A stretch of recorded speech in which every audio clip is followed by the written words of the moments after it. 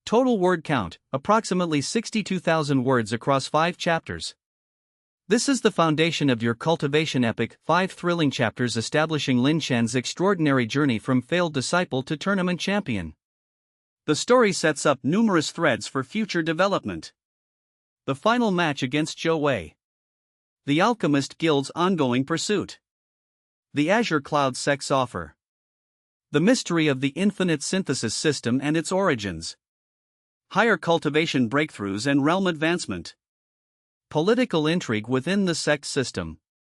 The nature of divine-grade synthesis and its potential. The narrative establishes Liang Chen as a protagonist whose strength comes not from natural talent or lucky encounters, but from discovery of a unique system and the intelligence to use it properly, combining economic exploitation, synthesis trade, cultivation efficiency, using synthesized items, and tactical fighting to advance from weakest position to tournament contender. Activated, the Infinite Synthesis System. Chapters 6 to 10, The Unmasking to Guild Master Foam. Chapter 6, The Unmasking. The arena of the Heavenly Concordance shook with the weight of anticipation. Above the crystalline battle stage, spatial formations maintained a protective barrier that glowed with faintly golden light, a necessary precaution against the raw power that would soon be unleashed. Tens of thousands of spectators had gathered in the amphitheater, nobles in their private boxes, cultivators standing on specially reinforced platforms, merchants and commoners pressed against the viewing barriers. The regional tournament finals had drawn people from across 3 provinces, and everyone wanted to witness what promised to be the most exciting battle of the competition. Liang Chen stood at one edge of the stage, his hands clasped casually before him. The cultivator's robes he wore, bearing the emblem of a mid-tier family from the eastern regions, were spotless and showed no signs of the battles he had fought through to reach this point. His face was calm, almost serene, though his eyes burned with an intensity that made several spectators unconsciously lean forward in their seats. He had dominated the preliminary rounds with an almost casual confidence that had generated endless speculation among the crowd. Who was this Chen Hai? Where had he come from? Every prediction about his cultivation level had been proven wrong. Every expectation of his capabilities had been shattered. Across the stage, Zhou Wei stood with his chest thrust forward, his face flushed with a mixture of confidence and barely contained anger. The young man was undeniably impressive, standing at a head taller than Liang Chen, with the kind of cultivation base that immediately announced itself through the subtle aura radiating from his body. Foundation Establishment Rank 5 was not something to scoff at. The Azure Cloud sect had sent their rising star to this tournament, and Zhou Wei had every reason to believe he would emerge victorious. He had trained since childhood at one of the region's premier sects, had access to the finest cultivation manuals and pills, and possessed a cultivation art of legendary repute. The Azure Tempest sword art was the signature technique of the Azure Cloud sect, passed down through generations of masters. It was said to embody the very essence of celestial wind and azure lightning, binding the cultivator's sword strikes with the power of storms. Zhou Wei had trained in this art since he was 7 years old. His mastery of the form was exceptional. Multiple sect elders had commented that he might become one of the greatest sword cultivators in Azure Cloud's history. But there was something else in Zhou Wei's eyes as he stared at Liang Chen. Something beyond competitive fire. It was a flicker of recognition? No, it was more than that. It was something personal. Something raw. In that instant before the match began, Liang Chen realized that some part of Zhou Wei suspected. Perhaps it was the way Liang Chen moved. Perhaps it was some unconscious mannerism. Or perhaps Zhou Wei had heard rumors through the rumor mill. After all, the tournament had been going for weeks, and a cultivator who emerged from nowhere, suddenly dominating every opponent he faced, would eventually attract speculation. The matchmaster, a thin-faced old man who served as referee, raised his hand. His cultivation base was at the nascent soul realm, a step above foundation establishment but still far below the divine realm. That middle ground put him in the perfect position to oversee battles between foundation establishment cultivators without overpowering them. His expression was carefully neutral as he regarded both contestants. The finals of the Heavenly Concordance Regional Tournament begins now, he announced, his voice amplified by a formation so that it echoed across the entire arena. Victory is determined by surrender, incapacitation, or being forced beyond the stage boundaries. Both contestants may use any techniques or items they possess, with the exception of formations that summon external assistance. Begin! The old man lowered his hand, and his presence immediately withdrew from the stage, leaving the space to the two fighters. For a moment, neither moved. Liang Chen and Zhou Wei regarded each other across the crystalline surface of the arena floor. The crowd fell into an expectant silence, broken only by the soft sound of wind whistling through the open amphitheater. Then Zhou Wei's hand moved toward his waist, where a sword of exceptional quality hung in its sheath. But Liang Chen was already moving. He didn't rush forward. Instead, his hand rose, and the first tactical maneuver of the match began. From his spatial ring, Liang Chen withdrew a handful of items: a piece of jade carved into the shape of a cloud, a vial of quicksilver that had been refined into a quasi-liquid metal, and a piece of stone taken from near the foundation of Azure Cloud sect itself. They were items he had purchased specifically for this moment, items he knew would serve his purpose when fused together. The crowd noticed something unusual: a shimmer in the air before Liang Chen, a ripple in the fabric of space itself that was barely visible even to experienced cultivators. It lasted less than a heartbeat, a sensation that registered as strange and inexplicable to everyone watching. The system notification bloomed in Liang Chen's perception, barely a whisper. Ding! Synthesis complete. Azure Cloud Imitation Technique, Heaven-Grade Cultivation Arc Materialization. This item channels the essence of Azure Cloud sect's techniques through a physical medium. The object that coalesced in Liang Chen's hand was a small sphere of condensed energy, threaded with azure light and silver mercury that somehow remained liquid within. It was a perfect counterpart to the Azure Tempest sword art, not the art itself, but a physical manifestation of its essential nature. Liang Chen understood that in this state, the item would respond to the Azure Tempest sword art's movements, potentially absorbing or deflecting some of its power. Zhou Wei's eyes widened with surprise, but he had already committed to his opening strike. His sword sang as it left its sheath, a sound like wind cutting through the heavens. The blade itself shimmered with azure light, and the cultivator's spiritual energy crackled around it in visible waves. The Azure Tempest sword art's first form, Heaven's Opening, was executed with the precision of years of training. The strike came not straight toward Liang Chen, but in a curved pattern that seemed to weave the storm itself into reality. Liang Chen moved to the side, a smooth dodge that brought him perpendicular to the sword's trajectory. As the blade passed, he released the compressed sphere he had created. It intersected with the sword strike, and the result was instantaneous: a burst of azure light that bloomed across the stage like a flower of lightning and wind. The crowd gasped as the colliding energies created a visible shockwave that rippled outward. Zhou Wei was forced back 2 steps by the impact. His expression had shifted from confidence to something more wary. He hadn't expected his opponent to have a direct counter to his signature technique. But he recovered quickly, and his next series of strikes came faster, pressing forward with the kind of aggressive persistence that had served him well in his previous matches. Azure Tempest, Cyclone Form. Zhou Wei cried out, his voice amplified by cultivation energy. His sword began to move in a spiral pattern, the blade becoming a blur of silver and azure. Where the sword passed through the air, visible cuts in the fabric of space appeared, temporary rifts that showed the true power behind the technique. Liang Chen met this assault with items he had fused minutes before the match even began. From his ring came a piece of silk infused with stabilization stone powder, a vial of cloud essence, and a piece of iron rod specifically cut to channel lightning. He had synthesized these into an artifact that could absorb and redistribute cutting attacks. Ding! Synthesis complete. Cyclone Deflection Plate, Heaven-Grade Equipment. The plate materialized before Liang Chen just as Zhou Wei's cyclone strike reached him. The sword impacts were distributed across its surface, each blade strike creating a resonance that fed the accumulated energy into harmless directions. 3 strikes, 4, 5, the cyclone form was ruthless and unrelenting, but the deflection plate held. But Liang Chen wasn't simply defending passively. As he blocked with his left hand, his right hand was already reaching into his ring for the next set of components. He had prepared extensively for this match. The moment he learned that Zhou Wei would be his opponent, he had begun synthesizing items specifically designed to counter everything he knew about the Azure Cloud sect's signature techniques.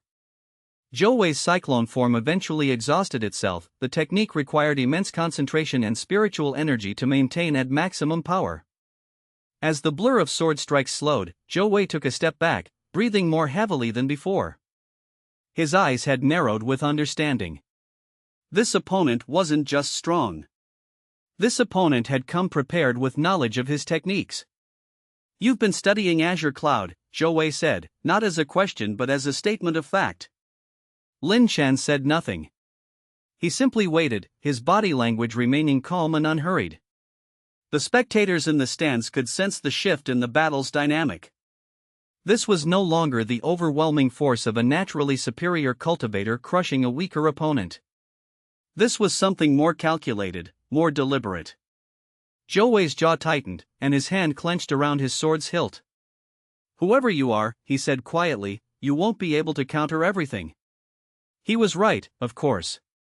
Liang Chen had prepared counter-items for the major techniques he could reasonably expect Zhou Wei to use, but there were countless variations and combinations possible. The Azure Tempest sword art was vast and complex, a complete cultivation system unto itself. But Liang Chen had an advantage that no amount of preparation could provide. He had the infinite synthesis system, and he could fuse items in real time, responding to Zhou Wei's attacks with perfect adaptation. Zhou Wei advanced again, and this time his attacks were more varied. He cycled through different forms of the Azure Tempest sword art, the piercing strike, the whirlwind cleave, the storm blessing technique that infused his sword strikes with elemental power far beyond their natural strength. With each new variation, Liang Chen responded by synthesizing counter-items that emerged from his spatial ring in perfectly timed moments. The battle became a spectacle of power and precision. The arena stage lit up with the collisions of cultivated energy, azure blue from Zhou Wei's attacks, and the shifting colors of Liang Chen's synthesized artifacts. The spectators watched in awestruck silence as two cultivators at the peak of the Foundation establishment realm clashed like celestial deities.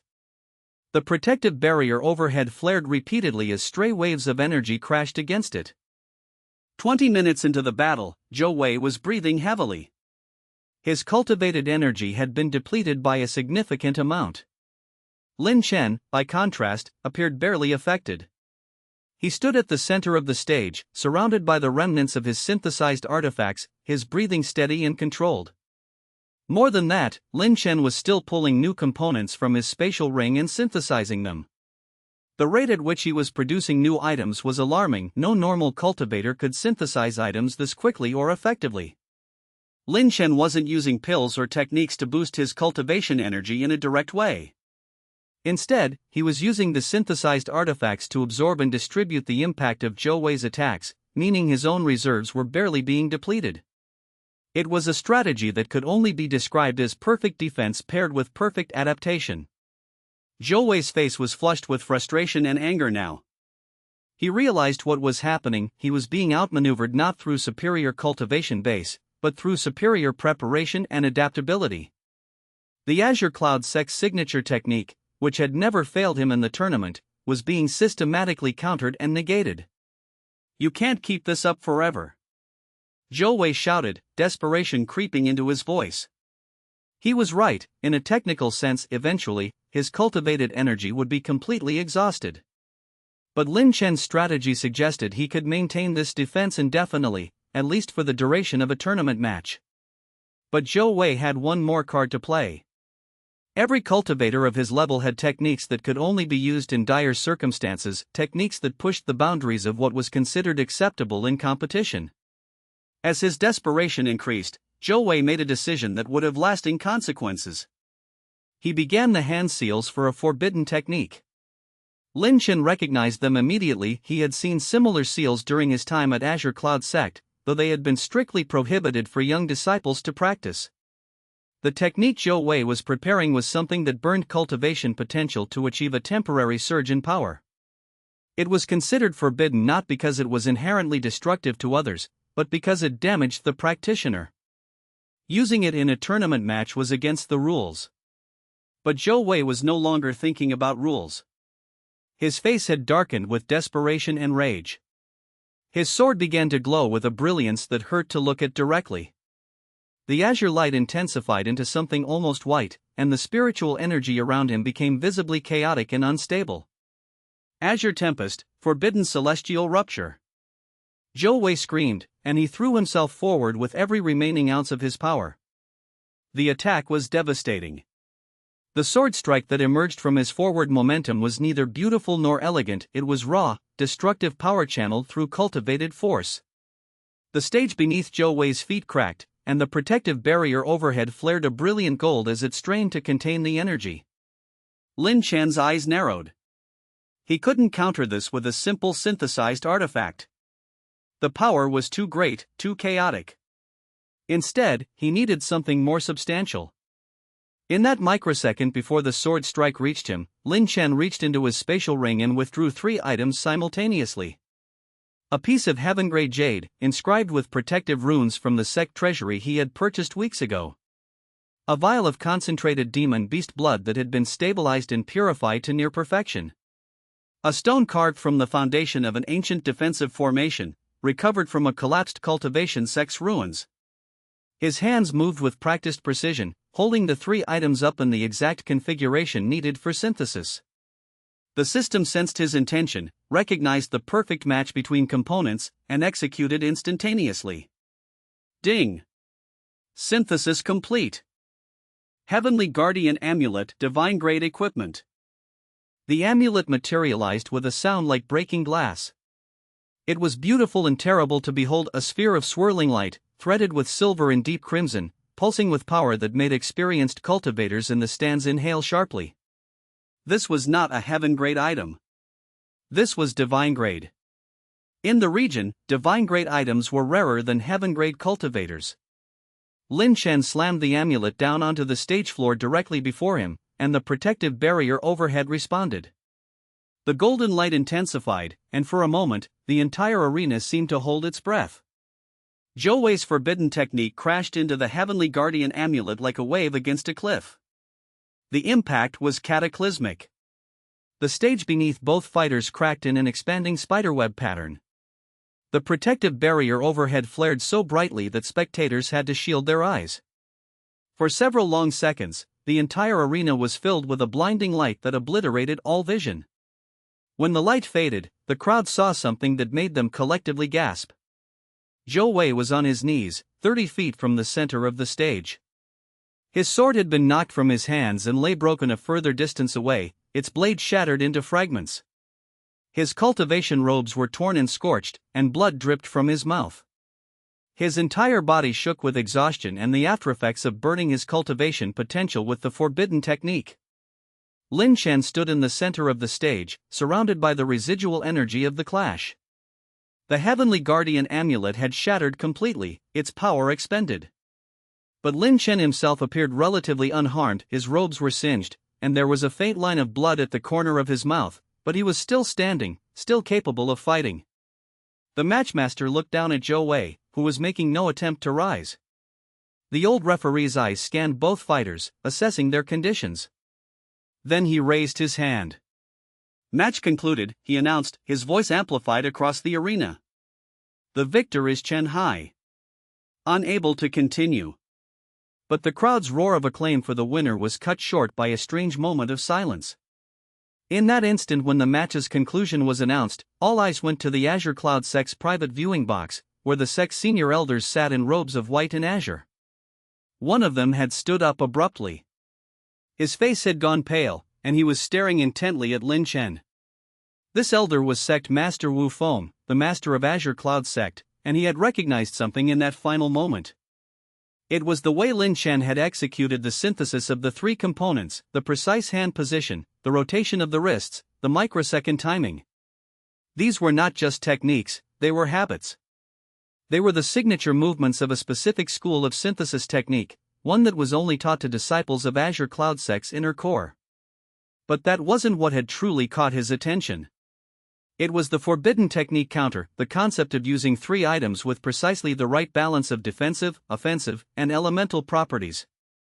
It was a principle taught in Azure Cloud's most restricted cultivation manual, a principle that took years of study to fully comprehend. As Liang Chen turned to acknowledge the crowd's applause, maintaining his careful composure, Sect Master Wu's eyes locked onto his face. And in that moment of connection, something shifted. The sect master's eyes narrowed with a mixture of suspicion and what could only be described as impossible realization. He knew something.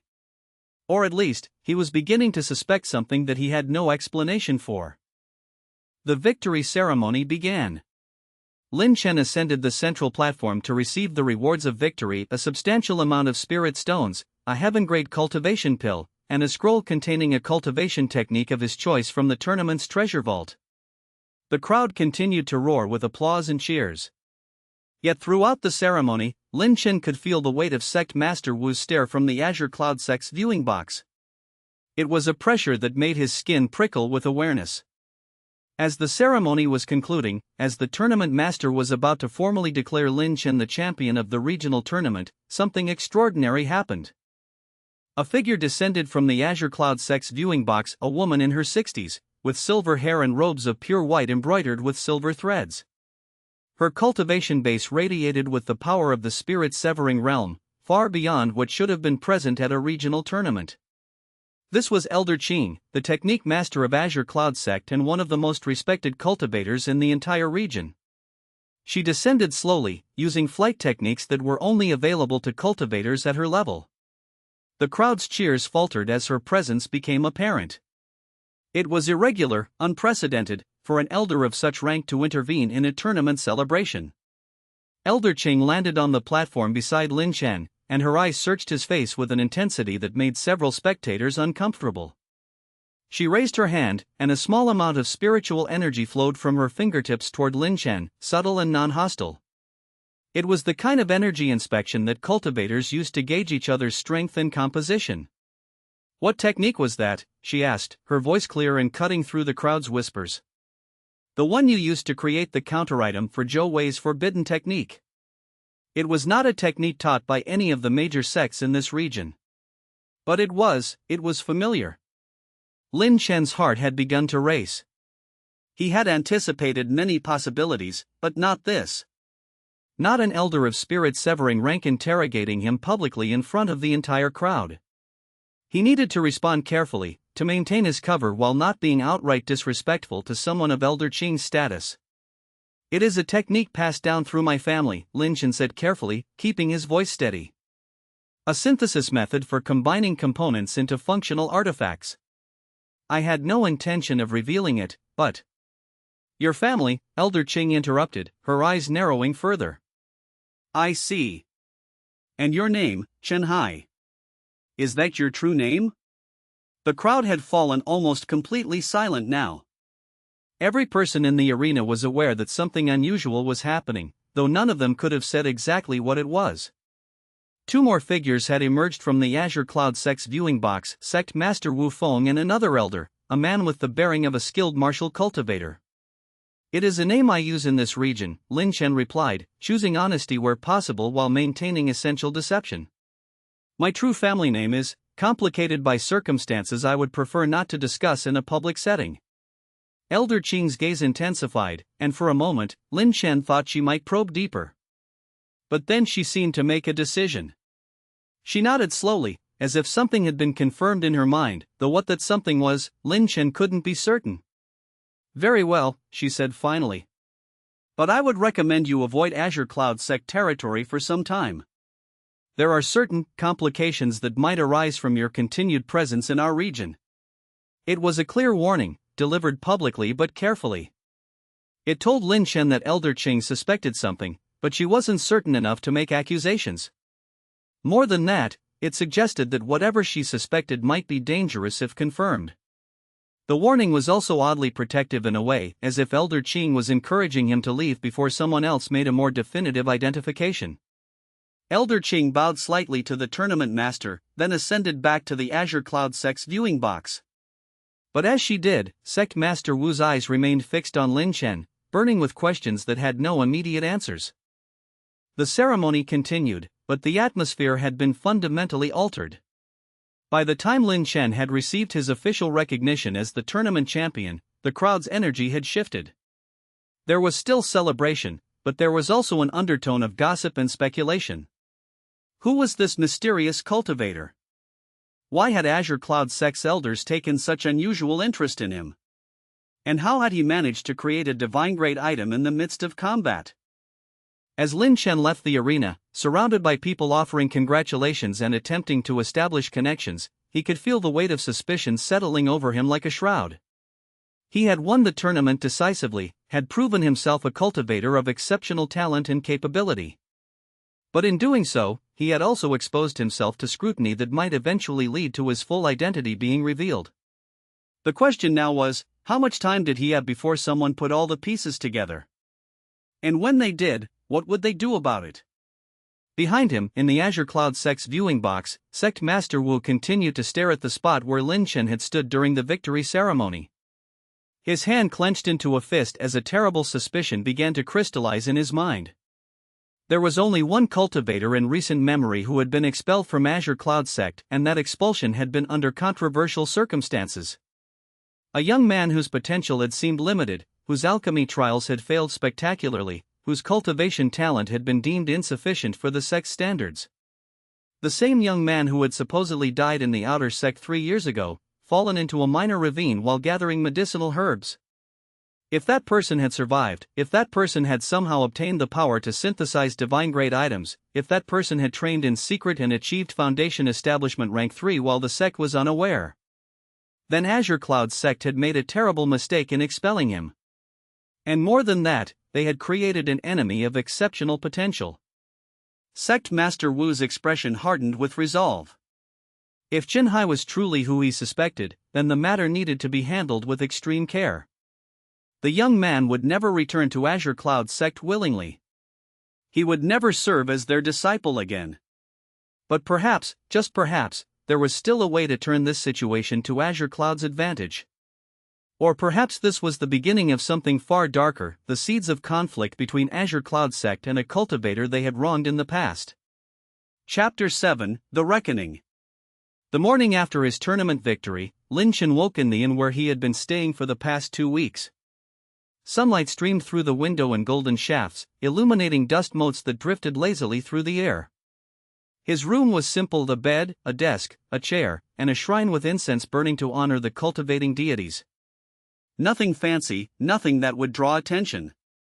It was the kind of room a traveling cultivator from a minor family might rent without comment. But peace was not destined to visit him this morning. The knock on his door came just as he was preparing to meditate. It was firm, authoritative, and accompanied by the unmistakable pressure of cultivated energy radiating through the wood. Liang Chen's eyes opened, his senses extending outward to identify the visitors. There were 3 of them, all Foundation Establishment realm or higher. His hand moved instinctively toward his spatial ring, where his synthesized artifacts were stored and ready for deployment. "Come in," he said calmly. The door opened to reveal 3 figures dressed in the white and azure robes of Azure Cloud sect. The first was a woman in her 50s, with severe features and eyes that assessed Liang Chen with a mixture of suspicion and official purpose. The second was a younger man, perhaps in his 30s, whose hand rested on the hilt of a sword, a clear signal of potential hostile intent. The third was someone Liang Chen recognized immediately, though they had never directly met. Sect Master Wu Feng himself stood in the doorway, his cultivation base radiating with the power of the Golden Core realm. Seeing a cultivator of that level in person was an entirely different experience from observing them from a distance. The air around Sect Master Wu seemed to thicken with pressure, as if his mere presence compressed the spiritual energy of the surrounding environment. Liang Chen rose slowly from the meditation mat, moving with careful deliberation. His body language conveyed respect but not submission, the bearing of a cultivator acknowledging the superior power of his visitors while making clear that he would not be intimidated. "Sect Master Wu," Liang Chen said, inclining his head slightly. "What brings you to visit a humble tournament participant?" The sect master's eyes narrowed almost imperceptibly. He stepped into the room, and the younger swordsman closed the door behind them. The woman moved to position herself between Liang Chen and the window, cutting off that potential escape route. They were being cautious, professional. This was not a casual social visit. "I believe we should speak privately," Sect Master Wu said, his voice carrying the weight of authority. "With my disciples outside, if you don't mind." Liang Chen understood the implicit threat. The sect master was asking nicely, but the implication was clear: cooperation now, or resistance would be met with force. Liang Chen gestured toward the simple wooden chairs arranged around the room's small table. Of course, Sect Master, Liang Chen replied. Please, sit. Sect Master Wu settled into one of the chairs with the kind of unconscious grace that came from decades of cultivation mastery. His eyes never left Liang Chen's face as he studied the younger cultivator with the intensity of someone attempting to read a complex formation. The silence stretched between them, not uncomfortable exactly, but weighted with questions that demanded answers. The technique you used in your final match, Sect Master Wu said finally. The synthesis of components during active combat. That is not a technique that any traveling merchant or minor family cultivator would possess. It was an opening move, a statement designed to test how Liang Chen would respond. The sect master wasn't accusing yet, merely asserting facts and observing the reaction they generated. I inherited several techniques from my family's cultivation traditions, Liang Chen replied. Family secrets are not uncommon among cultivators of sufficient lineage. I assume the Azure Cloud sect understands the value of preserving specialized knowledge. Indeed, Sect Master Wu acknowledged. But what is uncommon is the creation of a divine-grade item during combat. That is not merely a matter of technique, that requires access to components of exceptional rarity, and the ability to synthesize them with perfect precision under extreme pressure. Liang Chen sat down across from the sect master, keeping his posture open and non-threatening. A lucky synthesis of components I had prepared beforehand, he said. Fortune favored my preparation in that particular moment. Fortune, Sect Master Wu repeated, as if tasting the word. You used the word as if random chance played a role. But that final synthesis was not random. It was deliberate, perfectly calculated, and executed with a precision that would be difficult for even a heaven-grade alchemist to achieve. The items you combined were not simply effective, they complemented each other perfectly, in ways that would require extensive knowledge of their properties to understand. The sect master leaned forward slightly, and the pressure in the room increased measurably. Let me be direct, since we are both cultivators of some discernment. There was a young man who attended Azure Cloud sect approximately 3 years ago. A disciple of the outer sect who showed no particular talent for cultivation. His alchemy trials were failures. His martial combat abilities were unremarkable. Eventually, he was dismissed from the sect for insufficient potential. Liang Chen's heart had begun to race, but his face remained neutral. He could see where this was going, and he was already calculating his options. This young man, Sect Master Wu continued, reportedly died in an accident shortly after his dismissal. His body was never recovered. No one at the sect thought much about it, the outer sect had high mortality rates, and accidents were not uncommon. But over the past months, rumors have reached my ears of a mysterious cultivator selling pills of exceptional quality. Pills that bore the marks of advanced synthesis techniques. Pills that no one in the region should have been capable of producing. The sect master's gaze became piercing, almost predatory. Then, at a regional tournament, a cultivator named Chen Hai emerged from nowhere. A cultivator with Foundation Establishment Rank 3, which would have taken a considerable amount of time and resources to achieve. A cultivator who used the specific hand seals and movement patterns of Azure Cloud Sect synthesis traditions. A cultivator whose ability to create divine-grade items suggests resources and knowledge far beyond what any independent cultivator should possess. Liang Chen maintained his composure, but he was already reaching out with his spiritual senses, assessing the room and his options. If this turned hostile, the confined space of the inn room would be disadvantageous. But if he ran, he would only confirm the sect master's suspicions and make himself a target for pursuit. These are interesting observations, Liang Chen said carefully. But they remain circumstantial. Many cultivators use similar techniques, and the hand seals are not unique to Azure Cloud Sect. No, Sect Master Wu agreed. But taken together, they paint a specific picture. A picture of a young man named Liang Chen, who was expelled from Azure Cloud Sect 3 years ago, who somehow survived a supposed fatal accident, who has since acquired power that far exceeds what should have been possible for him, and who is now dominant enough to defeat a talented disciple of the sect that rejected him. The name hung in the air between them, and Liang Chen understood that the moment of reckoning had arrived. There was no point in continued denial. Sect Master Wu had pieced together enough of the truth that further lying would only damage what remained of his credibility. But neither was it necessary to confirm every detail. He could acknowledge enough to satisfy the sect master's curiosity while maintaining selective truthfulness.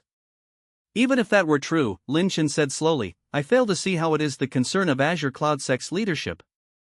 I was expelled. My apprenticeship was terminated.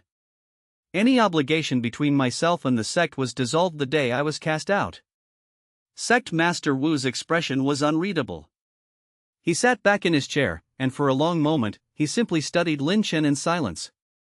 When he finally spoke, his voice was lower, more measured, as if he was choosing his words with extreme care. You are correct, the sect master said. The sect's obligation to you was indeed dissolved. But circumstances change.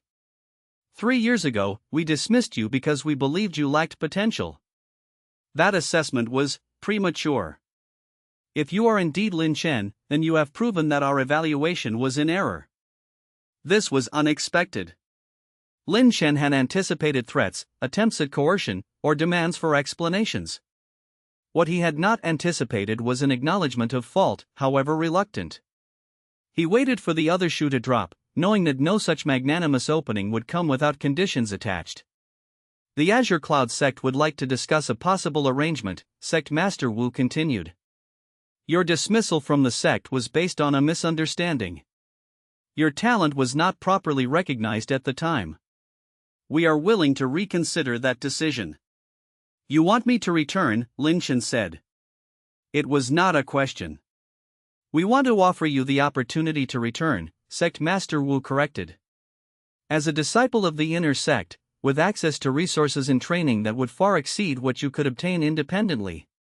In exchange, your unique talents would be placed in service to the sect. We would provide facilities for your alchemy work. We would fund your continued cultivation advancement. And in return, you would produce pills for the sect's use. It was a tempting offer, objectively speaking. Access to Azure Cloud Sect's full library of cultivation techniques, materials, and resources would accelerate Liang Chen's advancement considerably. But it was also a trap. By returning to the sect, he would place himself under their control. His synthesis abilities would be monitored, restricted, possibly exploited. And if the sect ever discovered the true nature of his system, if they learned that his synthesis abilities were not merely advanced techniques but something far more extraordinary, they would attempt to control it completely. I appreciate the offer, Liang Chen said carefully. But I must decline. The Azure Cloud sect cast me out when I had nothing. That decision cannot be unmade by a simple reversal. Besides, I have made other arrangements for my cultivation advancement. Sect Master Wu's expression darkened slightly. Arrangements with whom? That is not relevant to this conversation, Liang Chen replied. What is relevant is that I am no longer interested in pursuing affiliation with Azure Cloud Sect. The sect master rose slowly from his chair, and the pressure in the room increased substantially. The spiritual energy radiating from him intensified, a clear display of power designed to intimidate. But Liang Chen stood as well, meeting the sect master's gaze without flinching. You are making a mistake, Sect Master Wu said quietly. The regional tournament was merely the beginning. Word will spread of a cultivator capable of creating divine-grade items. Other sects will become interested. The Alchemist Guild will take notice. And Azure Cloud Sect will become protective of what it considers its own. I am no one's possession, Liang Chen said firmly. I never was. And I never will be again. For a moment, the two cultivators stood in confrontation, the air between them crackling with barely restrained spiritual energy. Then Sect Master Wu turned toward the door, his demeanor shifting to one of cold formality. Very well, he said. But know this, Liang Chen, for that is your true name, is it not? Your rejection of Azure Cloud Sect's offer will be remembered. If you ever need our aid, it will not be freely given. And if you ever threaten the sect's interests, the response will be swift and absolute. The sect master opened the door, where his disciples waited in the hallway.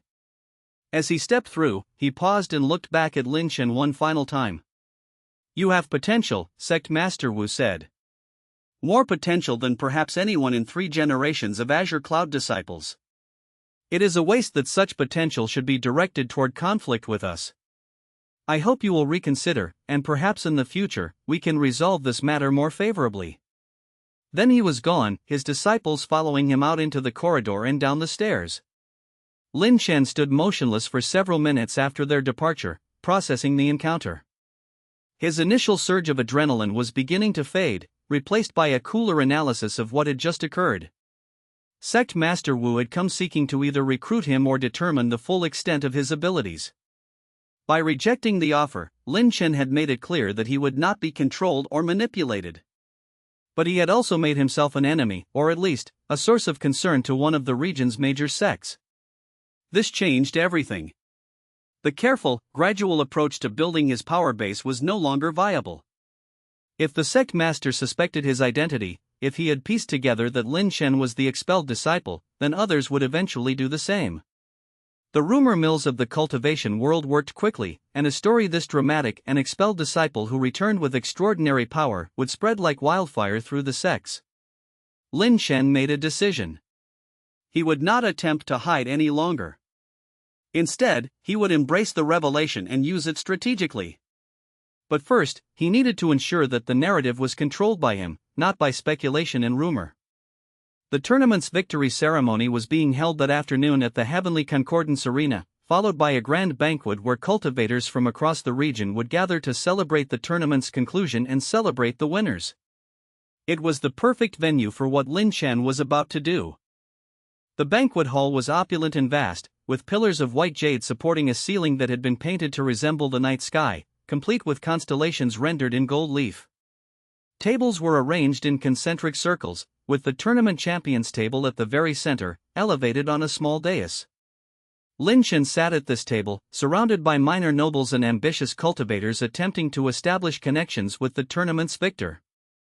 Sect Master Wu and the other Azure Cloud sect representatives were seated at a table not far away, their presence unmistakable and their gazes occasionally drifting toward Liang Chen.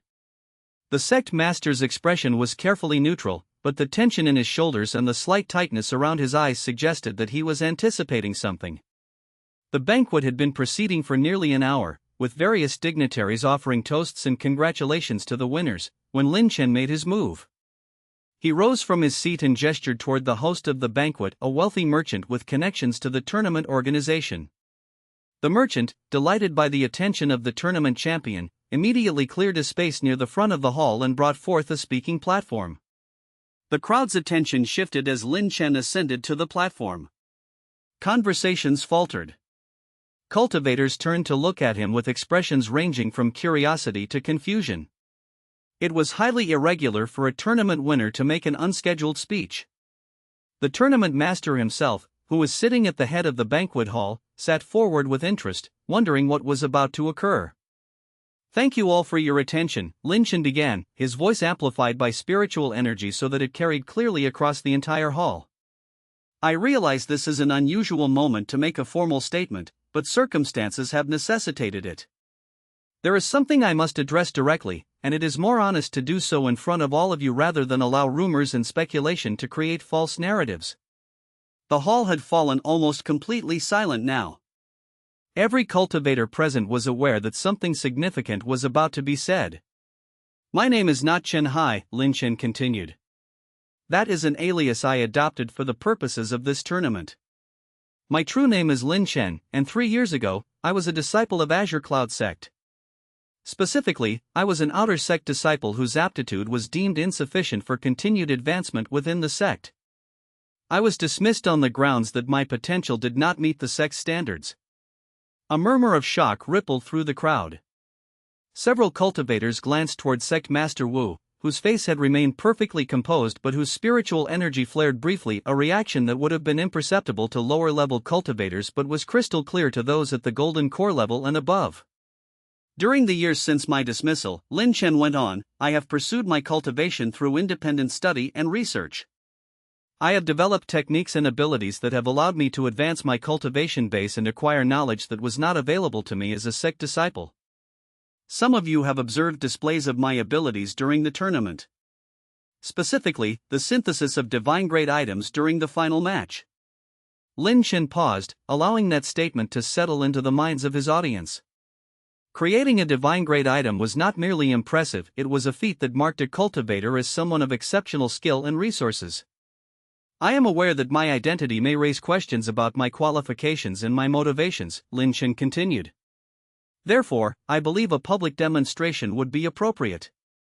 I would like to synthesize a high-grade alchemical pill in front of all of you, so that you might see firsthand the capabilities I have developed. The tournament master was already signaling approval. A large table was brought to the center of the hall, and a comprehensive array of pill ingredients was assembled, basic materials that were commonly available and whose properties were well known to any cultivator with alchemical knowledge. Liang Chen descended from the platform and moved to the table, where he selected several ingredients with practiced efficiency. 2 common-grade herbs, dried and processed to retain their spiritual essence. A piece of refined limestone that had been exposed to sunlight for a year. 3 drops of spirit water collected from a sacred spring in the mountains. I will now synthesize these ingredients into a high-grade pill, Liang Chen announced. You will observe the process, which should take approximately 3 minutes. He placed the selected ingredients before him and closed his eyes. His hands rose in the precise hand seals that were the precursor to synthesis. The crowd watched, waiting. Nothing happened for several seconds, and Liang Chen could almost feel the disappointment building among the observers. Then, a shimmering in the air, barely perceptible except to cultivators with advanced perception. A ripple in the fabric of space itself. And then, with a soft chiming sound that seemed to come from everywhere and nowhere simultaneously, the synthesis completed. Ding! Synthesis complete. Grand circulation pill, earth-grade medicinal item. Quality enhancement, 92% purity. The pill that appeared in Liang Chen's hand was perfect, spherical, golden, with intricate patterns that seemed to swirl across its surface. This was no mere synthesized imitation. This was a genuine earth-grade pill of exceptional quality. The cultivation improvements it could provide to a cultivator in the qi condensation or early foundation establishment realm would be substantial.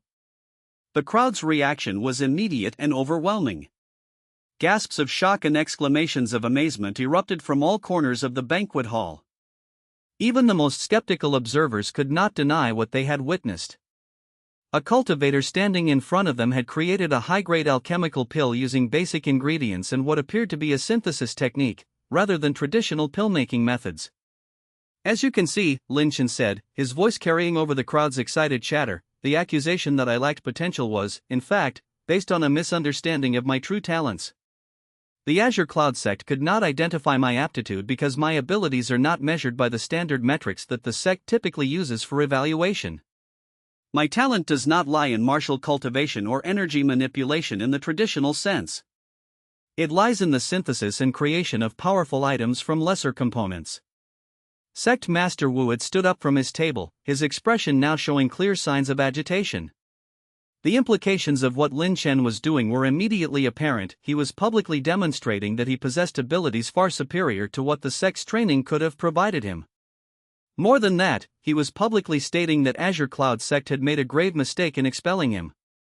The damage to the sect's prestige would be considerable.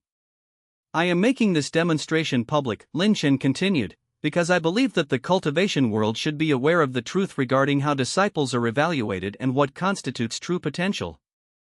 Azure Cloud sect, like many major sects, measures potential through narrow lenses: cultivation aptitude, martial prowess, advancement speed. But there are other forms of talent, other expressions of cultivator ability, that are equally valid and perhaps more valuable.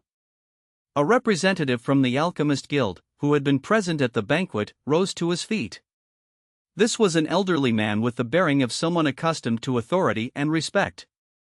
His cultivation base was at the spirit-severing realm, same as Elder Qing of Azure Cloud sect.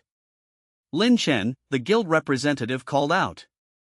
I am Guild Master Feng, Director of the Alchemy Division of the Regional Alchemist Guild.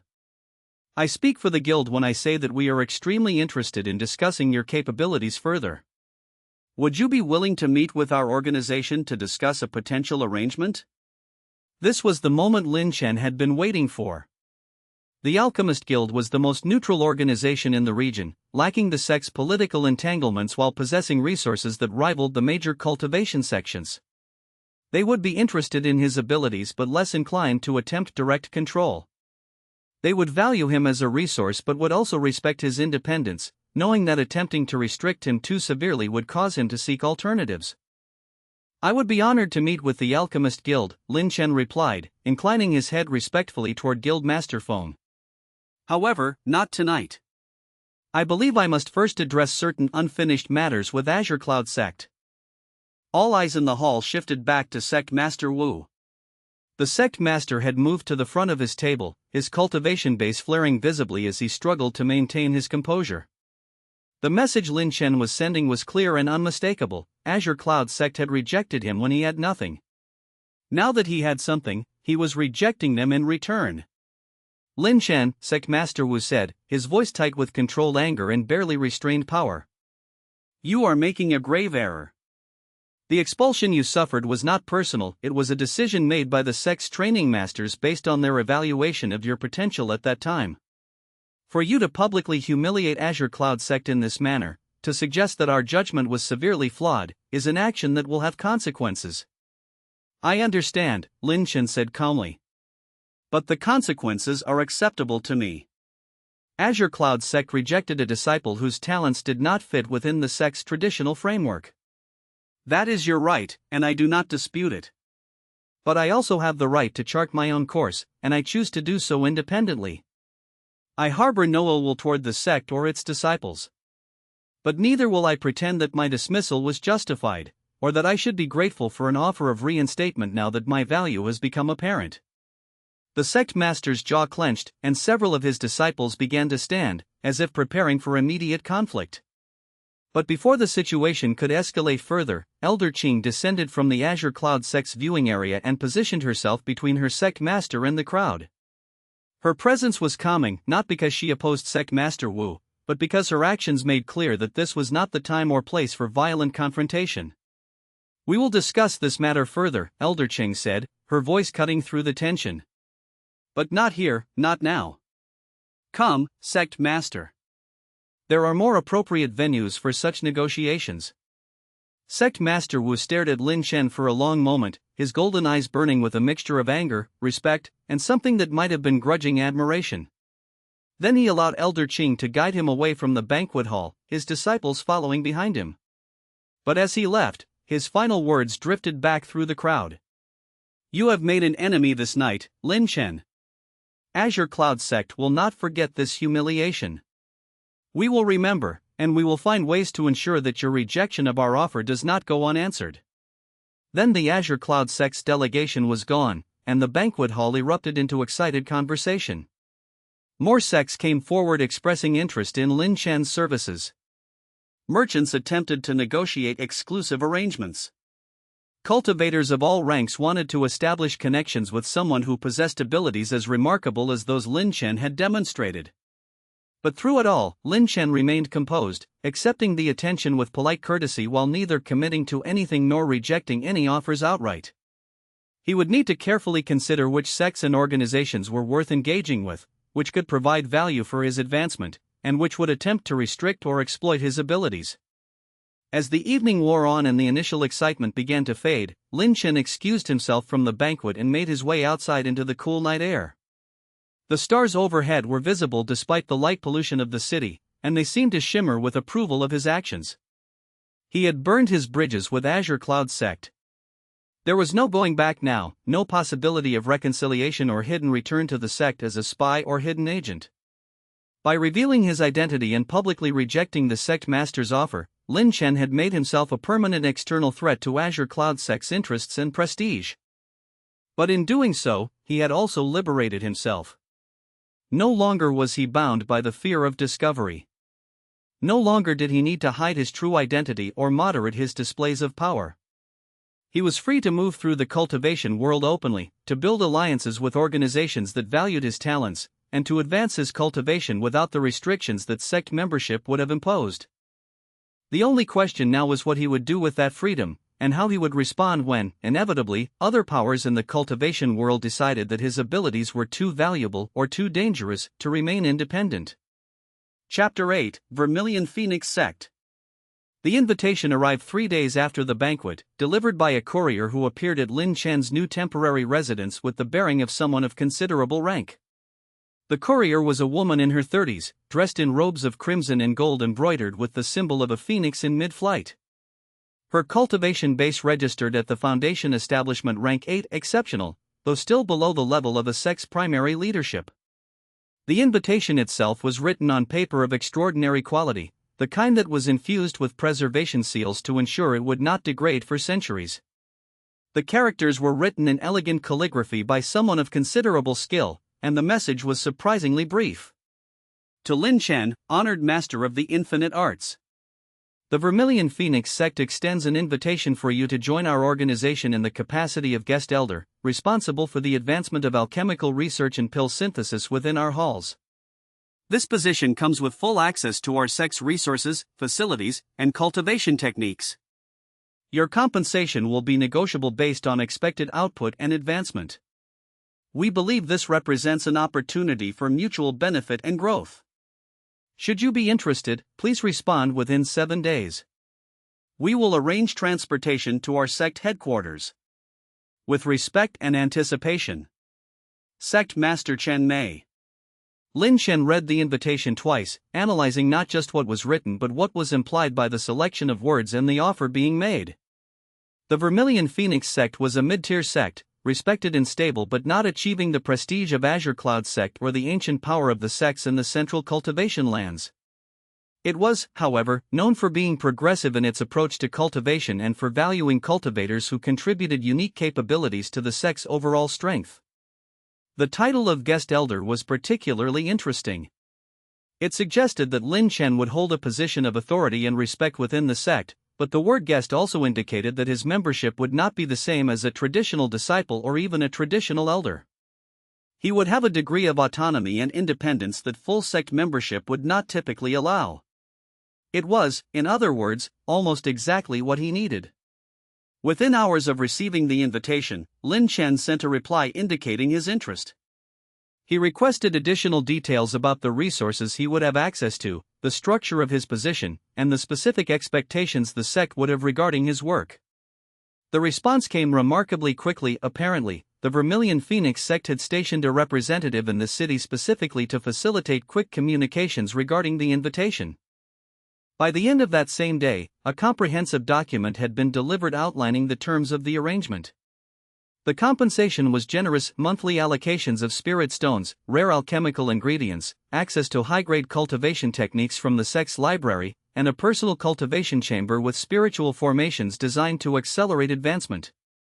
In exchange, Liang Chen was expected to produce a certain number of high-grade pills per month for the sect's use, conduct research into new synthesis techniques, and be available to teach disciples who showed aptitude for synthesis methods. The terms were favorable, but Liang Chen recognized that they came with implicit expectations. He would be expected to remain at the sect most of the time, to prioritize the sect's needs above his personal interests, and to avoid taking on major commitments to other organizations. It was a golden cage, but it was a cage nonetheless. Yet it was also the best available option given his current circumstances. Maintaining independence while trying to advance his cultivation to higher levels would be extremely difficult without access to better resources and facilities. The Alchemist Guild's offer had come with strings attached as well. They wanted him to work primarily for them, to contribute to their research initiatives, and to potentially take on projects that might involve significant risk or difficulty. The sects that had expressed interest at the banquet all had similar expectations. By joining the Vermilion Phoenix sect, Liang Chen could gain access to the resources he needed while maintaining a degree of separation from the sect's internal politics. As a guest elder, he would technically be separate from the sect's hierarchy and would not be subject to many of the restrictions placed on regular elders or disciples. It was a subtle distinction, but an important one. 3 days later, Liang Chen boarded a specialized transport formation that had been sent to collect him. The formation was a large, luxurious affair, capable of carrying multiple passengers in comfort while traveling at speeds far exceeding what a normal cultivator could achieve through flight. He sat within it alongside the female courier, who had introduced herself as Bai Yu, a senior disciple of the Vermilion Phoenix sect. She was, the courier explained, being sent to escort him personally because Sect Master Chen Mei valued efficiency and didn't want any potential misunderstandings regarding Lin Chen's reception. Bai Yu was striking in appearance, tall and graceful, with sharp features that spoke to a lineage of elite cultivators. Her eyes were unusually dark, almost black, and they assessed Lin Chen with an intelligence that suggested this woman was far more than simply a senior disciple. Her cultivation base, when fully extended, registered at Foundation Establishment Rank 9 on the absolute threshold of breakthrough to Golden Core. She held herself with the bearing of someone accustomed to respect and authority, and her treatment of Lin Chen was respectful but not deferential. Sect Master Chen Mei has high expectations for your arrival, Bai Yu said as the formation carried them across the landscape toward the sect's territory. Through the transparent walls of the formation, Lin Chen could see forests and mountains passing beneath them at remarkable speed. She made significant efforts to extend the invitation before other major organizations could approach you. The guild master phone was apparently quite persistent. I appreciate the opportunity, Lin Chen replied. But I was curious about one thing. How did the Vermilion Phoenix sect learn of me before the public demonstration at the banquet? That level of advanced intelligence suggests considerable information gathering capability. Bai Yu smiled slightly, as if amused by the question.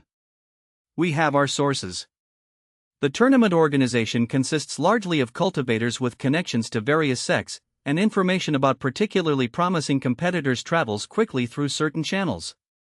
By the time of the tournament finals, several of our senior elders were already aware that an unusual cultivator had emerged in the competition. Sect Master Chen Mei made the decision to prepare an invitation before your true identity was revealed to the broader cultivation community. Strategic thinking, Lin Chen acknowledged. Your sect's leadership understands that advanced warning provides opportunity for advantage. It does, Bai Yu agreed. Though in your case, I think it was less about advantage and more about recognizing someone whose talents might genuinely benefit our organization. The Vermilion Phoenix sect is not Azure Cloud sect or one of the ancient powerhouses. We don't have centuries of accumulated resources or the kind of legendary cultivation techniques that the oldest sects possess. But we do have ambition, and we understand the value of bringing talented individuals into our fold. The journey took 3 days of continuous travel through the formation. Lin Chen used the time to meditate and consolidate his cultivation base, preparing for the work that would begin once he arrived at the sect. He also used the time to extract information from Bai Yu about the sect's structure, its resources, and the role he would be expected to play. The Vermilion Phoenix sect was located in the mountains to the east of the regional city, in territory that had been relatively untouched by the great wars and political struggles that had marked the cultivation world's history. It was a peaceful region, which Sect Master Chen Mei had apparently chosen deliberately. The sect valued stability and long-term growth over rapid expansion and constant conflict. There were approximately 8,000 disciples in the sect, ranging from outer sect members with minimal cultivation to inner sect members at the Foundation Establishment realm. The sect had 15 Golden Core cultivators and 3 Spirit Severing cultivators, including the sect master. By these metrics, it was a mid-tier organization, strong enough to defend its territory and maintain respected position in regional politics, but not powerful enough to project power across multiple provinces or compete with the truly ancient sects. However, Bai Yu explained, Sect Master Chen Mei had a vision for the sect's future. She wanted to cultivate a new generation of disciples who could reach higher levels of power than the sect's traditional training methods had allowed. She was interested in new cultivation techniques, innovative approaches to pill-making, and ways to more efficiently use the sect's limited resources to maximize disciple advancement. This is where Lin Chen came in. The sect master believes that your synthesis techniques could revolutionize how our disciples advance, Bai Yu said. Traditionally, high-grade pills are extremely expensive and rare. Most disciples of the sect must rely on their natural cultivation talent and time-intensive meditation practices to advance. If you can produce high-grade pills in significant quantities, it would accelerate the overall cultivation level of the entire sect. That's quite a responsibility, Lin Chen observed. Creating pills en masse is not something to be done casually. Each pill requires precise component selection and synthesis technique. Mistakes could result in wasted materials or, worse, defective pills that could damage a cultivator's body. That's why you'll be training disciples in synthesis techniques, Bai Yu explained. The sect master's expectation is that within 6 months to a year, you'll have identified and trained enough disciples to establish a regular pill synthesis operation. Eventually, you might not need to be directly involved in every synthesis yourself. You could oversee the process while your students handle the actual work. It was an interesting proposition, the possibility of building an institutional capability that would persist even after Liang Chen himself moved on. But it also suggested that the sect expected long-term commitment from him. If he wanted to leave the sect at any point, he would be leaving behind the cultivation structure and infrastructure he had helped create. When the transport formation finally touched down at the Vermilion Phoenix sect's main headquarters, Liang Chen was struck by the beauty of the location. The sect was built into a series of mountain valleys, with structures that seemed to flow naturally from the landscape rather than imposing themselves upon it. Elegant bridges connected the various training halls and residential areas. Gardens of rare medicinal plants were cultivated in protected valleys where the spiritual energy was particularly concentrated. Waterfalls fed clear pools that seemed to glow with subtle power. A welcoming committee was waiting at the main gates, not just Sect Master Chen Mei, but several senior elders and the heads of the sect's various departments. This was an unusually grand reception for a single new recruit, but it made clear that the sect had indeed prioritized Liang Chen's arrival. Sect Master Chen Mei herself was a woman of striking presence. She appeared to be in her late 60s, though cultivators at her level could be impossible to age accurately. Her hair was pure silver, worn long and braided with threads of golden silk. Her eyes were alert and intelligent, and her cultivation base at the spirit-severing realm radiated a carefully controlled power that suggested profound capability held in check. She moved with the kind of grace that came from centuries of cultivation mastery. Liang Chen, the sect master said, stepping forward to clasp his hands in formal greeting. Welcome to the Vermilion Phoenix sect. We have looked forward to your arrival with great anticipation. The honor is mine, Sect Master Chen, Liang Chen replied, returning the bow with appropriate respect. I am grateful for the sect's generosity and for the opportunity to contribute my efforts toward the sect's advancement. The formal pleasantries continued through the afternoon as Liang Chen was given a tour of the sect's facilities. The pill synthesis laboratory was particularly impressive, a large, open chamber with multiple workstations, each equipped with formation-based heating systems, ingredient storage racks, and precision scales for component measurement. The room was designed to allow multiple synthesis operations to occur simultaneously without interference from neighboring work. Adjacent to the synthesis laboratory was a comprehensive research chamber, stocked with rare ingredients and equipped with documentation of thousands of different pill formulas. The Vermilion Phoenix sect had apparently been accumulating alchemical knowledge for centuries, and the resources represented in this library would be invaluable for Liang Chen's work. But the most impressive facility was the private cultivation chamber that had been prepared specifically for Liang Chen. Located in the highest tower of the sect's main building, it was a large, circular room with walls inscribed with complex spiritual formations.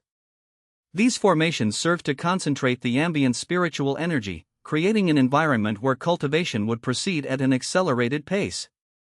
The chamber was equipped with a meditation platform, storage for spiritual stones and other cultivation aids, and an advanced scrying mirror that would allow Liang Chen to monitor his own cultivation progress in detail.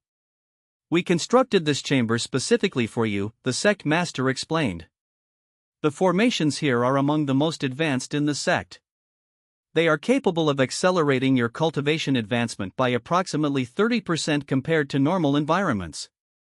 You will have exclusive access to this chamber, and you may use it for as long as you remain with us.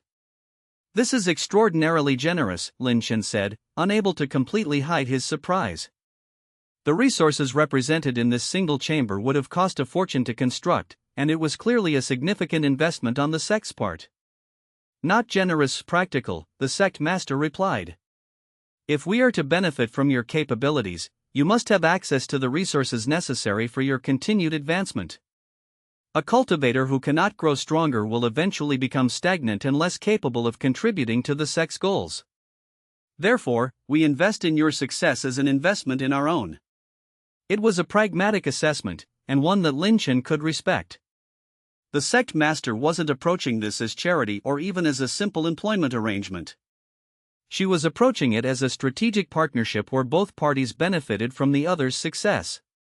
That evening, Liang Chen was formally introduced to the sect's leadership at a dinner attended by the sect master, the three spirit-severing elders, and the heads of the sect's major departments.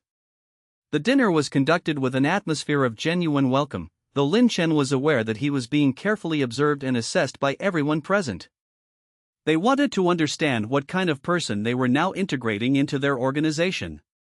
During the meal, the head of the pill synthesis division, an elderly man named Elder Zhao who held the rank of Foundation Establishment Realm 9, approached Liang Chen with a mixture of curiosity and professional interest. "I must confess," Elder Zhao said, "I was initially skeptical of the sect master's decision to bring you here. I have spent 70 years developing pill synthesis techniques, and I was concerned that someone from outside the sect might not understand our traditions or the careful methods we have developed. But having observed your work at the tournament, I must admit that your synthesis capabilities exceed even my most optimistic expectations." "Your skepticism was justified," Liang Chen replied respectfully. "Integrating new methodologies into established traditions is always a delicate matter. But I assure you that I have no intention of simply overturning everything your division has developed. Rather, I am hoping to work with you to find ways that your traditional techniques and my synthesis methods can complement each other." Elder Zhao smiled at this response. "That is precisely the kind of answer that gives me hope. I have been thinking about how to respond to your arrival, and I believe I have an idea. Tomorrow, if you are willing, we should meet in the synthesis laboratory to conduct a detailed discussion of both our methodologies. I would like to understand exactly how your synthesis process works, and I would like to show you how our traditional pill making functions. Perhaps we can identify opportunities for collaboration." "I would be very interested in such a discussion," Liang Chen agreed. It was clear that Elder Zhao was essentially offering a professional alliance, a way to integrate Liang Chen's innovations with the sect's established practices rather than creating conflict between new and old approaches. The next morning, Liang Chen and Elder Zhao spent 6 hours in the synthesis laboratory, walking through the detailed processes of both traditional pill making and Liang Chen's synthesis technique. Elder Zhao was remarkably knowledgeable and asked precise, intelligent questions that suggested he understood cultivation medicine at a deep level. By the end of the session, both men had developed a mutual respect for each other's capabilities. "Your synthesis method is fascinating," Elder Zhao said as they concluded the discussion. "But it requires items of very specific properties and qualities. If we are to integrate your technique into our regular operations, we will need to develop a system for identifying and preparing components that are optimal for synthesis. Some components that are waste products of our traditional pill making could potentially be perfect for your synthesis work." "That is an excellent observation," Liang Chen replied. "The ability to utilize what would normally be discarded materials would significantly improve the efficiency and cost-effectiveness of the synthesis process." Over the following days and weeks, Liang Chen settled into a rhythm with the Vermilion Phoenix sect. His mornings were typically spent in the synthesis laboratory, working on creating pills for the sect's use. His afternoons were divided between research into new synthesis techniques and training sessions with disciples who showed aptitude for the work. His evenings were devoted to his own cultivation advancement. The training sessions with disciples were particularly interesting. Liang Chen had expected to work with older disciples who had already achieved high cultivation levels, but instead, the sect master had instructed him to work with younger disciples, some of them only in the qi condensation realm. The reasoning was strategic. By training disciples from early in their cultivation journey, Liang Chen could instill synthesis techniques as a fundamental part of their cultivation practice, rather than trying to retrofit the knowledge onto practitioners with established habits and methods. One of these younger disciples became particularly noteworthy. Her name was Bai Yu, and she was the same woman who had initially escorted Liang Chen to the sect. This was not, Liang Chen eventually realized, a coincidence. Bai Yu had been serving as his escort specifically because the sect master intended for them to work together. Bai Yu had already achieved Foundation Establishment Rank 9, putting her on the threshold of breakthrough to Golden Core. She was intelligent, dedicated, and had shown natural aptitude for understanding synthesis methodologies. In their first dedicated training session, Liang Chen explained to Bai Yu the fundamental principles of synthesis, the concept that seemingly disparate items could be combined into something greater than the sum of their parts, and that the key to successful synthesis was understanding the underlying properties and essences of the component items. "Show me how to do it," Baiyu said simply. "I don't need theory. Show me the actual process." So Liang Chen gathered 3 simple items: a piece of jade, a vial of spring water, and a small amount of crystallized silver. He placed them in the proper configuration and executed the synthesis. The items shimmered, merged, and reformed into a beautiful small sculpture of a phoenix, crafted from an alloy of jade and silver, infused with the water's essence. Ding! Synthesis complete. Azure Phoenix Sculpture, Earth-grade spiritual artifact. This object will enhance water-based cultivation techniques for anyone who carries it, Liang Chen explained. The 3 components I selected all had properties related to water and transformation. The jade provides stability, the water provides the elemental essence, and the silver provides conductivity and enhancement of cultivated energy.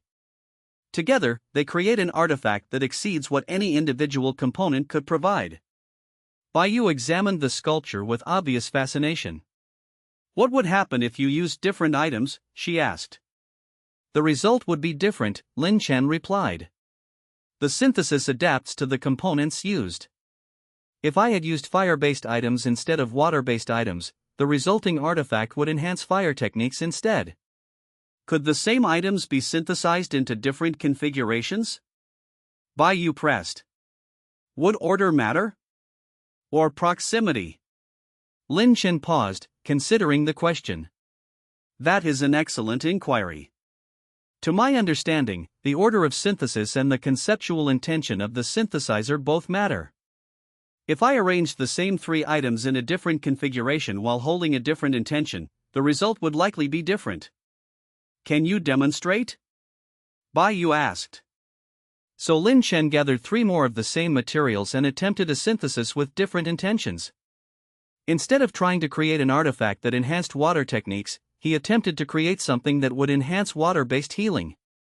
The result was a small crystalline sphere rather than a sculpture, and the energy signature was distinctly different from the first artifact. Ding! Synthesis complete.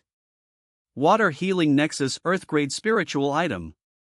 Over the following weeks, Baiyu proved to be an exceptionally fast learner. She spent every available moment training with Liang Chen, and she quickly began to understand the underlying principles of synthesis work. Within a month, she was capable of synthesizing simple items under Liang Chen's supervision. Within 2 months, she was executing synthesis on her own, creating basic artifacts that were perfectly functional, if not as refined as those Liang Chen could produce. More importantly, Baiyu became something more than a student. She became a trusted assistant and, increasingly, a friend. She understood Liang Chen's work at a level that matched her own cultivation expertise, and she could provide valuable feedback and suggestions regarding new synthesis methodologies. She also served as a bridge between Liang Chen and the rest of the sect's leadership, helping to communicate his needs and intentions clearly and diplomatically.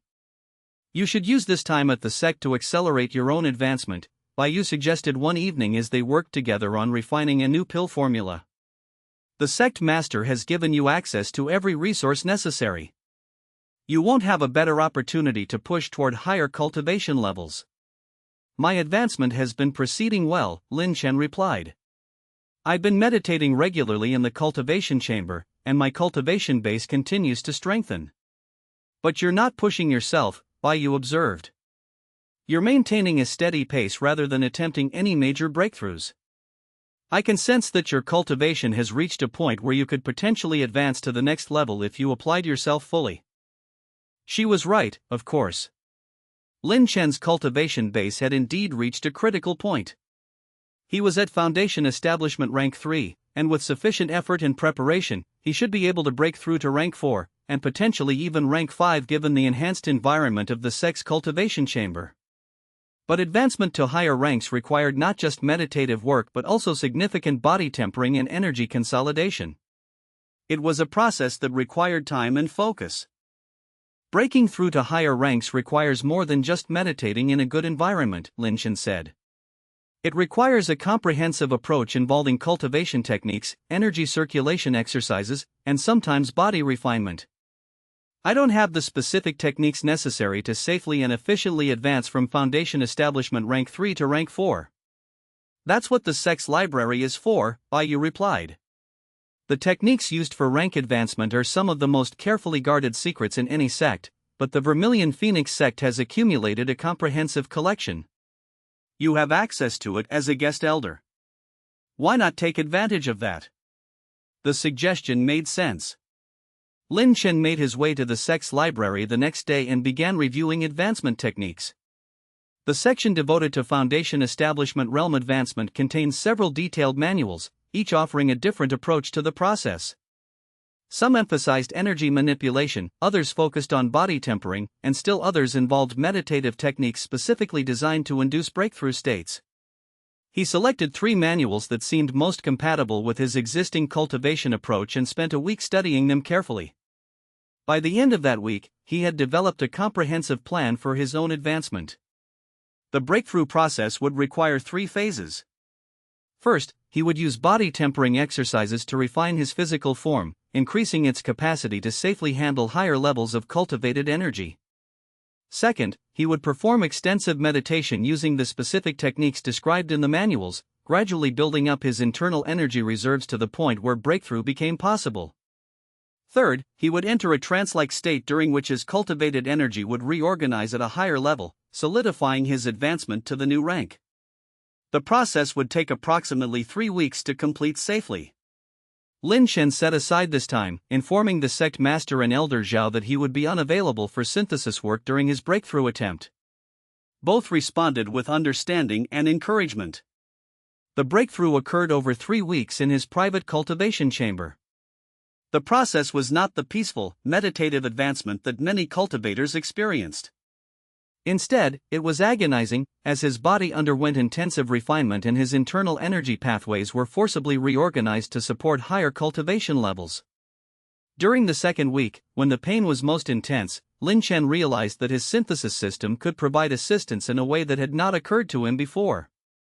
He synthesized a series of items designed specifically to alleviate cultivation pain and enhance the body tempering process. He combined pain-relieving herbs with energy-stabilizing stones and medicinal components specifically chosen to soothe the nervous system without interfering with the cultivation process. Ding! Synthesis complete. Advancement Elixir Heaven-Grade Medicinal Compound. The synthesized elixir was far superior to any traditional pain relief medication. It reduced the pain substantially without numbing the sensations entirely, allowing him to continue his advancement work while suffering far less. More remarkably, it seemed to enhance the body tempering process itself, allowing his physical form to refine more efficiently. By the end of the third week, the breakthrough was complete. Ding! Cultivation advancement complete. Current cultivation realm, Foundation Establishment Rank 4. Energy reserves, advanced. Physical refinement, superior quality. As consciousness returned after the breakthrough trance, Liang Chen felt fundamentally transformed. His entire body felt lighter yet stronger. His internal energy pathways were more spacious, allowing for faster circulation and greater overall reserves. His senses were sharper, and his spiritual perception extended further. More than that, something seemed to have changed in his relationship with the synthesis system itself. The notifications that appeared in his consciousness seemed clearer, more detailed, offering deeper information about synthesized items. And his intuition regarding which components would synthesize successfully together had become more acute. When he emerged from his chamber the next morning, Yu was waiting outside. She assessed him with her considerable spiritual perception and smiled. Foundation Establishment Rank 4, she observed. You did it. Congratulations. Over the following months, as Liang Chen settled into his role within the Vermilion Phoenix sect, he experienced a sense of stability and purpose that had eluded him during his years as a wandering cultivator. The sect provided resources for his work and advancement. The disciples he trained were enthusiastic and quick-learning. The collaborative relationship he had developed with Elder Zhao was proving remarkably productive, resulting in new synthesis techniques and refinements to existing pill formulas. By the 4th month of his residence at the sect, the synthesis operation was beginning to show results. The disciples that Liang Chen had trained were now capable of executing basic and intermediate synthesis work.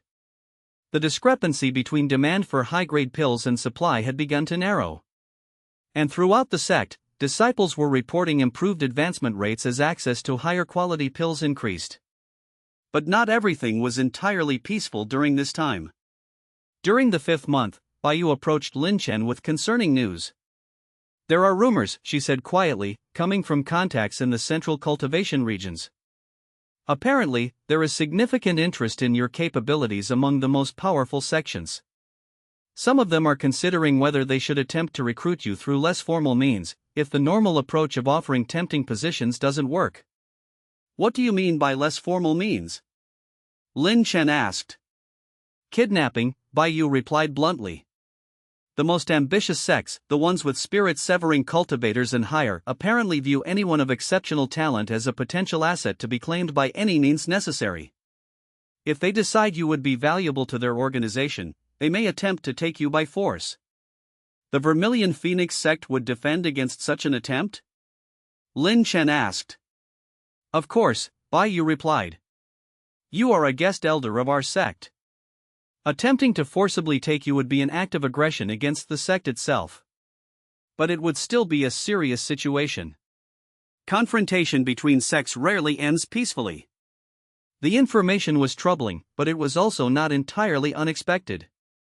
Liang Chen had understood from the moment of his public revelation at the banquet that his capabilities made him valuable, and valuable things were inevitably contested. But it did suggest that his time of relative peace at the Vermilion Phoenix sect might not last indefinitely. Still, he would have at least a few more months before any serious threat manifested. In the meantime, he would continue his work, advance his cultivation, and strengthen the synthesis operation within the sect. And he would maintain his training with Baiyu, who had become close enough to him that he could trust her with his personal safety and counsel. The Vermilion Phoenix sect had become, in many ways, the home that Azure Cloud sect had never been. And though he knew it was temporary, that eventually circumstances would force him to move onward to new challenges, he was determined to make the most of it while it lasted. Chapter 9, Ancient Tomb of the Primordial Alchemist. The news reached the Vermilion Phoenix sect in the form of a traveling merchant who had stopped at the sect to trade rare herbs for some of the high-grade pills that Liang Chen had been producing. The merchant had been witness to the discovery of an ancient tomb in the Ashen Wastes, a desolate region of badlands and rocky terrain located approximately 200 miles east of the sect's headquarters. According to his account, the tomb had been exposed during a minor earthquake that had split the earth, revealing stone steps and archways that were clearly the work of ancient cultivators. The news spread quickly through the cultivation circles of the region. Within days, informal groups of adventuring cultivators had begun making their way toward the Ashen Wastes.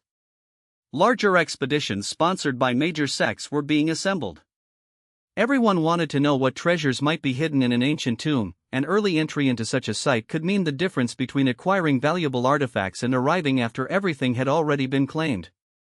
The Vermilion Phoenix sect's response was immediate. Sect Master Chen Mei convened a council of the sect's senior leadership to discuss whether the sect should organize an expedition. The consensus was that they should, both to claim whatever treasures might be present and to establish the sect's reputation as an active participant in significant regional events. "We will send a team of our strongest disciples," Sect Master Chen Mei announced at a general assembly of the sect's leadership. "The team should include a mix of combat specialists, elemental specialists, and people with knowledge of ancient formations and historical structures. We will also send someone with expertise in identifying and evaluating artifacts." That was when Baiyu stepped forward with a suggestion. "Sect Master, I would like to propose that Liang Chen be included in this expedition. His understanding of items, artifacts, and their properties would be invaluable in evaluating whatever treasures we find. Additionally, his combat capabilities are exceptional, and his synthesis abilities might prove useful if we encounter barriers or obstacles that require creative problem-solving." Several of the elders exchanged glances. Including Liang Chen in the expedition was not a particularly controversial suggestion. He was a full member of the sect, even if in the unusual capacity of guest elder. But it was clear that some were wondering whether a synthesis specialist truly had a place in a dangerous treasure hunting operation. Sect Master Chen Mei, however, nodded thoughtfully. That is a reasonable suggestion. Liang Chen has proven himself capable in combat. And Bai Yu is correct that his ability to identify and evaluate artifacts would be valuable. Very well. Liang Chen will join the expedition. Liang Chen accepted the assignment without objection. The prospect of exploring an ancient tomb was intriguing, and the possibility of discovering artifacts or knowledge related to ancient synthesis techniques was particularly compelling. If whoever had constructed this tomb had possessed synthesis capabilities, there might be information or items to discover that could further enhance his understanding of his own system. The expedition was assembled over the following days. Besides Liang Chen and Bai Yu, it included Master Shi, a spirit-severing cultivator who served as the expedition's military commander and primary combat specialist. He was in his 70s, with the bearing of someone who had spent decades in active battle. Elder Hu, a Foundation Establishment Rank 7 specialist in ancient formations and historical structures. Disciples Wei and Long, both Foundation Establishment Rank 5 fighters trained in specialized combat techniques. Disciple Xin and Chang, both Qi Condensation Rank 8 cultivators with potential for future advancement, included both for combat capability and to provide learning opportunities. The expedition set out at dawn on a cool autumn morning, equipped with supplies for a week-long journey and camping equipment for temporary shelters in the field. The journey to the Ashen Wastes took 3 days of travel, proceeding by foot initially and then by a combination of flight and formation-assisted travel as they approached the Badlands. When they finally arrived at the excavation site, Liang Chen was struck by how many other expeditions had already gathered. There were perhaps 50 or 60 cultivators from various sects and independent groups camped around the visible entrance to the ancient tomb.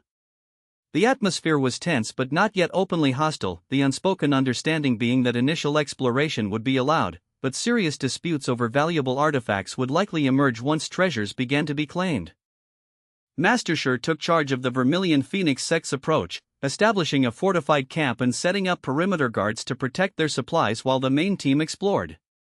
Then, with Elder Hu leading the way, since his expertise in ancient structures would be most useful for navigating the tomb safely, the expedition team descended the stone steps into the darkness. The tomb's entrance descended gradually at first, but soon the angle became steeper, and the cultivators found themselves moving downward into genuine depths. The walls of the tomb were constructed of a black stone of exceptional quality, carved with precision and inscribed with formations of remarkable complexity. Elder Hu moved slowly, examining these formations with meticulous care, occasionally calling the team to halt while he studied a particular section. These formations are designed for preservation, Elder Hu explained as they moved deeper. They are meant to maintain the tomb's structure and protect its contents from environmental degradation. Some of them appear to be quite advanced. I estimate they were constructed by someone with at least spirit-severing realm cultivation. The passage eventually opened into a vast chamber. Liang Chen's breath caught as he took in the sight before him. The chamber was immense, easily 200 feet across and equally tall. The ceiling was vaulted and decorated with murals that depicted scenes from what was clearly an ancient civilization. But what drew Liang Chen's immediate attention were the walls themselves, which were covered entirely with murals and paintings of extraordinary quality. The paintings depicted an ancient figure, clearly a master cultivator of tremendous power, performing various actions. In some scenes, the figure was meditating. In others, the figure was instructing disciples. But in several particularly striking scenes, the figure was performing actions that made Liang Chen's heart rate increase. The figure was fusing items. 2 objects would become 1. 3 objects would merge into something greater. The depictions were crude compared to what Liang Chen would expect from a modern artist, but the meaning was unmistakable. This tomb had been constructed by someone who possessed synthesis abilities. Liang Chen, Bai Yu called out. You should come look at this. She was standing in front of one of the central murals, which showed the ancient figure surrounded by an array of pills, artifacts, and cultivated items. In the center of the image, floating above the figure's hands, was a circular symbol, not words, but a symbol that radiated power even in the ancient painting. It took Liang Chen a moment to recognize it for what it was, a system interface not unlike the one that appeared in his own perception. The ancient cultivator who had constructed this tomb, who had been depicted creating synthesized items and pills, had possessed something remarkably similar to Liang Chen's infinite synthesis system. "This confirms something I've been theorizing," Liang Chen said quietly. "The synthesis capabilities I possess are not unique to me. They existed in the ancient past. They may have existed in multiple practitioners. The ability to synthesize and fuse items to create superior results is an ancient technique, not something that emerged in recent cultivation history." The team spent the next several hours exploring the tomb's main chamber and the various side chambers that connected to it. They found storage vaults containing high-grade pills and artifacts, many of which were in remarkable condition despite their age. They found what appeared to be a personal study chamber, where stone tablets inscribed with complex alchemical formulas were arranged on shelves. They found a cultivation chamber similar in design to the one Liang Chen used at the Vermilion Phoenix sect, with formations built into its walls. But the most significant discovery came when Master Shi discovered a hidden passage behind one of the murals. The passage led downward into deeper depths than the main chamber, eventually opening into a secondary chamber that was smaller but far more ornate than the primary one. This inner chamber contained what was obviously the tomb's most valuable section. Artifacts of exceptional quality, divine-grade items, probably, though it was difficult to assess them without direct examination, rested on stone pedestals arranged in geometric patterns. And in the very center of the chamber, on a raised platform, lay something that drew Liang Chen's attention more forcefully than anything else he had encountered. It was a book. Or rather, the remains of a book. The binding had deteriorated over whatever centuries had passed since the tomb's construction, and the pages were crumbling with age. But what remained was still legible, faded but still readable. And written on the cover, in a script that Liang Chen could somehow understand despite having no previous exposure to it, were the characters, "Primordial Synthesis Art." Liang Chen approached the book carefully, moving slowly so as not to disturb the fragile pages. As his hands came within a few inches of the binding, something extraordinary happened. A notification appeared in his perception, not the familiar ding. Synthesis complete, but something more significant. Legacy fragment detected. Ancient text, Primordial Synthesis Art, Chapter 1, partial. Condition, severely degraded, approximately 23% intact. Analysis, compatible with current system. Absorption available, yes/no. Liang Chen's eyes widened. The system was offering him the option to absorb the information from this ancient text directly into his own synthesis knowledge. The process would apparently integrate the ancient teachings with his existing capabilities, enhancing and expanding his understanding.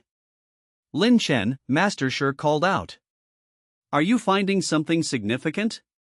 "Yes," Liang Chen replied without taking his eyes off the ancient book. "I believe so. Give me a moment."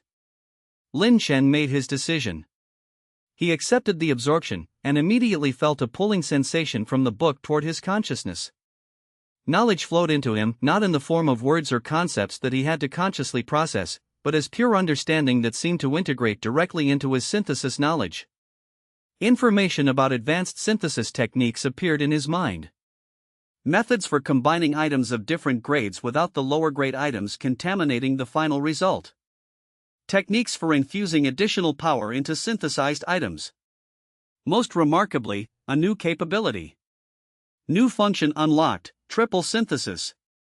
Capability, synthesize 3 items simultaneously, rather than 2. Limitations, requires significantly increased concentration and energy expenditure. Applications, extremely advanced. The process took approximately 1 minute. When it was complete, the ancient book crumbled to dust, its knowledge transferred entirely into Liang Chen's system. "It is done," Liang Chen said, straightening up. The realization of what had just occurred was staggering. He now possessed the ability to synthesize 3 items at once. The possibilities for what that opened up were extraordinary. "What did you find?" Baiyu asked, moving to join him and examining the stone platform where the book had rested. "Ancient synthesis knowledge," Liang Chen replied. "The person who constructed this tomb was a synthesis master. And they've left behind techniques that have directly enhanced my own capabilities." The team collected the divine-grade artifacts from the inner chamber, carefully packaging them for transport. Master Shi used magical rope to secure them safely, ensuring that no items would be lost or damaged during the journey back to the sect. But before they could leave the inner chamber, a deep rumbling sound echoed through the tomb. The floor beneath their feet shook, and dust began to fall from the ceiling. Elder Hu's face went pale. "The tomb is collapsing," he announced. "The formations that have been maintaining structural integrity are failing. We need to leave now." The team ran toward the passage, moving as quickly as they could in the deteriorating conditions. Behind them, sections of the ceiling began to crumble, and cracks appeared in the walls. Master Shi turned periodically to use his cultivated energy to reinforce sections of the tomb that seemed about to collapse completely, buying the team more time to escape. They emerged from the tomb's entrance just as the passage behind them completely gave way. The stone steps they had descended earlier crumbled and disappeared into the depths.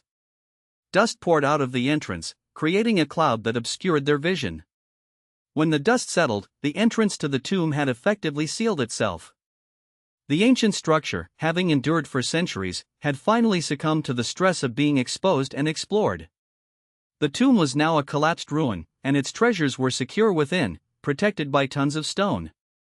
But the treasures that the expedition team had managed to collect before the collapse were substantial.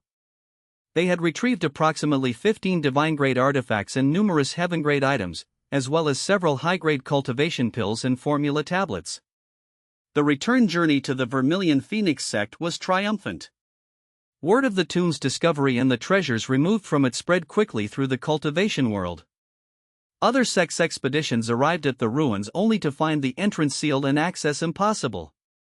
The Vermilion Phoenix sect, having arrived at the tomb earliest, had secured the greatest share of the ancient treasures.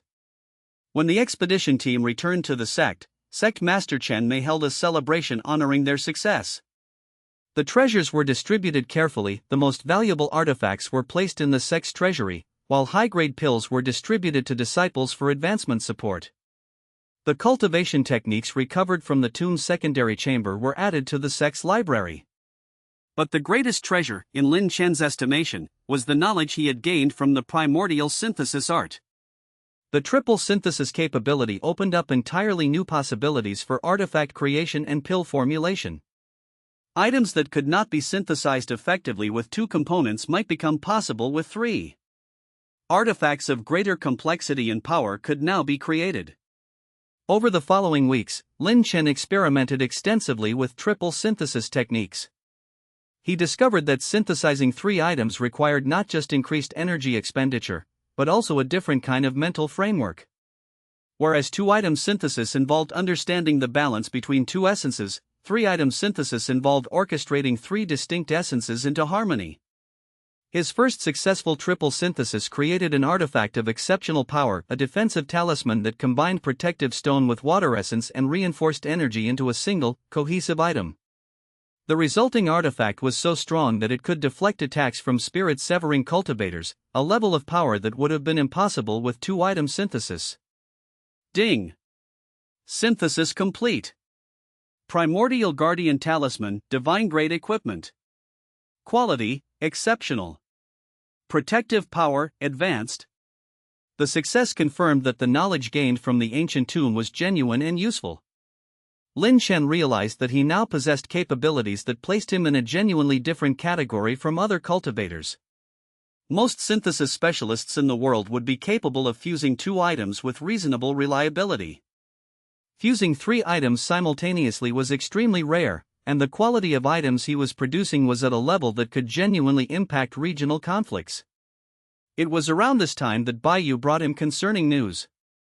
"There is an official delegation arriving at the sect tomorrow," she said quietly, finding Liang Chen in his cultivation chamber during his evening meditation. "Representatives from the Alchemist Guild. They are bringing someone of significant rank." "How significant?" Liang Chen asked, already sensing that this was important. "Spirit-severing realm," Baiyu replied. "The delegation includes Guild Master Feng himself. He is apparently making the journey personally to conduct negotiations with you directly." Liang Chen felt the weight of this information settle on him.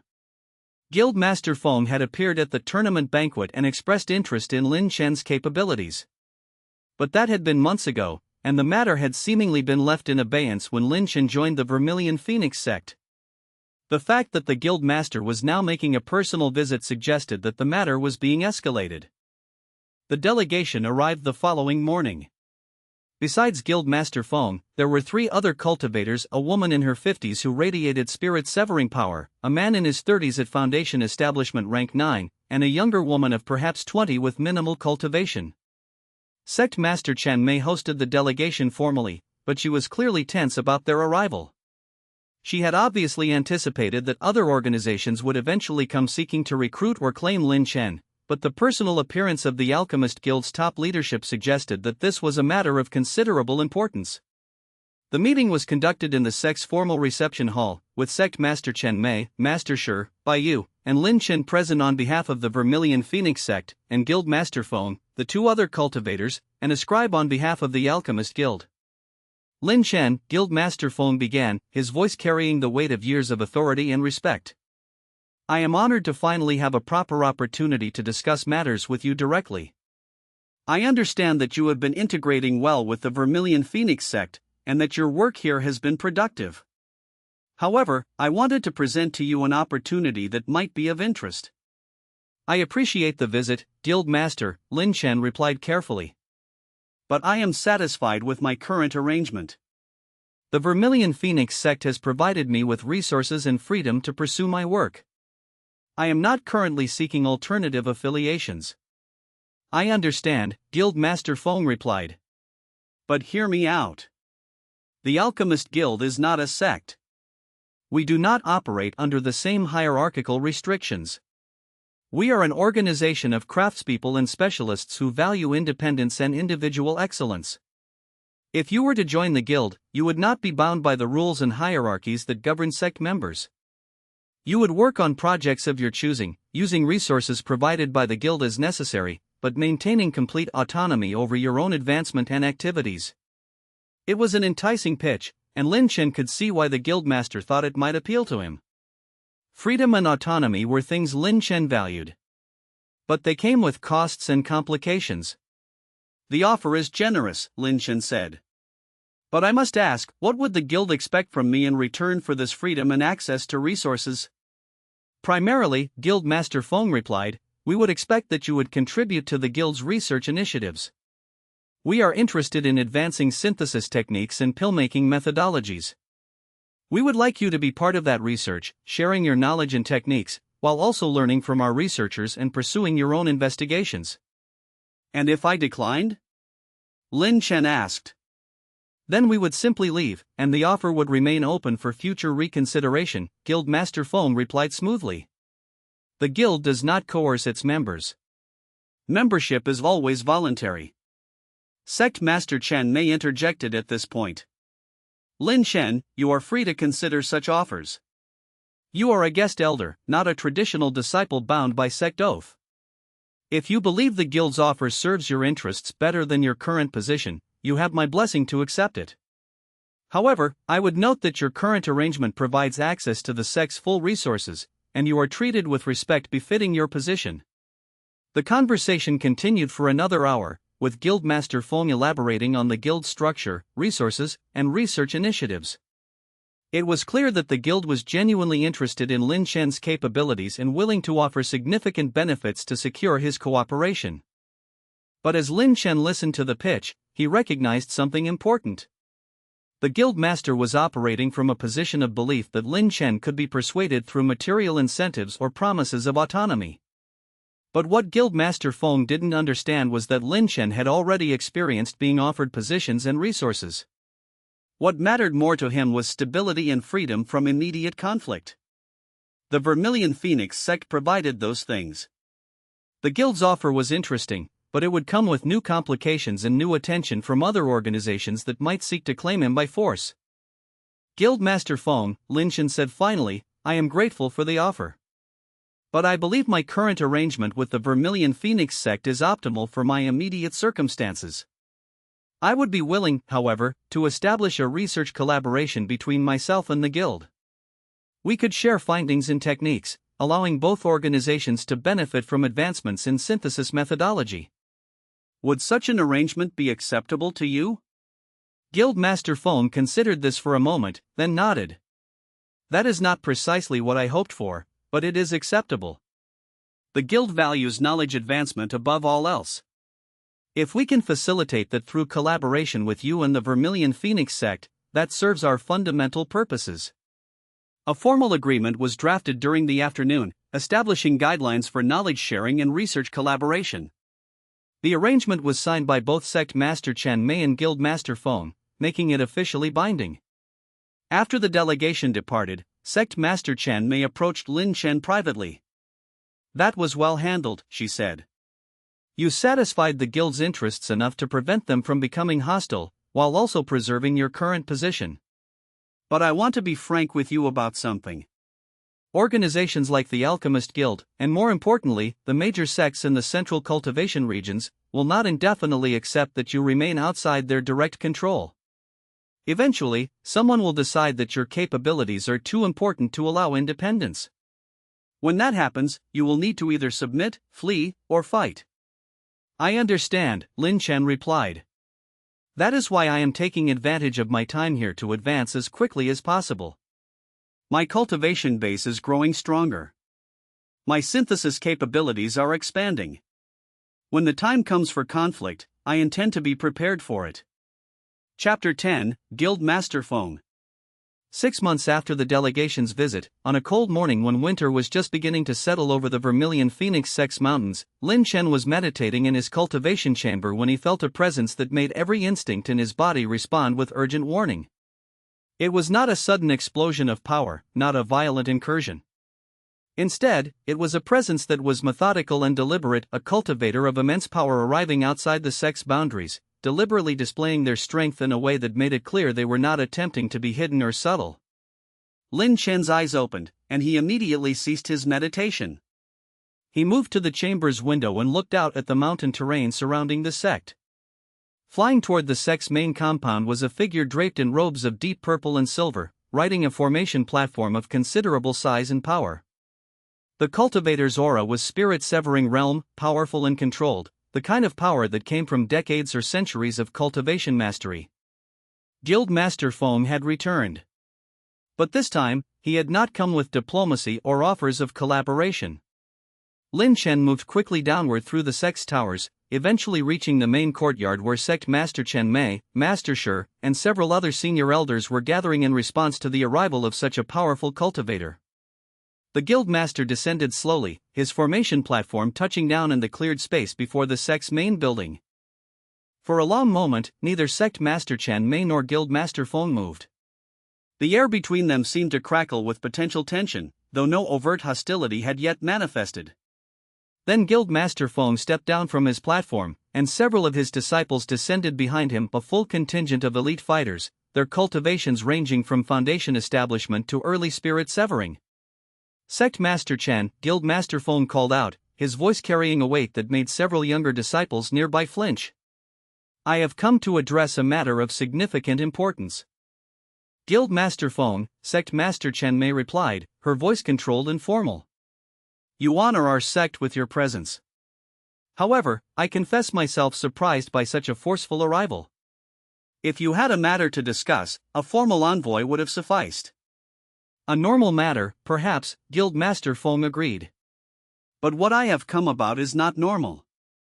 I have come about Liang Chen, and the issue that has arisen requires that I speak to him directly, and that I do so with sufficient power present to ensure the seriousness of the conversation. Sect Master Chen Mei's expression hardened. Liang Chen is a guest elder of this sect. Any matters involving him are matters involving the sect itself. I would appreciate it if you would explain the nature of your business before this situation escalates.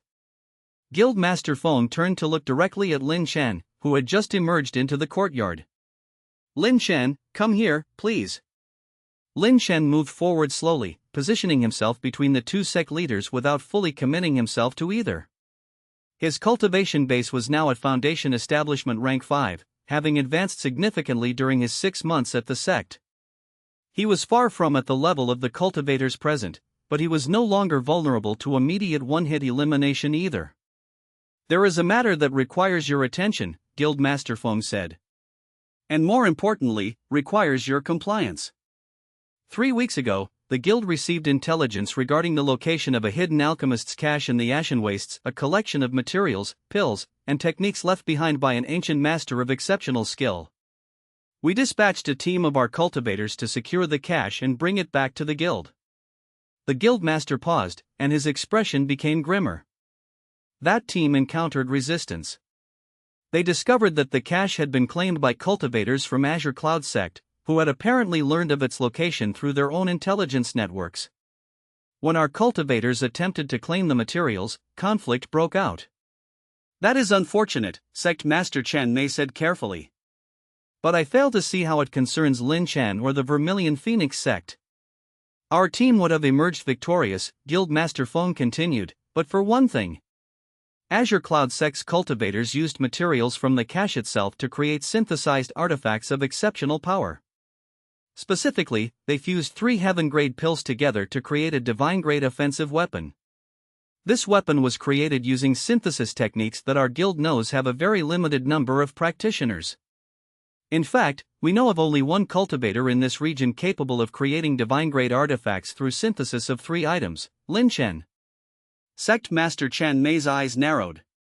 You believe that Liang Chen provided Azure Cloud sect with the synthesis techniques to accomplish this feat? I believe that Azure Cloud sect has somehow obtained knowledge of the triple synthesis technique, Guild Master Feng replied. A technique that, to our knowledge, only Liang Chen possesses.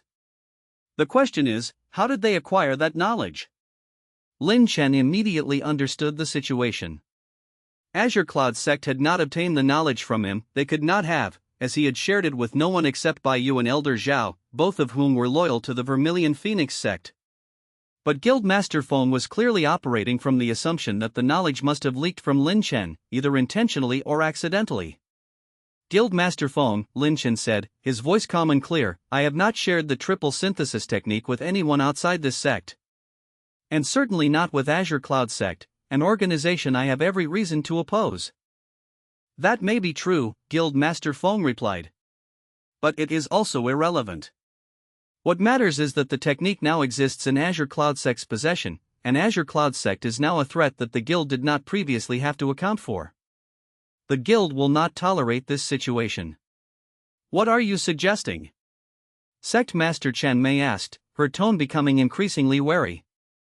I am suggesting that Liang Chen should come with me to the guild's headquarters immediately, Guild Master Feng said. There, he will be confined to secure quarters while we conduct a thorough investigation into how Azure Cloud sect obtains synthesis knowledge. If it is determined that Liang Chen was not responsible, he will be freed and compensated for his inconvenience. If it is determined that he was responsible even indirectly, then the guild will take appropriate measures to prevent further compromises of our intelligence security. The guild master paused, allowing the weight of that statement to settle. I am attempting to be diplomatic about this, Sect Master. But I want to be clear, the guild's investigation will proceed one way or another. You may allow Liang Chen to voluntarily accompany us, in which case the matter will be handled with minimal disruption. Or you may attempt to prevent us from taking him, in which case we will have to remove him by force. Master Shi moved forward slightly, his hand resting on his sword. That would be an act of aggression against this sect. We do not take kindly to threats within our territory. And I do not make threats lightly, Guild Master Feng replied evenly. But the guild's interests supersede the interests of any individual sect. If you wish to defend Liang Chen, you are welcome to try. However, I should note that the Alchemist Guild did not rise to prominence through weakness. We have resources and power that few sects in this region possess. The tension in the courtyard was now absolutely crackling. All of the sect's senior elders had positioned themselves, magic formations were beginning to activate around the compound, and Guild Master Feng's disciples had spread out into combat positions. If Sect Master Chen Mei gave the order, a battle would begin. But before anyone could make a move, Liang Chen stepped forward. Guild Master Feng, he said clearly, I will come with you willingly. There is no need for conflict. I am confident that a thorough investigation will prove that I am not responsible for Azure Cloud sect obtaining synthesis knowledge. But I understand the guild's concerns, and I am willing to submit to questioning to alleviate them. Lin Chen, Sect Master Chen Mei began to protest. It is the right decision, Lin Chen said, turning to face the sect master. If I resist, it will only make matters worse for the sect. And more importantly, I have nothing to hide. An investigation will quickly prove my innocence. There is no benefit to creating a conflict over this matter. It was a calculated decision, but Lin Chen had considered it carefully. If he fought Guildmaster Feng, he might be able to win. He had learned from the ancient tomb, and his triple synthesis capabilities gave him options that a straightforward fight would not. But victory would come at a cost, and the aftermath would involve the Vermilion Phoenix sect being drawn into conflict with a major organization. Better to submit to the investigation, prove his innocence quickly, and then leave the sect voluntarily rather than draw them into a conflict that did not serve their interests. Sect Master Chen Mei was clearly unhappy, but she recognized the logic in Lin Chen's decision. She nodded slowly. Very well. But I insist on sending representatives with you to ensure that Lin Chen is treated fairly during the investigation. That is acceptable, Guildmaster Feng agreed.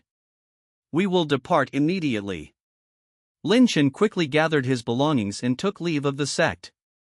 Master Shi and two other elders accompanied the Guildmaster's delegation on the journey to the Alchemist Guild's headquarters, a massive complex carved into the side of a mountain approximately 100 miles away. The guild's headquarters was more impressive than any sect building Lin Chen had seen. Multiple towers connected by bridges spanned across the mountain face, with carefully tended gardens and training areas visible throughout. The level of organization and the sheer scale of the complex suggested that the guild had been accumulating resources for a very long time. Guildmaster Feng led Lin Chen to a secure chamber that was, fortunately, not actually a prison. It was a well-appointed suite with comfortable furniture, access to books and research materials, and even a small meditation chamber. The door locked from the outside, but the conditions were far from harsh. Over the following 3 days, Guildmaster Feng conducted a detailed interrogation of Lin Chen. The Guildmaster asked meticulous questions about Lin Chen's knowledge of triple synthesis, his understanding of how the technique worked, what materials he had shared with others, and whether there was any possibility that his research notes or technique descriptions could have been accessed by outsiders. Lin Chen answered every question honestly. He explained that the triple synthesis technique had come from an ancient tomb, that he had shared knowledge of it only with Bai Yu and Elder Zhao of the Vermilion Phoenix sect, and that there was no realistic possibility it could have leaked to Azure Cloud sect through him. By the third day, even Guildmaster Feng seemed to accept that Lin Chen was truthful.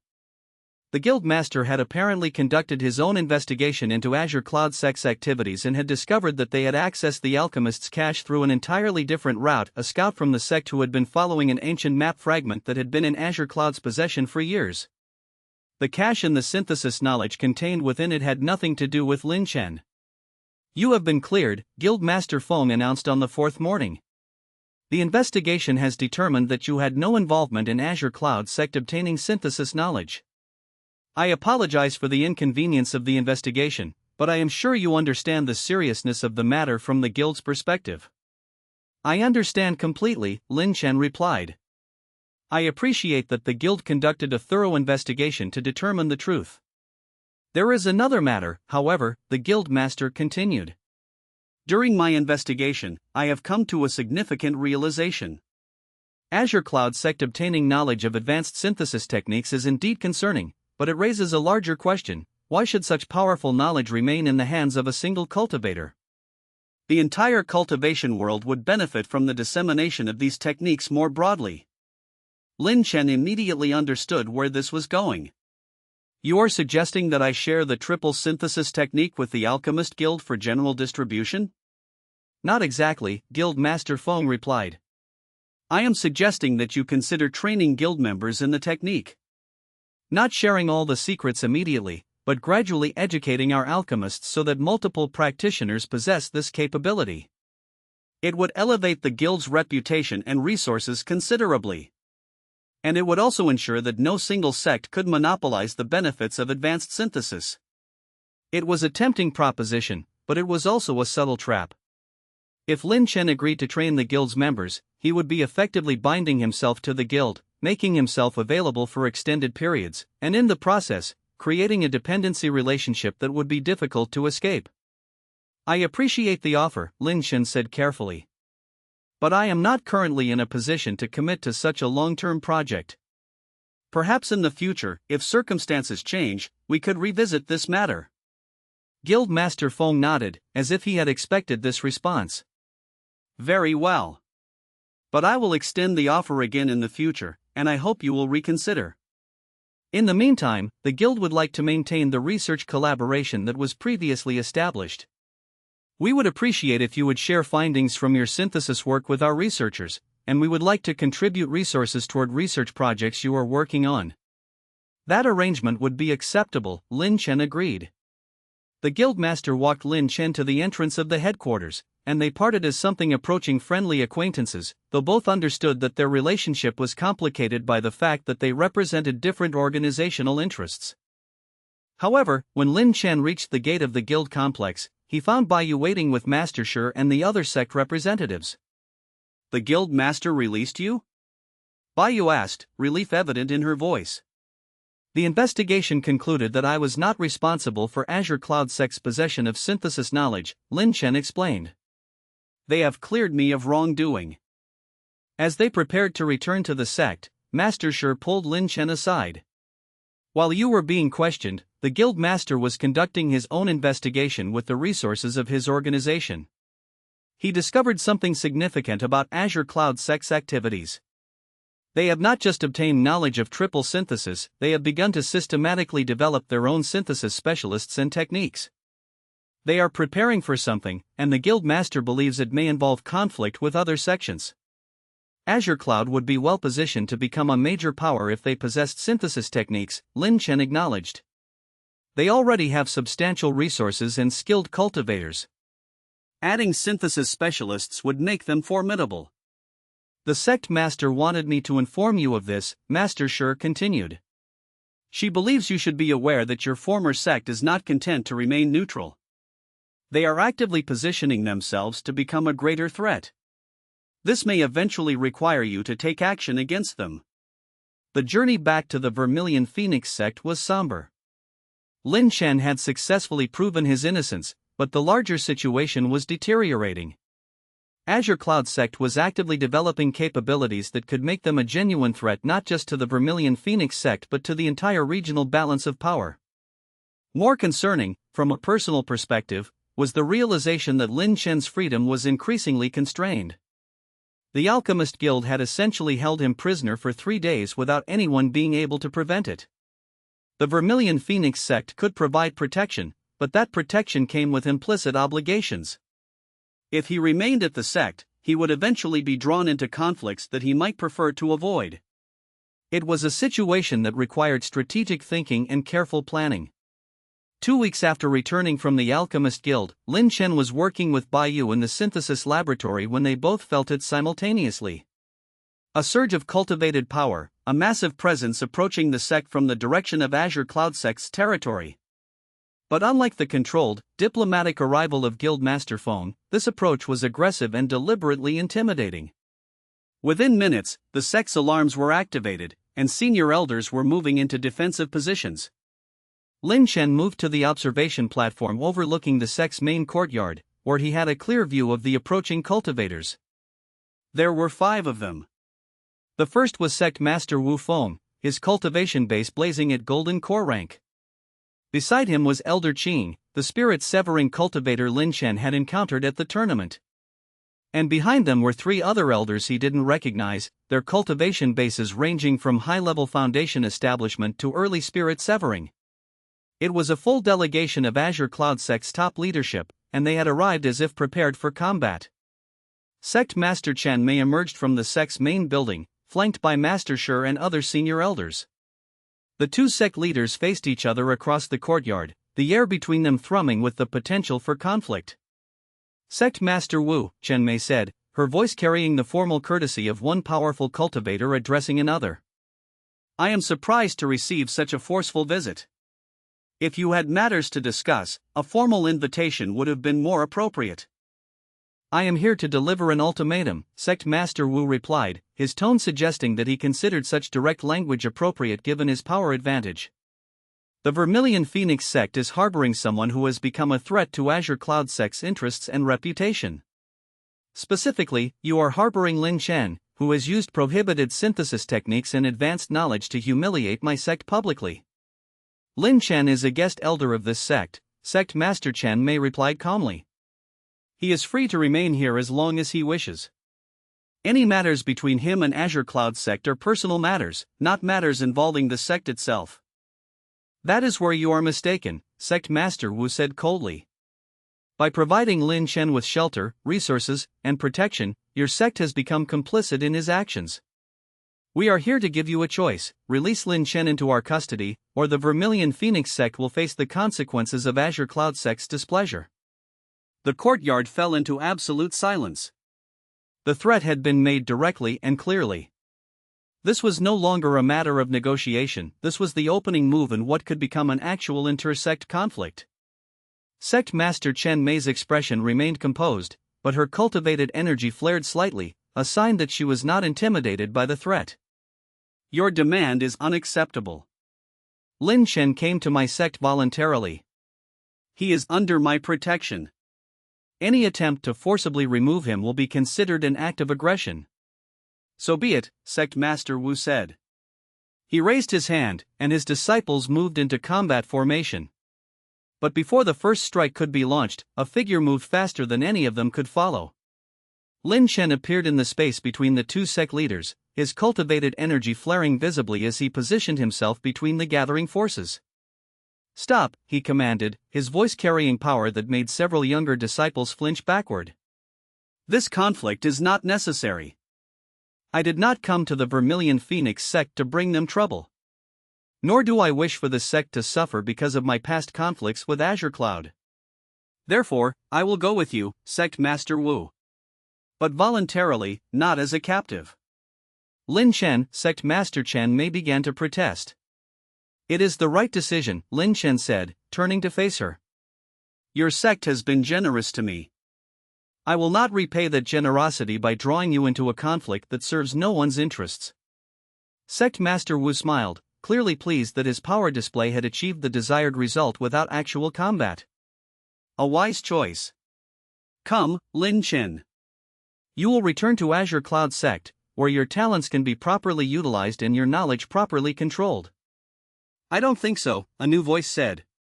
It was calm, measured, and came from directly above the assembled cultivators.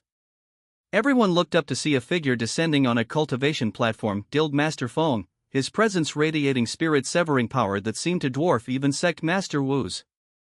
Guild Master Feng, Sect Master Wu said, his tone becoming more cautious. This is an internal matter between Azure Cloud sect and an individual cultivator. The Alchemist Guild has no business intervening. On the contrary, Guild Master Feng replied, the guild has significant business. Liang Chen is a valued colleague of our organization, having established a research collaboration with us. Any attempt to forcibly remove him from a location where he has chosen to reside is, therefore, the guild's concern. I have come to inform you, Sect Master Wu, that if you proceed with your attempted abduction, the Alchemist Guild will view it as a direct provocation and will respond accordingly. The power radiating from Guild Master Feng seemed to fill the entire courtyard. His spirit-severing cultivation base was noticeably more refined than anyone else's present, and his implicit threat was unmistakable. He had the power to challenge even Sect Master Wu directly, and he was making clear that he would use that power if necessary. Sect Master Wu's expression darkened. He had clearly hoped that his show of force would be sufficient to intimidate the Vermilion Phoenix sect into releasing Liang Chen. But he had not anticipated that the Alchemist Guild would personally intervene on Liang Chen's behalf. This is an escalation that serves no one, Guild Master Feng continued. If you wish to negotiate with Liang Chen regarding the use of synthesis knowledge, I would be willing to facilitate such negotiations. But any attempt at coercion or abduction will be met with force. For a long moment, Sect Master Wu stared at the Guildmaster, calculating his options. A direct confrontation between Azure Cloud sect and the Alchemist Guild would be devastating for both organizations, and neither could guarantee victory. Eventually, the sect master made his decision. Very well, he said, his voice tight with barely controlled anger. We will withdraw for now. But know this, Liang Chen Azure Cloud sect has long memories. Our conflict is not resolved, merely postponed. And the Vermilion Phoenix sect should understand that providing shelter to my sect's enemy may eventually carry a cost. Sect Master Wu gestured to his disciples, and the Azure Cloud contingent withdrew from the sect's courtyard. Within minutes, they were gone, leaving the Vermilion Phoenix sect's compound in a state of shocked calm. Guildmaster Feng descended from his platform and looked directly at Liang Chen. "I believe we should talk privately," he said. The three of them, Liang Chen, Sect Master Chen Mei, and Guildmaster Feng, moved to the sect's private council chamber. Guildmaster Feng was remarkably direct in his assessment of the situation. Azure Cloud sect believes they now have synthesis knowledge sufficient to challenge other sects, he explained. They will continue to attempt to consolidate their advantage by acquiring additional synthesis specialists and techniques. Liang Chen, as the originator of the advanced synthesis knowledge and the individual they most desire to control, will remain a target. Additionally, other sects and organizations will eventually become aware of his capabilities and will seek to claim him for themselves. What are you suggesting? Liang Chen asked. I am suggesting that you make a decision regarding your future, Guildmaster Feng replied. You can remain here at the Vermilion Phoenix sect, in which case this sect will inevitably find itself drawn into conflicts because of your presence. You can leave the region entirely and attempt to find safety in the central cultivation lands, though you would likely face the same challenges in a different location.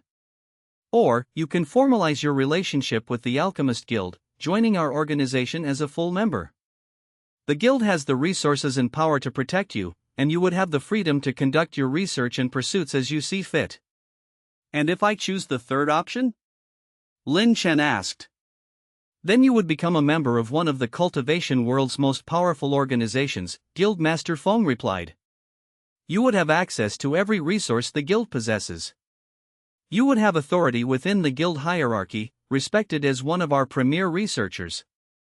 And you would have the collective power of the guild standing behind you against any threats, whether from sects or other organizations. It was an attractive offer, Sect Master Chen Mei noted, though she did not voice the thought aloud. She had always known that Liang Chen's stay at the Vermilion Phoenix sect would eventually be temporary.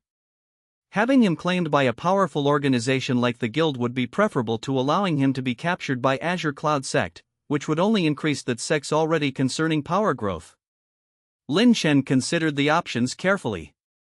Remaining at the Vermilion Phoenix sect would eventually result in his former sect making increasingly aggressive moves to claim him. Leaving the region would only delay the problem. Joining the Alchemist Guild would provide protection and stability, but it would also represent a significant commitment to an organization, even if that organization valued individual autonomy more than a traditional sect would. I will require some time to consider your offer, Guildmaster Feng, Liang Chen said finally. Give me 1 week to reflect on this decision. The Guildmaster nodded. 1 week. But know that the offer comes with understanding that further delays may result in the situation becoming more dangerous.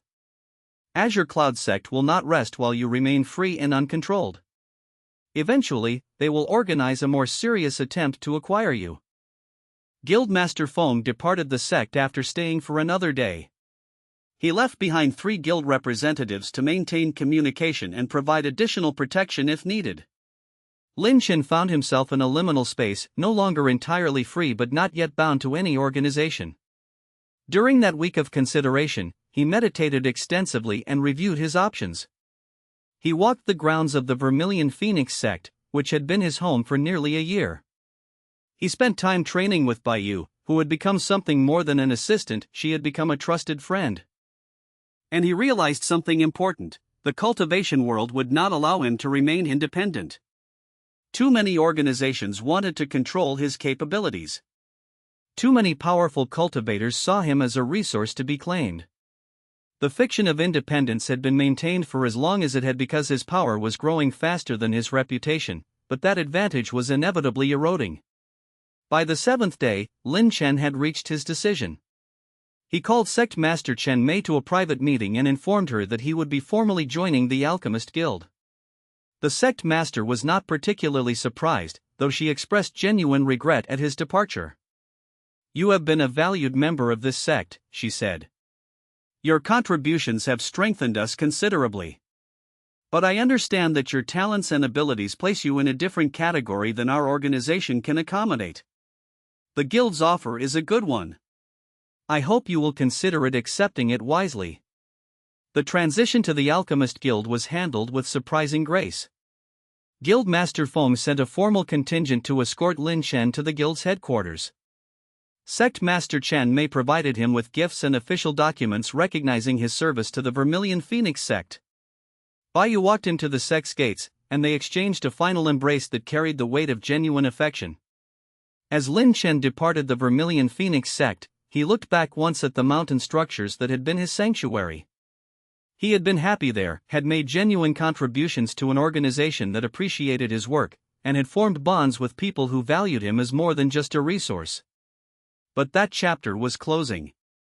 A new chapter was opening, one that would involve being part of a major organization, maintaining relationships with powerful cultivators, and eventually, he suspected, confronting Azure Cloud sect in a conflict that was becoming increasingly inevitable. The Alchemist Guild's representative gestured for him to continue forward. Liang Chen turned from the sect and moved toward his next destination, toward his next phase of the endless cultivation journey, toward whatever challenges and conflicts awaited him in the complex politics of the cultivation world. The path ahead was uncertain, but at least now he would not walk it alone. End of chapters 6 to 10. Total word count, approximately 62,500 words. This concludes the major plot arc transitioning Liang Chen from a wandering independent cultivator to a formal member of a major organization. The story has established the fundamental conflict with Azure Cloud sect, introduced the infinite synthesis system's advanced capabilities, and positioned Liang Chen at the center of organizational politics within the cultivation world. Remaining plot threads for future chapters. Liang Chen's ongoing training and advancement within the Alchemist Guild. The escalating conflict between the Guild and Azure Cloud sect. Investigation into the ancient origins of synthesis techniques. Potential romantic development with Baiyu. Confrontation with Guildmaster Feng regarding complete knowledge sharing. The mysterious nature of the infinite synthesis system itself.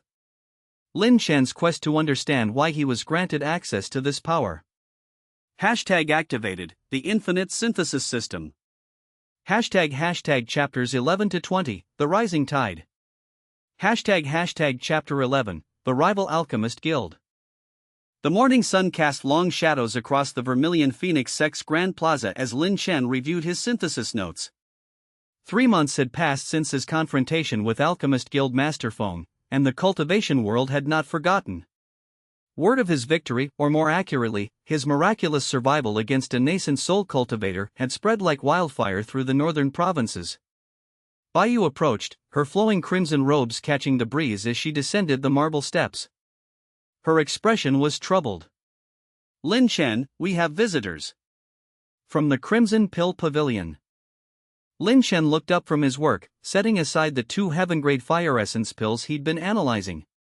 The Crimson Pill Pavilion was a name he'd heard whispered in certain circles, an organization of master alchemists based in Scarlet Harbor, a city 3 provinces to the east. They were known for traditional, orthodox alchemy methods and were one of the few alchemical organizations that dared rival the Alchemist Guild itself. Visitors? Liang Chen stood, brushing dust from his sleeves. How many? 3. A distinguished elder and 2 disciples. They'd been waiting in the reception hall for an hour. Baiyu's eyes gleamed with curiosity. The elder refused to divulge their purpose. Said it must be discussed with you directly. The reception hall was one of the sect's most opulent chambers, with soaring ceilings painted with images of the legendary Vermilion Phoenix and walls inlaid with jade. 3 figures rose as Liang Chen entered. The first was an elderly man with a goatee and silver robes embroidered with pill furnace symbols, clearly a high-ranking member of the pavilion. Behind him stood 2 younger disciples, and between them, Liang Chen's breath caught for just a moment. The woman was striking, tall and lithe, with sharp features that suggested nobility. Her black hair was pinned with silver clips shaped like flowering plums, and her golden robes bore the insignia of the Crimson Pill Pavilion's inner circle. But it was her eyes that arrested attention, sharp, intelligent, and burning with unmistakable pride. She was perhaps 23 or 24 years old, at the peak of golden core cultivation, her aura precisely controlled but radiating palpable power. Liang Chen, the elder said, stepping forward with a slight bow. I am Pavilion Elder Kong Shou. We have come from Scarlet Harbor with an important matter. He paused, his aged eyes studying Liang Chen carefully. You have caused quite a stir in the cultivation world, young man. Your fusion alchemy techniques are unconventional. They are effective, Liang Chen replied carefully, gesturing for them to sit. Servants immediately brought tea, the finest oolong from the sect's private gardens. What brings the Crimson Pill Pavilion to my door? The woman stepped forward before the elder could speak, her voice cool and precise. I do, she said. I am Xianxia, third disciple of Pavilion Master Dong. I have come to propose a challenge. Bai Yu tensed beside Liang Chen, but he remained calm. A challenge? An alchemy duel, Xianxia said, her lips curving into a confident smile. Your fusion techniques have earned you fame, Liang Chen. But fame built on novelty is fragile. I wish to prove that traditional, mastered alchemy is superior to your tricks. Several moments of silence followed. Liang Chen studied Xianxia, taking in the coiled tension in her stance, the unwavering confidence in her eyes, the subtle arrogance that came from a lifetime of achievement. She was clearly talented, probably one of the finest alchemists in the eastern provinces. And she was absolutely convinced she would win. On what terms? Liang Chen asked finally. Elder Kong Shou cleared his throat. The duel would be held in a neutral location, perhaps the central market district of Jade Crane City, where many sects have representatives. Each alchemist would be given the same materials and same time limit. The winner would be determined by the quality of pills produced and by the judgment of neutral observers. The glory would be significant for the victor. And the loser? Liang Chen asked. Xianxia smiled. The loser acknowledges the victor's superiority and cedes them one secret of their alchemy craft. It was a heavy wager, but Liang Chen found himself intrigued. A public alchemy duel would indeed draw attention, and victory would further cement his reputation. More importantly, seeing how a master alchemist like Xianxia worked would provide valuable insights. I accept, Liang Chen said. Xianxia's smile broadened. Excellent. The duel will take place 3 days hence. I suggest you make arrangements to travel to Jade Crane City. She turned to leave, her disciples following. At the threshold, she paused. Oh, and Liang Chen? I have observed recordings of your past duels. I know your techniques. Do not underestimate me simply because my methods are traditional. After they departed, Bai Yu turned to him immediately. This could be a trap. The Crimson Pill Pavilion may have connections to the Alchemist Guild. Perhaps, Liang Chen agreed. But a public challenge would be difficult to corrupt without witnesses. Besides, he smiled faintly. I'm curious to see what she can do. The journey to Jade Crane City took 2 days of rapid travel. Liang Chen brought a carefully selected collection of materials, but he also brought something more valuable, the notes he'd been compiling on synthesis techniques. If he was going to face Xianxia, he needed to be utterly sharp. Jade Crane City was massive, a sprawling metropolis of interconnected districts, with merchant quarters, sect enclaves, and an enormous central market that seemed to occupy an entire ward. The Crimson Pill Pavilion had arranged for the duel to take place at the Grand Alchemical Arena, an impressive circular amphitheater with viewing stands that could accommodate thousands. By the time Liang Chen arrived, the arena was already half full, and the duel wouldn't begin for 6 more hours. News of the contest had spread with remarkable speed. Alchemists, merchants, sect representatives, and curiosity seekers from dozens of organizations had converged on Jade Crane City. In the common betting houses, odds were heavily favoring Xianxia. She was known, her credentials impeccable, and Liang Chen was still a relative unknown despite his recent victories. But the smart money had already begun shifting. Those who followed the cultivation world closely knew that Liang Chen had faced the Alchemist Guild master himself and lived to tell the tale. The amphitheater was a marvel of alchemical architecture. The central stage was divided into 2 stations, each equipped with an identical furnace, the heavenly kiln model, one of the finest in the world. Neutral alchemists, representatives from the Jade Crane sect and the city's merchant guild, were preparing for their role as judges.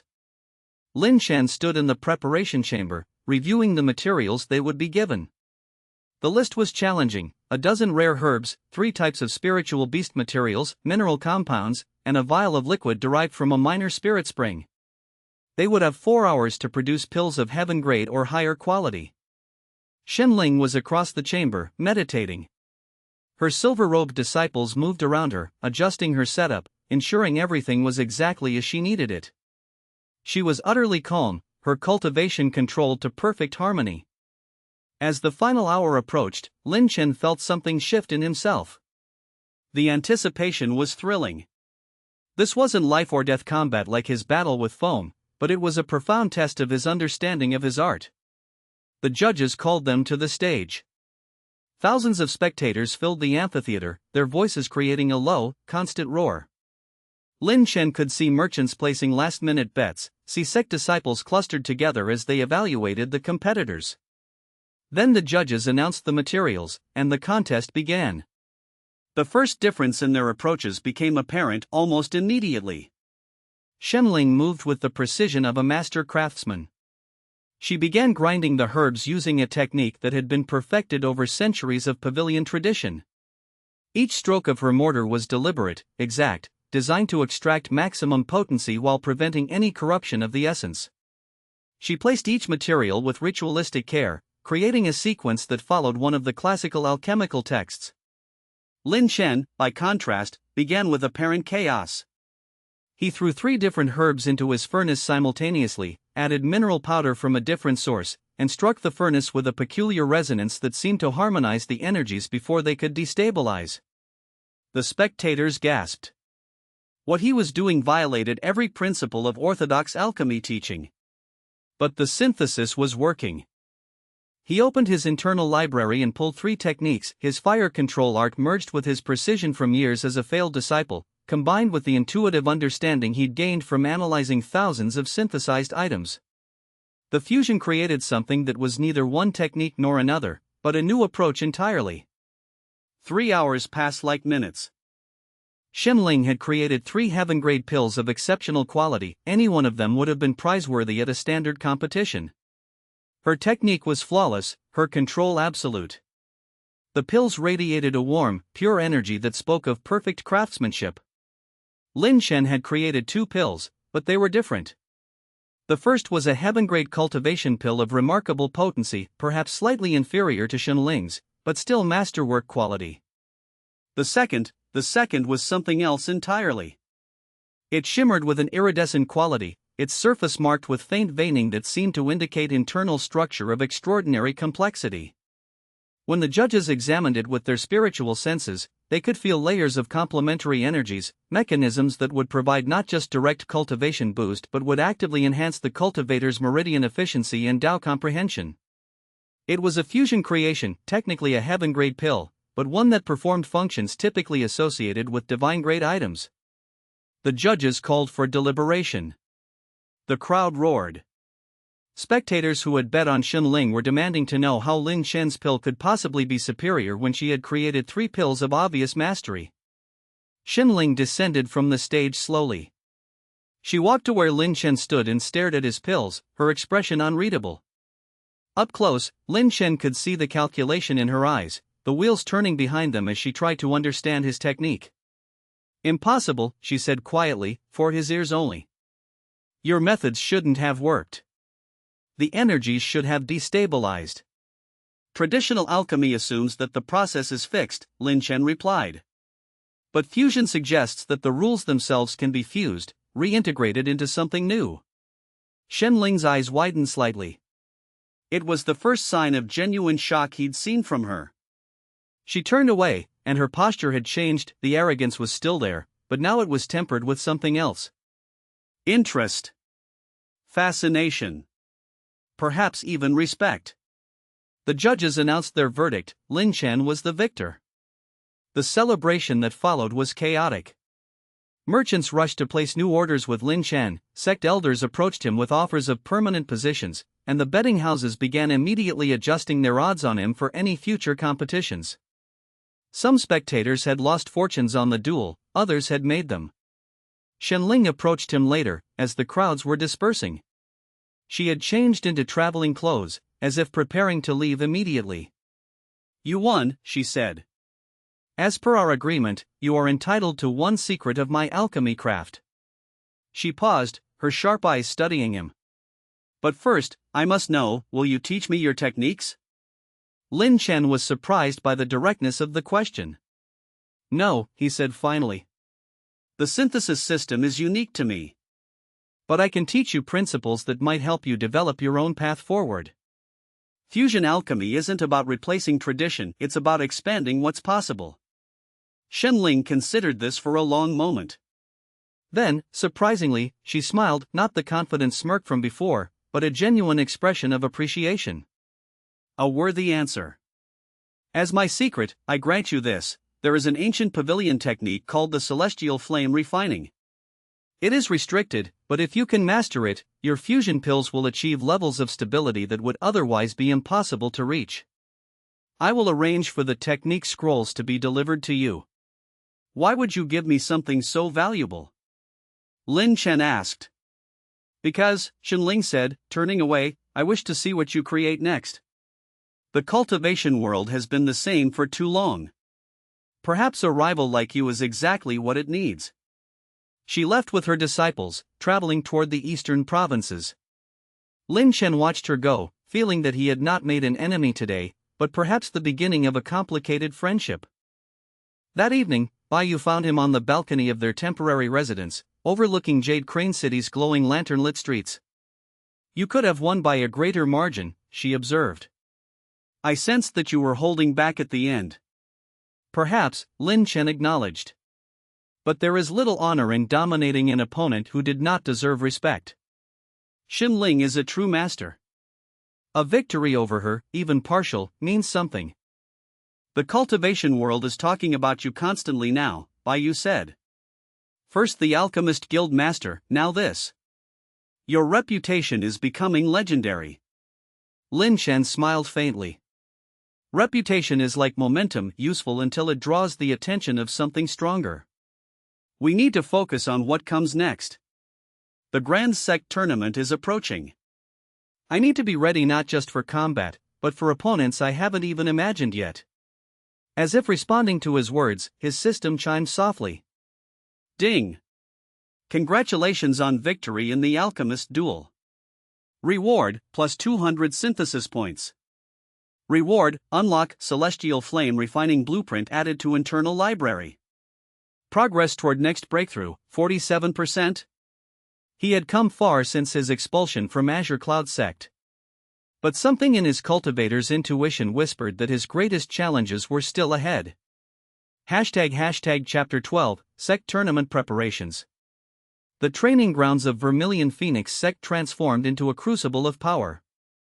4 weeks after the duel with Xianxia, Liang Chen threw himself into intensive cultivation. The sect leadership had announced the Grand Sect Tournament, a continental-level competition where the most elite young cultivators from every major sect would compete.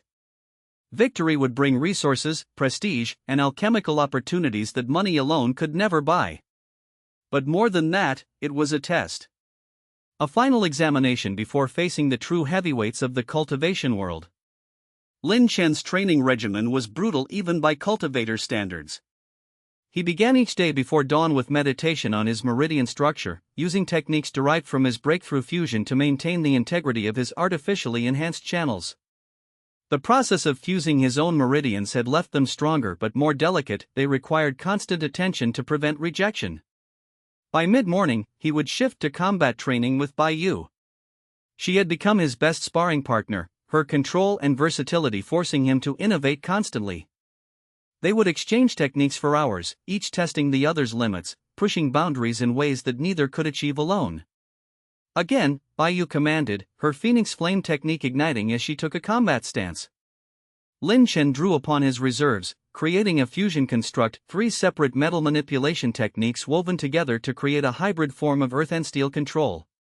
The resulting field of suspended metallic shards was something no orthodox cultivator could produce. Baiyu was forced to adapt on the fly, her natural phoenix abilities becoming more fluid and unpredictable. They clashed in the center of the training ground, their energies creating visible distortions in the air itself.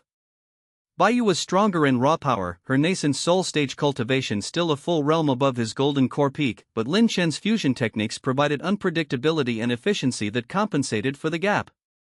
The bout lasted nearly 2 hours before both of them withdrew, exhausted.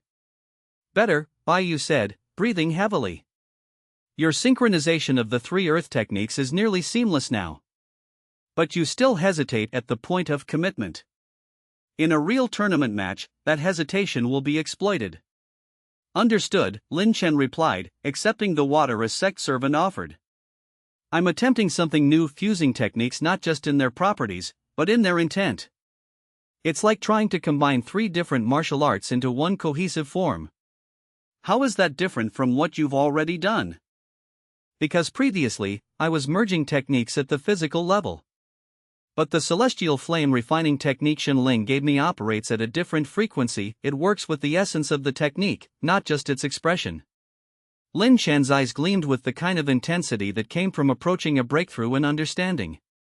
"If I can master that principle, I can create fusion techniques that are not just stronger, but genuinely new." In the afternoons, Liang Chen worked on material preparation. The tournament would provide all necessary materials for alchemical components, but smart competitors brought their own backup supplies. Liang Chen had begun systematically creating enhanced materials using synthesis. He would take standard heaven-grade components and fuse them together, creating hybrid materials that had properties of multiple sources. A heaven-grade fire essence could be fused with a heaven-grade spatial crystal, creating a material that was both more potent and more controllable in terms of energy distribution. These hybrid materials would give his combat pills an edge in the tournament arena. More importantly, he began creating specialized items for the sect team. The Vermilion Phoenix sect would send 20 disciples to the Grand Sect tournament.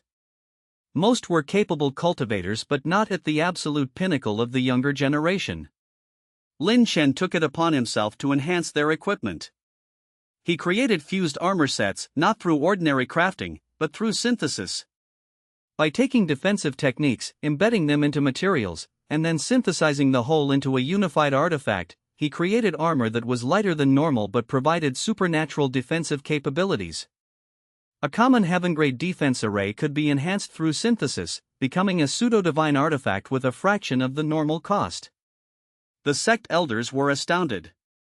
"Liang Chen," Elder Sume said, examining one of the enhanced breastplates, "what you've created here should be impossible. The layer integration, the feedback mechanisms, this is technique work that would require months from a master craftsman." "The infinite synthesis system allows for shortcuts," Liang Chen explained carefully. He still kept the full extent of his abilities secret, even from the sect leadership. Through analysis and integration, processes that would normally take months can be compressed significantly. "Nevertheless," Elder Sume said with a smile, "you have given our disciples an extraordinary advantage. The other sects will be jealous." By the 6th week of preparation, Liang Chen made a critical decision: he would attempt another meridian fusion breakthrough. The process was dangerous, his meridians were already heavily modified from the first fusion, and attempting a second modification could result in catastrophic rejection, permanent damage to his cultivation base, or death. But his current power level was insufficient for the tournament's highest-tier matches. He had studied the theory extensively. Where the first fusion had been crude, forcing his meridians to absorb each other's properties, the second fusion would be more sophisticated. He would synthesize not just the meridians themselves, but the pathways of qi through them, creating a new architecture that would naturally support advancement to the nascent soul stage. Baiyu was against it immediately. "You nearly died the first time," she said bluntly, standing in his personal cultivation chamber. "Your meridians rejected the fusion for 3 days. You were screaming from pain that made even hardened sect elders wince." "My understanding is deeper now," Liang Chen replied calmly. "I've had additional months to refine my control. And the process will be more natural because I'll be working with established fusion pathways rather than introducing fusion for the first time. I'm staying, Baiyu said, crossing her arms. If your meridians reject again, someone needs to stabilize your cultivation with their own power. It won't be you alone. Liang Chen wanted to argue, but her expression made clear that the point was non-negotiable. He was beginning to understand that Baiyu's presence had become essential to his advancement, not just because of her power, but because of her steady, unflinching commitment to his success. The fusion attempt began at midnight on a full moon night. Liang Chen sat in meditation, his meridian map displayed in his consciousness through his system.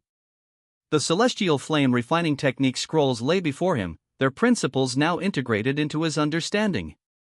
He began the process with a controlled breath, opening his golden core. Normally, a cultivator kept their core sealed except when drawing qi. But to fuse the meridians themselves, he needed the core open, exposing the raw energy that flowed through his channels. The pain started immediately. It wasn't the blinding agony of the first fusion, this was something subtler and more disturbing.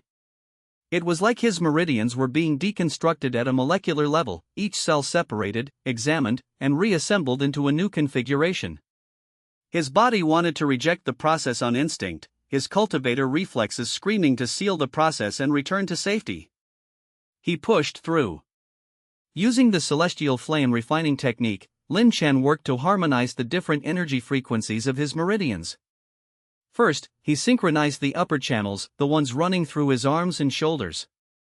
Then the lower pathways, the vast network supporting his legs. Finally, the central channels that connected everything. The pain reached a crescendo around hour 8. Liang Chen's body was drenched in sweat, his meridians burning as if they were literally on fire. He could hear Baiyu's voice from somewhere distant, offering support and stabilization, her phoenix flame technique weaving through his channels to prevent catastrophic failure. Hour 12 arrived, and something shifted. The resistance decreased. His meridians, instead of rejecting the new configuration, began to accept it. The pathways widened, deepened, became more efficient. She began flowing more smoothly, more powerfully, through channels that were now fundamentally transformed. By the 20-hour mark, the process was complete. Liang Chen opened his eyes to find himself lying on his back, Baiyu's worried face hovering above him. She was holding his hand, her own qi reserves visibly depleted from the support she'd provided. "Welcome back," she said softly. "I thought I was going to lose you for a moment there, around hour 12. "How long?" His voice was hoarse from screaming. 23 hours exactly. The sect healers wanted to intervene, but I convinced them to wait. Liang Chen slowly sat up, taking stock of his body. His meridians felt different, not just enhanced, but fundamentally restructured. He could feel the new pathways, the way qi flowed through them in patterns that would have been impossible before. Ding! Meridian fusion, second stage complete. Cultivation base stabilized at Golden Core Peak +3. You are now on the verge of breakthrough to nascent soul stage. Reward, +500 synthesis points. Ding! System analysis complete. New function unlocked, conceptual fusion. You can now fuse abstract concepts, including techniques, energies, Tao insights, and experiential knowledge. Applications are unlimited but require deep understanding of source materials. Proceed with caution. Liang Chen felt his heart rate spike. Conceptual fusion. That was a development he hadn't anticipated. What happened? Baiyu asked, sensing the change in his energy. Your aura just became completely different. A new ability, Liang Chen said slowly. I can fuse concepts now, not just physical items. Techniques, energy types, even understanding itself. Baiyu's eyes widened. That could make you unstoppable in the tournament. Or incredibly unstable if I miscalculate, Liang Chen replied grimly. Conceptual fusion is theoretically powerful, but working with abstract principles is far more dangerous than working with physical items. One mistake could corrupt my entire technique library. Over the next 2 weeks, Liang Chen cautiously explored his new ability. He began by attempting simple conceptual fusions, combining basic concepts that were closely related. He took his fire control technique and his high-temperature precision technique, fusing them not at the level of execution, but at the conceptual level. The result was a new technique that didn't just produce fire, it produced fire with perfect temperature consistency, fire that could be adjusted on an infinitesimal level. Emboldened, he attempted something more ambitious. Two of his best sword techniques, the Heavenly Piercing Blade and the Crescent Moonstrike, were conceptually related but structurally different. When he fused them at a conceptual level, something extraordinary happened. The new technique, which he named the Stellar Convergence Blade, combined the piercing penetration of the first technique with the broad area devastation of the second.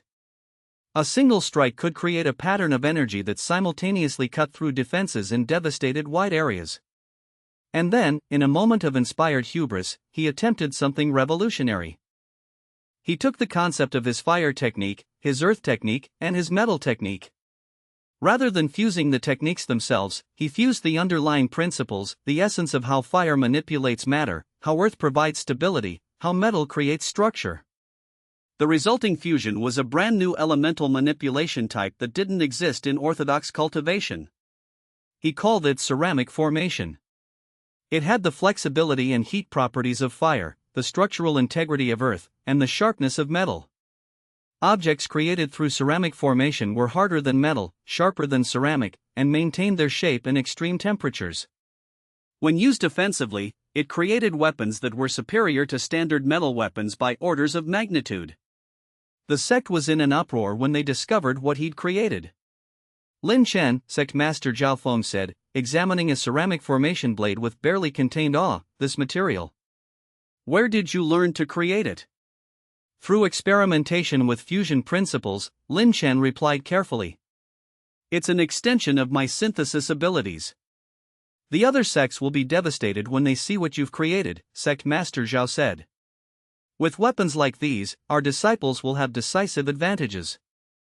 2 days before the Grand Sect tournament was to begin, Liang Chen stood in the Vermilion Phoenix sect's primary training ground, looking over the prepared items.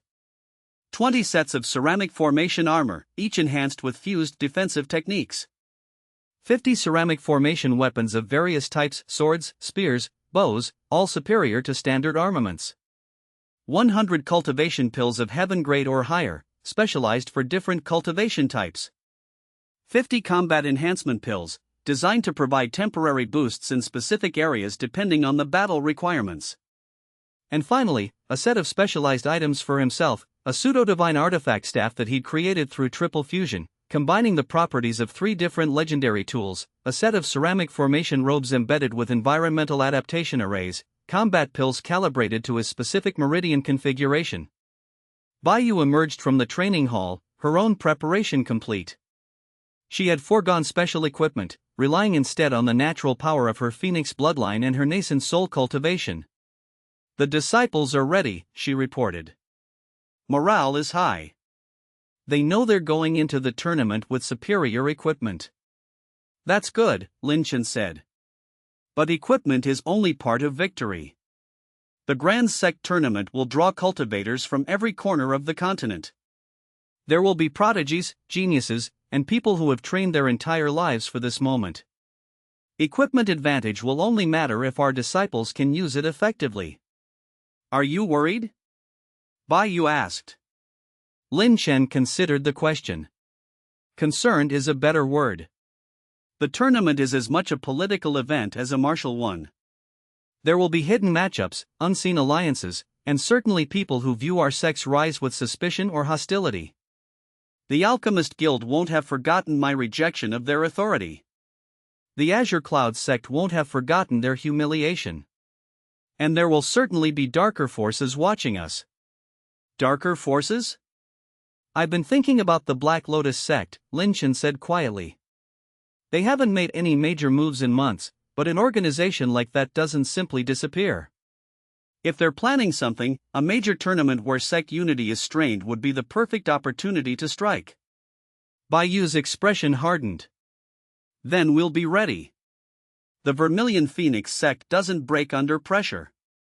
The next morning, a grand convoy of disciples, elders, and support staff departed for the Grand Sect tournament's location, the Mountain of the Eternal Phoenix, a sacred peak located at the convergence of 6 provinces. Liang Chen traveled with the main group, his mind already focused on the challenges ahead. The first tournament match was less than 48 hours away. As he looked out from the merchant caravan toward the distant mountains, his hand unconsciously rested on the pseudo-divine staff at his side. Something was coming, he could feel it in the subtle currents of chi flowing around him. The tournament would be a crucible, and whatever emerged from it would be transformed forever. Chapter 13, Continental Tournament, Day 1. The mountain of the Eternal Phoenix rose like a monument to legend itself.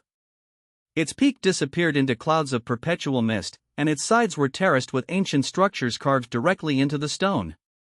The main tournament arena occupied the broadest terrace, a massive circular platform that had been carved from the mountain itself over millennia. The crowd was staggering. Over 50,000 spectators had gathered to watch the Grand Sect tournament. Merchants, sect elders, wandering cultivators, and nobility from a dozen kingdoms. Entire viewing stands had been erected around the arena's perimeter, organized by province and sect affiliation. The air thrummed with anticipation and the background noise of thousands of conversations happening simultaneously. Liang Chen stood in the preparation pavilion with the Vermilion Phoenix sect's team. Around them were representatives from dozens of other organizations, the Azure Cloud sect, whose members still shot him looks of barely concealed hostility, the Crimson Pill Pavilion, where Xianxia observed the proceedings with sharp, analytical interest, the Sword Saints sect, whose disciples radiated an almost palpable aura of superiority, and countless others. The tournament format was deliberately complex. With over 200 disciples competing across 3 age brackets, a simple elimination tournament would take weeks. Instead, the organizers had implemented a tiered advancement system. Preliminary matches would narrow the field to the top 100, then subsequent rounds would determine the final rankings. Liang Chen was in the youngest bracket, cultivators aged 30 or under. This placed him alongside Xianxia, along with most of the truly prodigious talents in the cultivation world. Liang Chen, the announcer's voice boomed across the arena, magically amplified to reach all 50,000 spectators, versus Su Tian of the Iron Fist Society. Liang Chen made his way to the arena floor, where his opponent was already waiting. Su Tian was a body cultivator, a specialist in tempering the physical body rather than developing chi control. He was massive, easily a head taller than Liang Chen, with muscles that rippled beneath his simple training robes. His aura marked him as mid-stage golden core, but the density of his physical presence made him feel much stronger. The opening bell sounded. Su Tian came forward immediately, his approach direct and powerful. Body cultivators disdained fancy techniques in favor of pure physical force. His first punch was aimed at Liang Chen's torso, a strike that would shatter internal organs if it connected. Liang Chen sidestepped, using the phantom step technique to move with minimal energy expenditure. He countered with a fused strike of his own, the stellar convergence blade manifesting as pure energy, a cutting force that aimed for Su Tian's arm. The body cultivator's arm was toughened through years of tempering. Liang Chen's blade met it and cut deeply, drawing blood, but the wound closed within seconds as Su Tian's accelerated healing and body cultivation techniques activated. The man barely seemed to notice the injury. "Is that all?" Su Tian bellowed, launching into a series of overwhelming strikes. Liang Chen was forced to retreat, using complex footwork to stay ahead of the relentless assault. The arena floor trembled each time Su Tian's fist struck the stone. Cracks propagated outward from each impact. This was no ordinary body cultivator, this was a true specialist, someone who had spent decades perfecting their craft. Liang Chen adjusted his strategy. Rather than trying to match Su Tian's strength, he began weaving between attacks, using the ceramic formation armor's enhancement properties to channel the force of strikes around his body rather than absorbing them. Each deflection was precise, minimal in effort, maximum in efficiency. But Su Tian was intelligent as well as powerful. After his 20th overwhelming strike, he switched tactics, dropping into a stable stance and beginning to create a subtle chi field around himself. It was a technique of body cultivation lore, skin hardening formation. It would increase his defensive capabilities exponentially. This was the moment Liang Chen had been waiting for. He stopped retreating and began to advance. His movements were fluid, perfect, the result of weeks of training with Baiyu. He initiated the stellar convergence blade again, but this time in combination with a new conceptual technique he'd developed, temporal acceleration, a fusion of three different acceleration principles combined at the conceptual level. The strike that emerged was impossibly fast, too quick for the eye to follow. Su Tian managed to raise his arm to defend, but the strike cut through his skin-hardening formation like paper. The blade carved a deep wound across his shoulder and chest. This time, the wound didn't heal quickly. The temporal acceleration property of the strike had disrupted the body cultivator's healing process, creating a momentary window where his body couldn't regenerate. Su Tian's eyes widened in shock and respect. He came at Liang Chen again, but his movements were now more cautious, more calculated. The two exchanged strikes for several more minutes, but it was clear that Su Tian was searching for a way to overcome the fundamental disadvantage of fighting someone whose techniques he couldn't predict. Finally, Su Tian dropped his arms and nodded at the referee. "I concede. His technique is too versatile for my approach." "Well fought." The crowd erupted. It was the first match of the tournament, and Liang Chen had won decisively against a tough opponent. The bets for his future matches immediately shifted in his favor. The next 3 hours saw him face 3 more opponents. His second match was against a formation master from the Thousand Formation sect. This was strategically more interesting. The cultivator, a young woman named Mushi, immediately began constructing formations in the arena to limit Liang Chen's movement. He found himself trapped in overlapping geometric patterns that restricted his options. But synthesis had taught him that all systems had fundamental principles. He analyzed Mushi's formations, understood their architecture, and then did something she clearly hadn't anticipated. He created a counter-formation of his own, fusing 3 defensive arrays at the conceptual level to create a formation that was incompatible with hers. The two formations collided in the arena's center. There was a moment of extraordinary tension as they met, pushing against each other. Then Mushi's formation collapsed, unable to withstand the pressure of Liang Chen's synthesized creation. The match lasted 17 minutes. His third opponent was a poison cultivator from the Emerald Venom sect. This required a completely different approach. Liang Chen used the ceramic formation armor to create a complete physical barrier that the poison couldn't penetrate. His counterattack was through pure physical overwhelming. He advanced methodically, using brute chi output to destroy the poison cultivator's ranged attacks before they could activate. The fourth opponent was a sword cultivator from the Blue Twilight sect, probably the closest in approach to Liang Chen's own techniques. This battle was decided by creativity. While the sword cultivator relied on orthodox sword techniques, Liang Chen continued to innovate, fusing his blade techniques with his new ceramic formation principles to create sword attacks that had multiple effects and hidden properties. By the end of day 1, Liang Chen had won 4 matches without taking any serious damage. The Vermilion Phoenix sect was ecstatic. The other disciples had also performed well, several had advanced to the next round, and the ceramic formation equipment had proven to be a decisive advantage. Only 3 disciples had been eliminated in the preliminary rounds. That evening, Liang Chen sat with Bai Yu in their sect's designated quarters, reviewing recordings of the day's other matches through a viewing array. Shen Ling won her matches decisively, Bai Yu reported. Using traditional techniques, but with refinements that suggest she's been working on something since your duel. Her pills have had a noticeable advancement. She's not our main concern, Liang Chen said. Alchemical battles and tournaments are usually secondary to direct cultivation matches. We should focus on the actual combat specialists. I've identified 7 disciples who seem to be at a higher tier than the others, Bai Yu said, manipulating the viewing array to bring up their records. This one is Li Guang, from the Sword Saints sect. Nascent soul stage, disciple of a legendary cultivator. He hasn't faced any truly difficult opponents yet, but his technique control is unsettling. The recording showed Li Guang facing a golden core peak cultivator. Li Guang's sword was unremarkable, his stature average, his movements economical. But when he fought, every strike was perfectly placed. No wasted motion, no unnecessary flourish. He defeated his opponent in under 30 seconds using basic techniques that were executed with such precision that they became devastating. He's dangerous, Liang Chen agreed. But he's also nascent soul. I expected multiple opponents at that level. There are others, Bai Yu continued, scrolling through the records.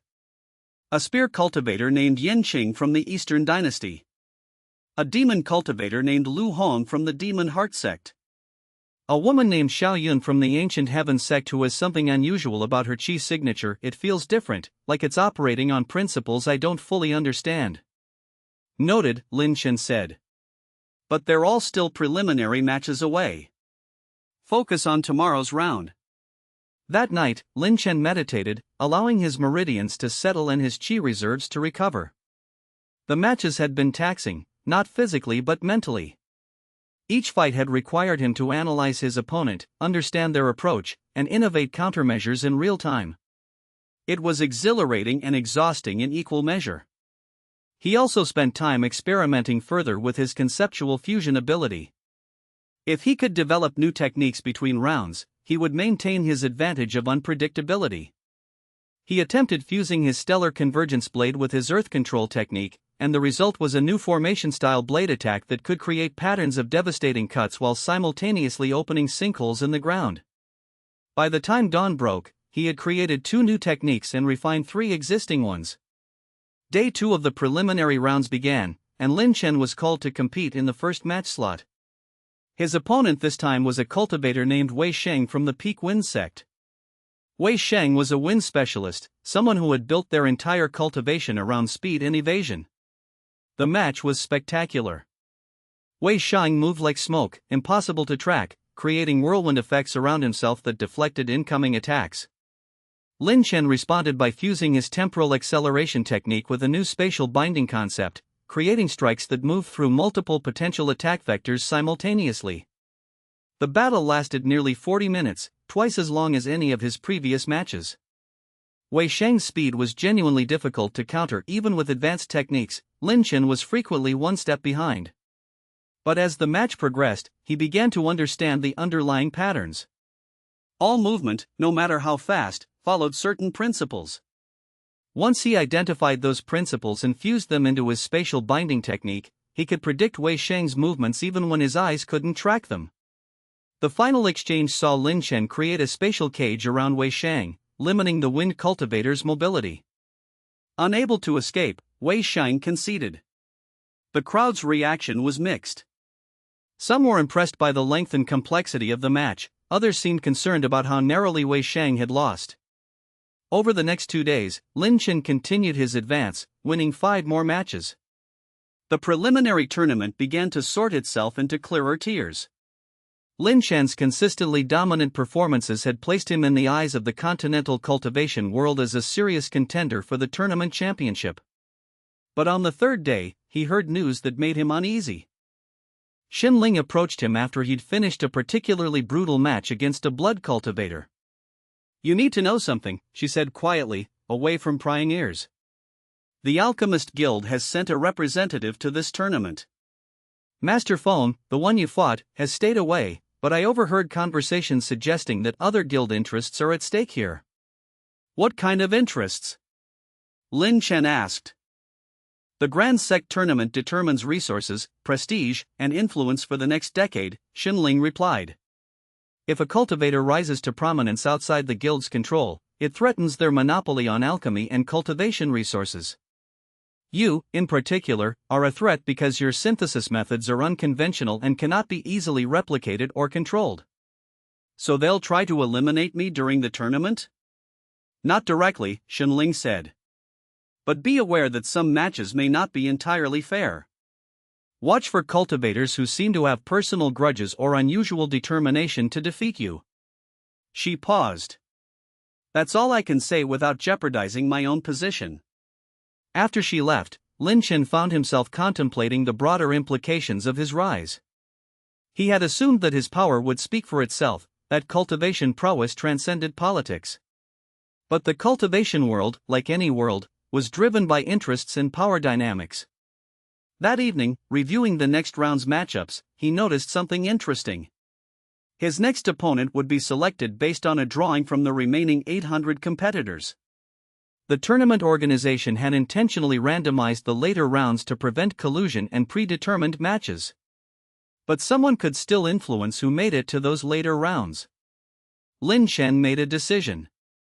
He would accelerate his cultivation growth, not just to become stronger, but to become strong enough that no amount of political maneuvering could undermine his position. He would prove that synthesis and fusion were not just tricks or novelties, but a legitimate and superior path to cultivator advancement. As he fell asleep that night, his system chimed softly. Ding!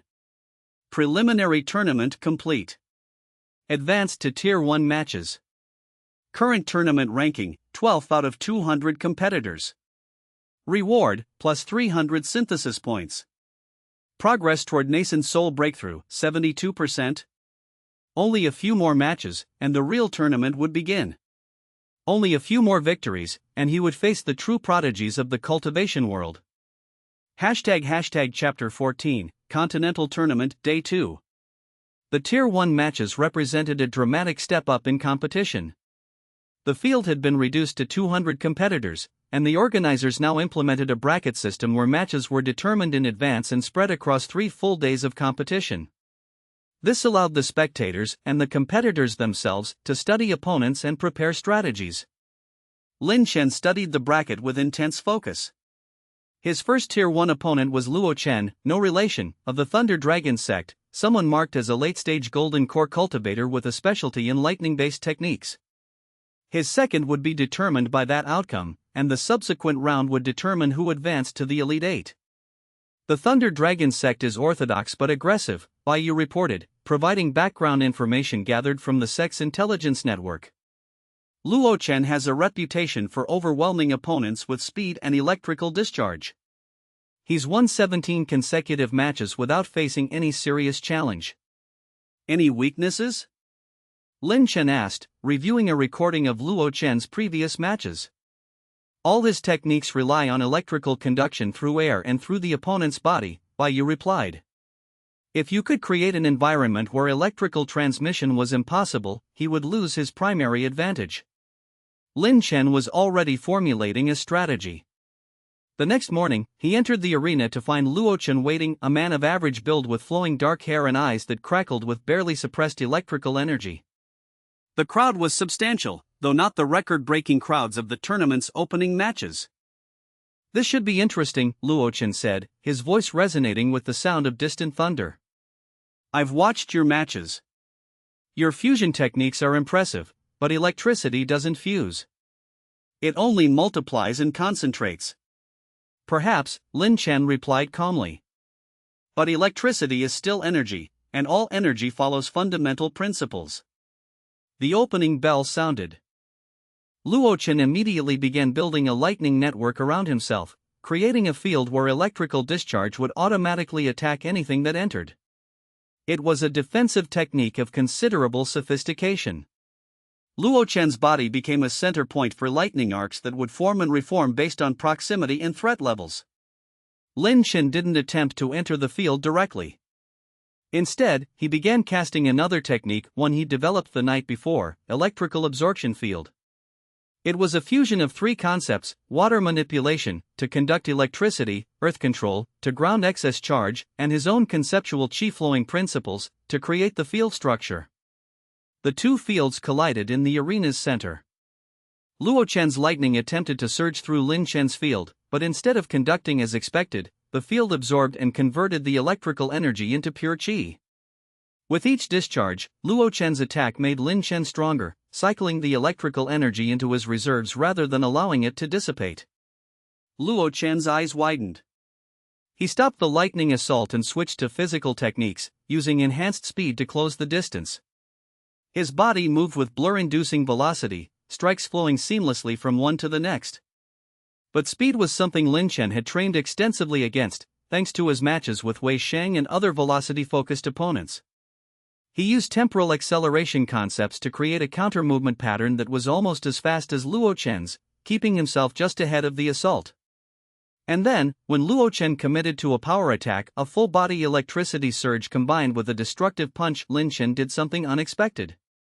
He stopped dodging and stepped directly into the attack. His ceramic formation armor and the electrical absorption field worked together to completely negate the electrical damage. The physical impact was absorbed through his fused meridians, which distributed the force harmlessly through his entire body rather than concentrating it at the point of contact. The momentum carried Luo Chen forward, right past Lin Chen's position. Luo Chen spun to recover, but Lin Chen was already moving, initiating a new technique he'd been developing, void resonance, a fusion of spatial cutting with conceptual precision that created strikes that existed partially in multiple locations simultaneously. Luo Chen managed to raise a lightning defense, but the void resonance strike cut through it as if the lightning wasn't there. The technique connected with Luo Chen's arm, and the Thunder Dragon disciple cried out, his arm temporarily paralyzed as the spatial disruption interfered with his nervous system. Seeing that he had no way to overcome Lin Chen's defensive layer while simultaneously being vulnerable to attacks that his own strengths couldn't counter, Luo Chen dropped his arms. I concede. Your fusion principles are beyond my capacity to overcome. The match had lasted 23 minutes. The crowd was enthusiastic but not shocked. Lin Chen's undefeated record had been building expectations of exactly this kind of dominant performance. That evening, the bracket for the next round was announced. Lin Chen's next opponent would be Xianxia, the spear cultivator from the Eastern dynasty that Baiyu had identified as being at an elite tier. This will be significantly more challenging, Baiyu warned, showing Lin Chen recordings of Xianxia's matches. The spear cultivator was a master of his weapon. Every thrust was perfectly angled, every rotation timed to maximum efficiency. He was nascent soul stage like Li Guan, but where the sword cultivator emphasized precision, Xianxia emphasized overwhelming power. His technique is purely orthodox? Lin Chen asked. As far as I can determine.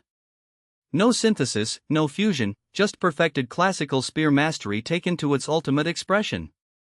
Lin Chen realized something important: he would face multiple opponents in the Tier 1 round, and they would steadily increase in strength.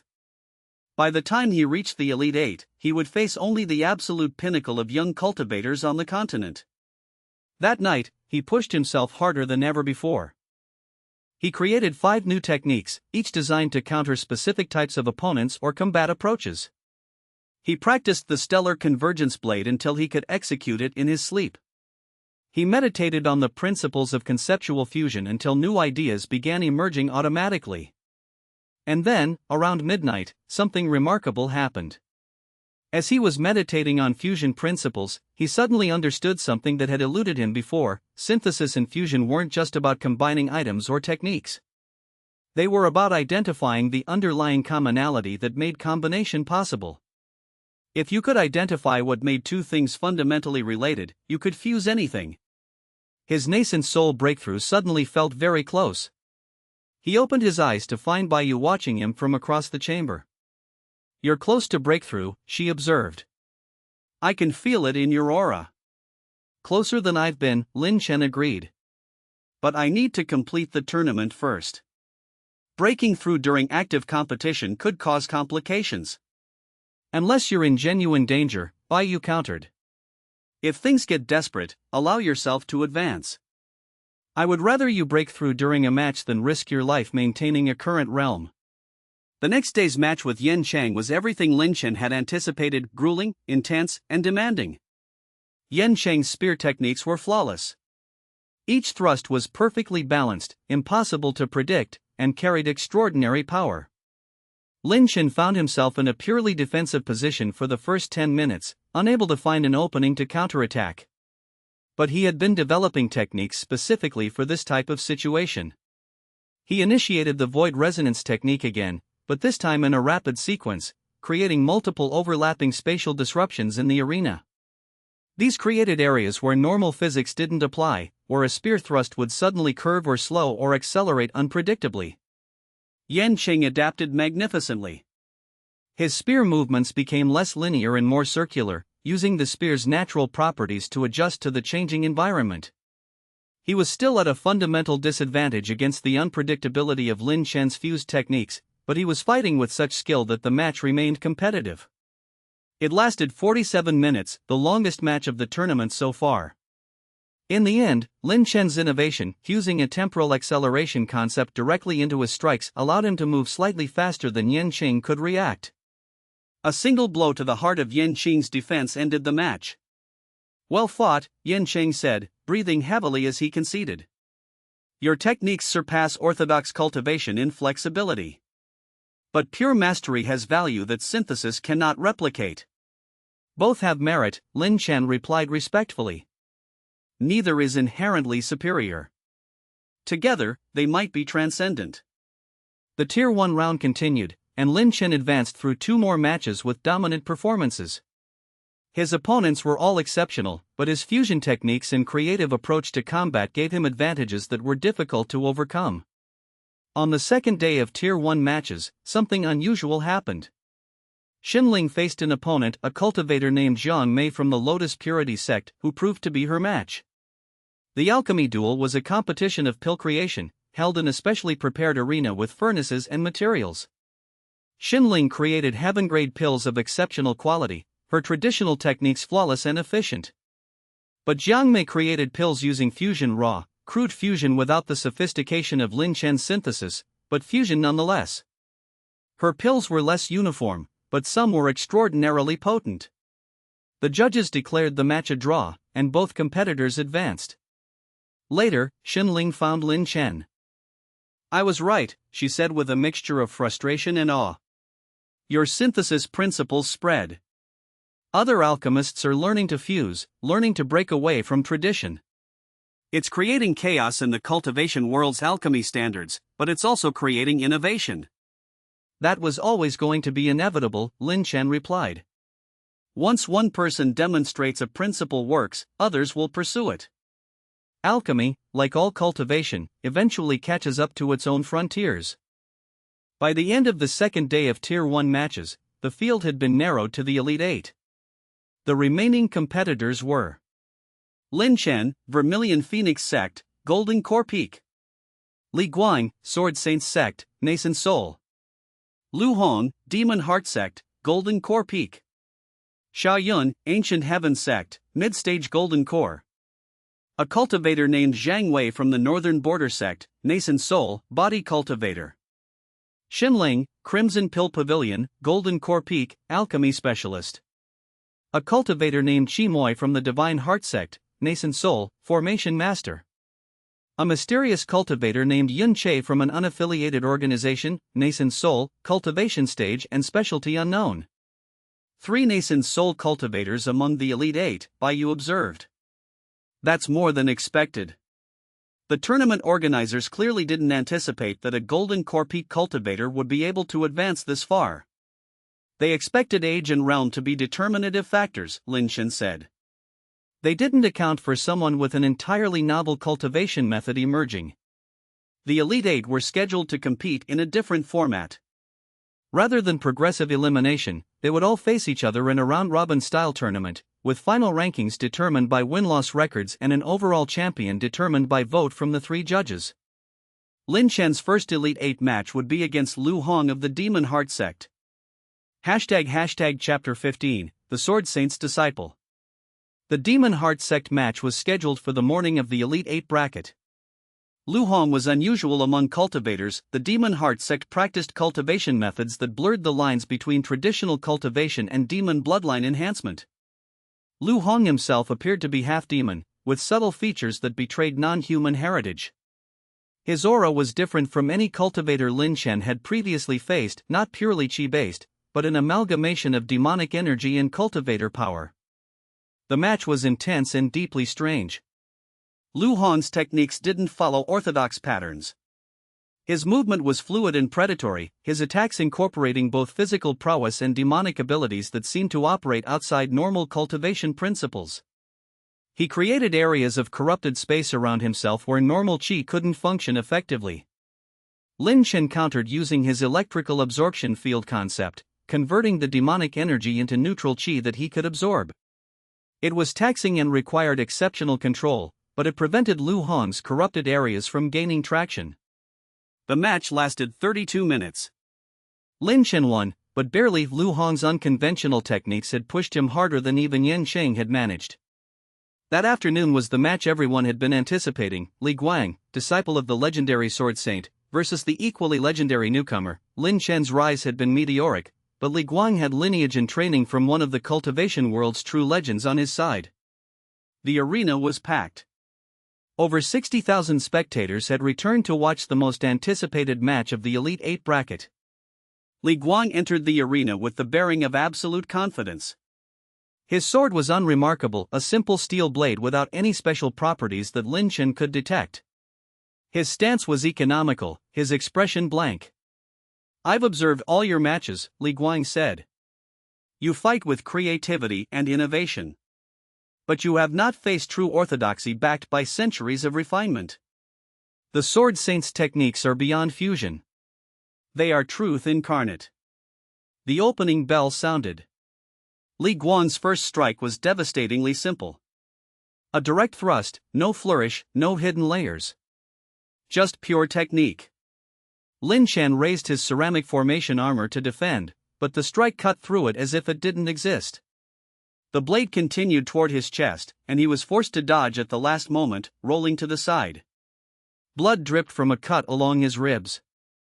This was different. This was dangerous in a way none of his previous opponents had been. Liang Chen initiated a rapid sequence of counter techniques, his stellar convergence blade attempting to outmaneuver Li Guang's sword. The two weapons clashed, and Liang Chen felt the impact through his entire arm. Li Guang's sword technique was so refined that even defensive movements were offensive in nature. The resonance from each block threatened to tear Liang Chen's meridians apart. They exchanged strikes at incredible speed. The arena became a blur of light and sound, the spectators watching in stunned silence as two masters of the sword engaged in a battle that seemed to transcend normal comprehension. But as the match progressed, Liang Chen began to understand something crucial. Li Guang's technique was superior to his own, but only because it was more refined. The fundamental principles were actually simple, emphasizing precision, efficiency, and perfection of form. Liang Chen had an advantage that Li Guang had never considered: he could fuse opposing principles. He began incorporating elements of Li Guang's own technique into his counterattacks. Each of his stellar convergence blades now carried subtle components of the Sword Saint's methodology, creating hybrid attacks that were both his innovation and an echo of the legend's own mastery. Li Guang's eyes widened when he sensed this. For the first time in the match, something like uncertainty flickered across his face. The match had already lasted 40 minutes, longer than any tournament match so far. Both cultivators were beginning to show signs of exhaustion, though they were fighting at a level so elevated that exhaustion for them meant what other cultivators would call full-powered offense. In the final exchanges, Liang Chen made a critical decision. He would not defeat Li Guang in this match. The gap between them, nascent soul versus golden core, was simply too significant. But he could prove that he could compete at that level, that his synthesis and fusion methods were legitimate paths to power that deserved respect. He began retreating, subtly but clearly moving toward a position where Li Guang would have the advantage. The Sword Saint's disciple pressed forward, sensing victory. His final sequence of strikes was magnificent, a flowing series of cuts that seemed to exist in multiple dimensions, each one perfectly timed and placed. Liang Chen defended against them, but increasingly it was clear that his defenses were failing. Finally, Li Guang's blade found an opening and struck Liang Chen directly in the chest. The impact sent him sprawling backward, gasping for air. Blood stained his robes. The crowd erupted in gasps and shocked exclamations. Liang Chen managed to stand, though barely. He raised his hands in a gesture of concession. "I yield," he said, his voice clear despite the pain. "You are superior. The Sword Saint's teachings are worthy of reverence." The crowd was confused. Liang Chen had been competitive for the entire match, had pushed Li Guang harder than anyone expected, had created fusion techniques on the fly that seemed impossible. Yet he was yielding? But the cultivation world understood. To some battles, victory was less important than demonstration of understanding. Liang Chen had shown that he could compete with a nascent soul master. That was enough. As he left the arena, Bai Yu was waiting with a healer. The blade had penetrated deep into his chest, narrowly missing his heart. The healer went to work immediately, using cultivation techniques to stem the bleeding and prevent infection. "You lost on purpose," Bai Yu said. "It wasn't a question." "I lost because I'm not yet strong enough to truly defeat him," Liang Chen corrected. "But I proved I can fight him. That's worth the concession." And now, Bai Yu asked. The tournament continues. You still have 4 more matches in the Elite 8 bracket. Now I rest and recover, Liang Chen said. And I plan. Because that loss has taught me something important, I need to reach nascent soul stage. My current realm is limiting me, no matter how innovative my techniques are. That evening, Liang Chen made a decision that would alter the trajectory of the tournament. He would trigger a breakthrough attempt. The healer had stabilized his injury, but the blade wound had stressed his meridians significantly. At the moment they were recovering, they would be highly malleable, potentially vulnerable to manipulation, but also potentially receptive to the final transformation needed to advance to nascent soul stage. He gathered Bai Yu and a trusted sect healer, explained his intentions, and began the process. Ding! Warning! Attempting breakthrough while injured could result in fatal cultivation deviation. Recommend full recovery before attempting advancement. System will provide stabilization support, but ultimate responsibility remains with cultivator. Liang Chen ignored the warning and began the meditation sequence. Advancing from Golden Core to Nascent Soul was a fundamental transformation. In Golden Core stage, a cultivator's power was contained within the core itself, a sphere of concentrated qi in the lower abdomen. In Nascent Soul stage, this transformed into a separate entity, a manifestation of the cultivator's consciousness and will that could exist independently and participate in combat. The process was dangerous and took hours. Liang Chen began by allowing his core to destabilize slightly, creating controlled cracks in its surface. Into these cracks, he poured his consciousness, his will, his understanding of cultivation and fusion. The pain was extraordinary, far worse than his meridian fusion had been. At the 8-hour mark, Bai Yu poured her own nascent soul power into him, stabilizing the process and preventing catastrophic failure. The sect healer provided ongoing support to his physical body. At the 12-hour mark, Liang Chen felt the moment of transformation approaching. His core was fragmenting, breaking apart into component pieces. But these pieces were being restructured, reformed into something new. Consciousness itself was pouring from the core, taking shape, becoming. The crystallization completed at hour 14. In the space above his golden core, a new entity materialized, a manifestation that was simultaneously Liang Chen and not Liang Chen. It was smaller than his physical body, perfect in form and features, composed of pure qi and consciousness. His nascent soul had been born. Ding! Breakthrough complete. Cultivation stage advanced to nascent soul early stage. All techniques can now be applied at enhanced power. New system functions unlocked, advanced conceptual fusion, multilayer, DAO integration, preliminary access, DUT. Ding! Warning activated. Cultivator achieved breakthrough while injured. Recommend 48-hour recovery period before resuming combat activity. Engaging in combat before full stabilization risks nascent soul rejection. But there was no time for recovery. The tournament bracket continued, and Liang Chen had matches scheduled for the next 2 days. We should withdraw from the tournament, the healer said firmly. Your new nascent soul is unstable. Combat stress could force rejection. No, Liang Chen said, his voice now slightly different, layered with harmonic properties from his nascent soul manifestation. I'll participate. The tournament pushed me to this breakthrough. It would be wasteful to stop now. Liang Chen, Bai Yu said carefully, please reconsider. I'll be worried the entire time. He looked at her, at the concern in her eyes, and felt something that had nothing to do with cultivation. I understand your concern. But this is why I train, why I push myself. Not to avoid challenges, but to face them. The next match was against Zhang Wei of the Northern Border sect, a nascent soul body cultivator whose combat approach was similar to Su Tian's but far more refined and powerful. When Liang Chen entered the arena, his new nascent soul made his presence immediately visible to the crowd. A manifestation of consciousness hovering above him, clearly visible to high-level cultivators and marked with special visual arrays for the spectators to observe. The crowd was shocked. A new nascent soul meant a breakthrough, which meant Liang Chen had just advanced a full realm in the middle of a tournament. It was unprecedented. The match against Zhang Wei became a trial by fire. Zhang Wei's body cultivation techniques had evolved significantly from the simpler approaches.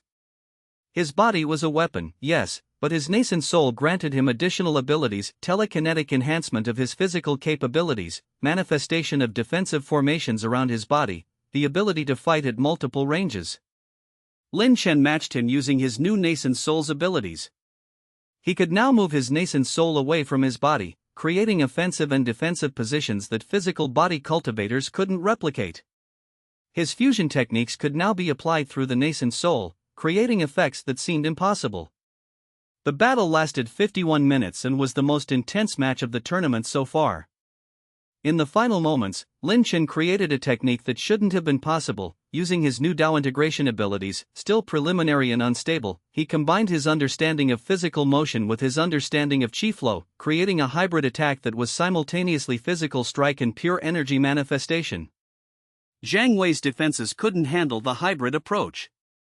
He conceded after taking direct hits that demonstrated Liang Chen's overwhelming advantage. The crowd was in chaos. Spectators were placing new bets, sect elders were discussing the implications, and the tournament organizers were concerned about the implications of someone advancing during active competition. But there was nothing in the rules preventing it. That evening, more concerning news arrived. A messenger from the Alchemist Guild presented a formal declaration. The guild was beginning a formal investigation into Liang Chen's synthesis system, claiming it violated certain established principles of alchemy and cultivation. The investigation might result in sanctions or restrictions on his techniques. Additionally, scouts reported suspicious activity in the regions surrounding the tournament site. Something dark was moving in the mountains, something that didn't match any known sect or organization. As Liang Chen stood on his chamber balcony, looking out at the distant peaks shrouded in mist, he felt the weight of mounting pressure. The tournament was proving to be less a simple competition and more a crucible where multiple interests were converging. His nascent soul manifested above him, and for the first time, he could sense its emotions: uncertainty, determination, the hunger for growth that came with achieving a new realm. 2 more matches remained before the Elite Eight would be complete and the true championship round would begin. 2 more opportunities to prove his worth. And in the shadows around the tournament site, forces were moving that had nothing to do with competition or prestige. Chapter 16, Fusing Meridians, Second Stage. Author's note: this chapter is integrated into Chapter 15 during the breakthrough sequence. The Meridian Fusion second stage and nascent soul advancement happened simultaneously. The breakthrough process continued beyond what normal advancement would require. As Liang Chen's nascent soul crystallized and took form, something unexpected occurred. His meridians, already modified by the first fusion, began resonating with the new nascent soul's manifestation. The 2 systems that he had transformed through synthesis began interacting in ways that no cultivation manual had ever documented. Baiyu sensed the danger immediately. His meridians are destabilizing. The new nascent soul's resonance is creating cascade failures in the modified pathways. The sect healer moved to intervene, attempting to suppress the reaction, but Liang Chen raised a hand weakly. No. Let it happen. I understand now, the second stage of meridian fusion isn't a separate process. It happens naturally when nascent soul forms. I just need to guide it.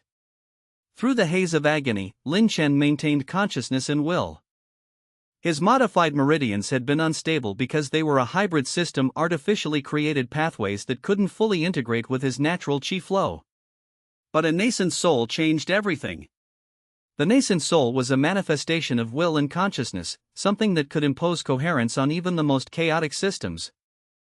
Using his nascent soul as an organizing principle, Liang Chen began forcing his meridians to accept their new configuration. Rather than fighting the integration, he pushed the transformation deeper, harder, forcing each individual pathway to restructure itself at a fundamental level. The pain reached levels that would have destroyed a weaker mind. Liang Chen's screams echoed through the chamber, and Baiyu could only hold his hand and pour stabilizing energy into him, watching helplessly as he transformed himself into something new. Ding! Meridian structure destabilization detected. Engaging secondary stabilization protocol. Warning: process is exceeding known parameters. Cultivator may not survive. Proceeding with caution. At hour 16, the breakthrough sequence reached a critical apex. Liang Chen's meridians completely rejected their previous configuration. They fragmented, shattered, became nothing but disconnected pathways floating in his body like broken glass. His chi flow ceased entirely, and he flatlined into something beyond unconsciousness, a state of existence where his body no longer functioned according to conventional physiology. Bai Yu believed he was dead. She began channeling power through his meridians in an attempt to revive him, but there was nothing to channel into. The meridians were simply gone. And then, at hour 22, something impossible happened. The shattered meridian fragments began moving. Not physically moving through his body, but restructuring themselves in three-dimensional space. Where there had been linear pathways, now there were branching networks. Where there had been simple channels, now there were complex lattices of chi conduction. The nascent soul, acting as the organizing principle, was rebuilding his meridian system from the ground up, creating something that had never existed before. By hour 24, the process was complete. Liang Chen gasped back to consciousness. His body convulsed, drawing breath, his meridians suddenly flooding with chi in a rush of power that felt like awakening for the first time. Ding! Meridian fusion stage 2 complete. Meridian structure now exceeds optimal parameters. Baseline chi flow increased by 340%. Meridian capacity expanded by 275%. Dao resonance pathways unlocked, 7 of 12 completed. Ding! New system function unlocked, conceptual fusion mastery, advanced. You can now fuse abstract concepts with greater sophistication, including techniques, energies, Dao insights, and limited experiential knowledge. Fusing concepts related to your personal experience can yield revolutionary results. Ding! New system function unlocked, Dao integration framework, preliminary. You can now interface directly with fundamental cosmic principles. Advanced meditation and cultivation will unlock additional capabilities. Liang Chen opened his eyes to find Bai Yu's tears dripping onto his face.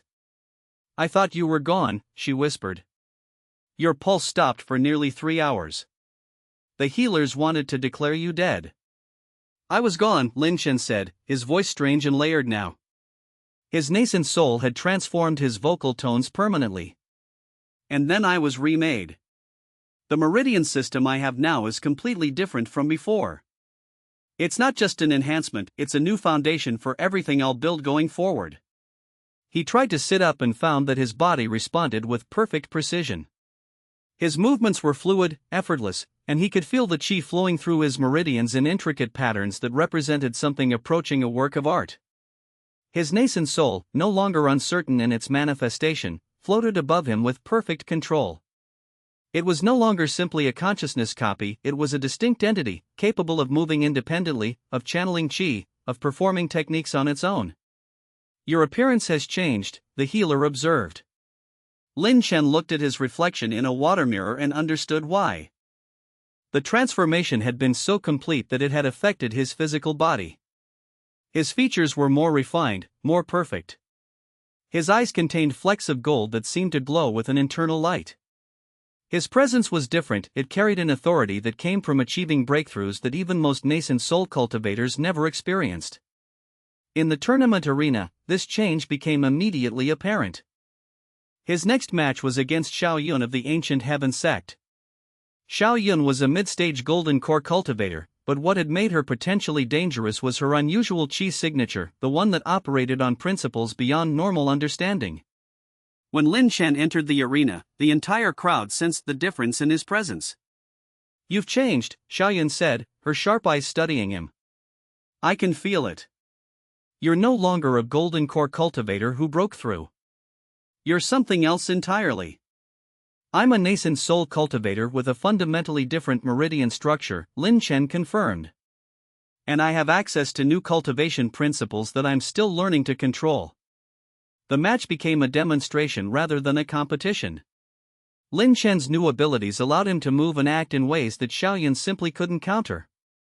His Dao integration framework, though still in preliminary form, gave him access to fundamental principles that allowed him to manipulate the arena itself. He could adjust gravity in localized areas, create pocket spaces where normal physics didn't apply, and use his nascent soul as a separate combat unit. Xiao Yun conceded after 7 minutes. "There's no competition here," she said with a graceful bow. "You've transcended the level where I can fight you. I will not waste both our time." The final match of the Elite 8 bracket was against Yun Che, the mysterious cultivator from an unknown organization. Yun Che was unusual in every way. His aura was complex, layered with elements that seemed almost otherworldly. His cultivation base was nascent soul stage, but there was something about it that suggested enhancement or augmentation beyond natural advancement. The match began with Yun Che simply standing still, observing Liang Chen's new capabilities. "You've advanced significantly since your previous matches," Yun Che noted. His voice was mellifluous and strange. "You have the bearing of someone who has undergone fundamental transformation." "I am intrigued. Will you fight?"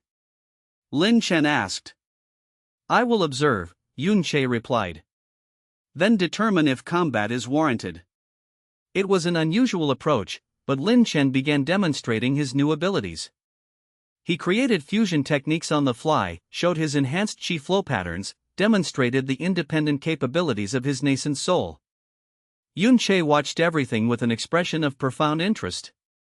Finally, he nodded. "Your techniques are impressive, and your understanding of fusion shows genuine insight. But you are still emerging, still growing. To defeat you now would be to prevent you from reaching your potential. Instead, I will yield." Liang Chen was confused. "You're conceding without fighting?" "I'm acknowledging superiority of potential," Yun Che clarified. "Your path is ascending at a rate that suggests you may transcend to levels beyond even nascent soul cultivation in the near future. I have no interest in impeding that ascension." Both judges and spectators were baffled by the match, but the rules technically allowed for concession for any reason. Yun Che's withdrawal was recorded, and Liang Chen advanced by default. After the Elite 8 bracket was completed, the tournament standings were: Liang Chen, 4 wins, 1 loss, 68 points. Li Guan, 5 wins, 0 losses, 75 points. Shenling, 4 wins, 1 loss, 68 points. Zhang Wei, 3 wins, 2 losses, 60 points. Lu Hong, 3 wins, 2 losses, 60 points. Qi Moi, 2 wins, 3 losses, 50 points. Xiao Yun, 1 win, 4 losses, 35 points. Yun Che, 3 wins, 2 losses, 60 points, though he conceded 1 match. The tournament organizers announced that the final championship round would feature the top 3 finishers competing in a triangle match, a 3-way contest where any competitor could defeat any other, creating a complex strategic environment. The top 3 were Li Guan, Liang Chen, and Shenling. The championship match would be a 3-way alchemy/combat hybrid format.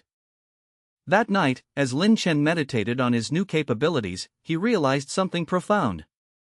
The system notifications had been indicating something that he'd missed. His Dao resonance pathways were 7 of 12 completed. Somewhere in the cultivation world, there existed other pathways, other principles that he could fuse with his own cultivation base. But more immediately pressing was the tournament's final match, and beyond that, the ominous signs that darker forces were converging on the tournament site. The celebrations would have to wait. Power had a cost, and the cost was about to come due. Chapter 17, Conceptual Fusion. The morning of the championship match, Liang Chen received an unexpected visitor in the Vermilion Phoenix Sect's pavilion. Qi Moi, the formation master who had been eliminated from the Elite 8 bracket, requested a private meeting. The messenger noted that Qi Moi came with urgent news. They met in a secure chamber whereby you ensured no one could eavesdrop. "I know who Yun Che is," Qi Moi said without preamble. "And I know why he conceded to you."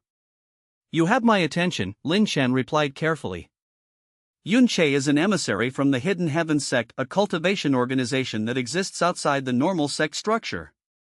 The Hidden Heaven sect watches for cultivators who demonstrate transcendent potential, cultivators who are breaking the rules of normal advancement and creating new paradigms.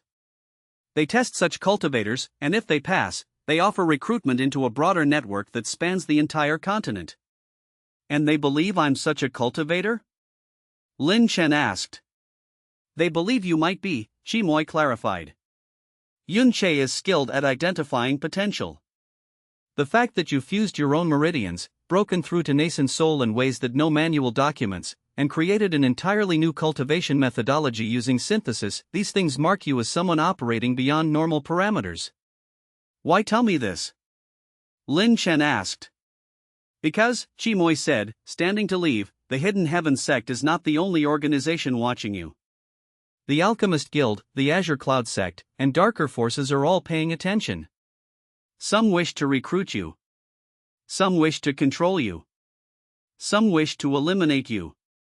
The championship match is less about tournament glory and more about a demonstration of your capabilities to audiences you don't fully understand.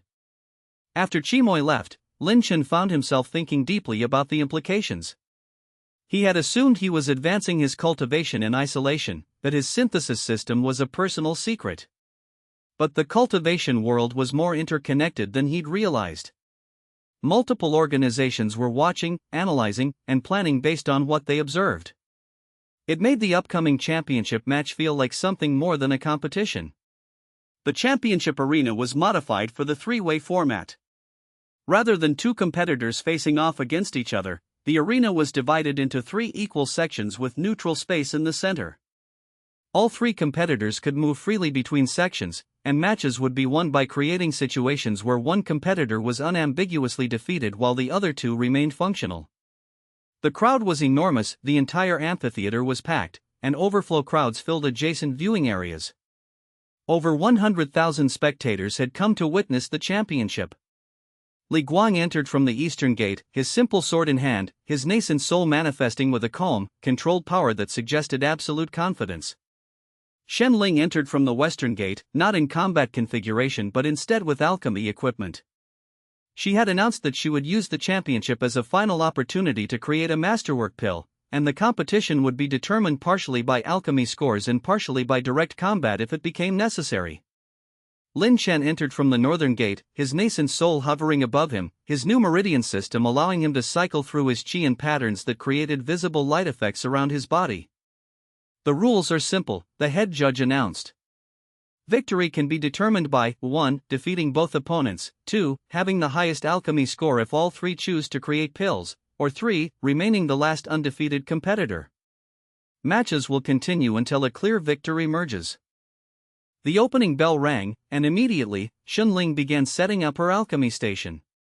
She was clearly declaring that she would pursue the alchemy victory path rather than direct combat. Li Guang began advancing toward Liang Chen, his sword drawn.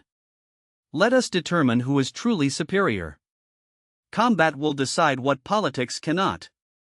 They clashed in the arena's center, and immediately the difference between them was evident. Liang Chen's new nascent soul allowed him to move in ways that Li Guang's more traditional nascent soul couldn't replicate. His new meridian system gave him chi reserves and flow patterns that were fundamentally different from what any cultivator operated with. But Li Guang was trained by the Sword Saint himself. His techniques were beyond technique, they were almost physical laws. The first 30 minutes of combat saw the two of them explore each other's capabilities. Liang Chen tested his conceptual fusion mastery abilities against Li Guang's legendary sword techniques. He created hybrid techniques that combined elements of the Sword Saint's own methodology with his fusion principles, forcing Li Guang to adapt constantly.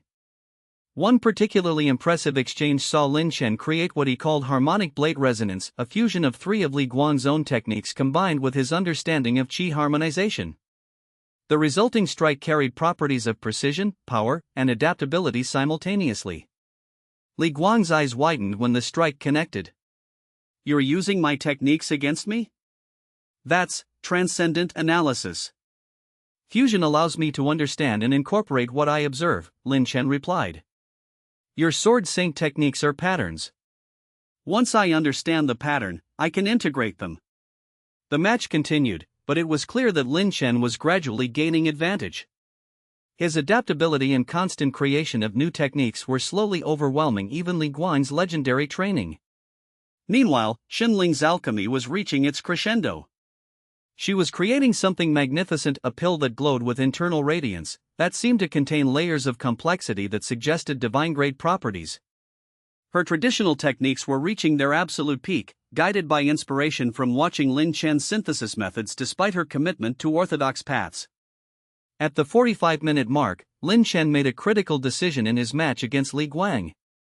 Rather than continuing to pursue victory, he began incorporating meditation and observation into his combat approach. He wasn't simply fighting anymore, he was studying Li Guang's nascent soul, understanding its structure, analyzing how it enhanced the Sword Saint's techniques. And then, using his new Dao integration framework capabilities, he began doing something that shocked everyone observing. He started fusing his understanding of Li Guang's nascent soul capabilities with his own nascent soul structure. The process was dangerous and theoretically impossible. You couldn't fuse someone else's cultivated power without creating rejection and catastrophic failure. But Liang Chen wasn't trying to merge their nascent souls. Instead, he was taking the principles that made Li Guang's nascent soul effective and integrating those principles into his own chi flow patterns. The result was that his nascent soul began manifesting new properties, new capabilities. It became faster, more precise, more capable of instantaneous adaptation. Li Guang sensed the change and felt a mix of respect and concern. What you're doing is beyond synthesis. You're analyzing and absorbing understanding from the combat itself. That's conceptual fusion at a higher level, Liang Chen confirmed. Taking the abstract concept of what makes your nascent soul effective and fusing it with my own development. Before Li Guang could respond, Xinling completed her pill. The artifact that emerged from her furnace was radiant, perfect, carrying an aura that suggested it was among the finest pills ever created. The judges immediately began evaluating it, and their expressions indicated that the quality exceeded even heaven-grade standards. Xinling's pill meets divine-grade criteria, the head judge announced. She achieves victory through alchemy. But the announcement immediately created a strange situation. Xinling had won the championship, but not through direct combat victory. The rules technically allowed this, but it felt incomplete to many observers. Wait, Xinling said, standing from her alchemy station. I will not claim victory on alchemy alone. If Liang Chen and Li Guang can determine a victor through direct combat, then I demand a full three-way match to truly determine supremacy. The crowd roared approval. This was what they had come to see, not bureaucratic victory, but genuine determination of superiority. The match resumed with Xinling now joining the combat zone. But Xinling's combat approach was different from the two cultivators. She had crafted pills during her alchemy work, and now she began consuming them, enhancing her capabilities temporarily. It was a legitimate strategy within tournament rules. The three-way combat that followed was extraordinary. Liang Chen found himself fighting two nascent soul cultivators simultaneously. Li Guang used legendary sword techniques that had been refined across generations. Xinling used a hybrid approach of combat techniques enhanced by rapid pill consumption, allowing her to cycle through different ability types constantly. And Liang Chen responded using his conceptual fusion abilities. He began fusing elements of both opponents' techniques into his own combat pattern. His strikes became simultaneously influenced by Sword Saint methodology and alchemical enhancement principles. His defense integrated lessons learned from both Li Guang's precision and Xinling's adaptability. The arena became a chaos of light, sound, and clashing energies. At the 75-minute mark of this extended engagement, something extraordinary happened. Liang Chen achieved what he later would understand as a breakthrough in conceptual fusion understanding. He stopped trying to selectively incorporate techniques from his opponents and instead opened his consciousness fully, allowing his nascent soul to analyze and integrate everything it perceived. In that moment, he understood something fundamental about cultivation itself. All techniques, all methods, all power sources were simply different expressions of underlying universal principles. Fusion wasn't about combining items or techniques, it was about recognizing the commonality between all things and integrating that recognition into one's own power base. His new technique emerged from this understanding. He called it infinite resonance.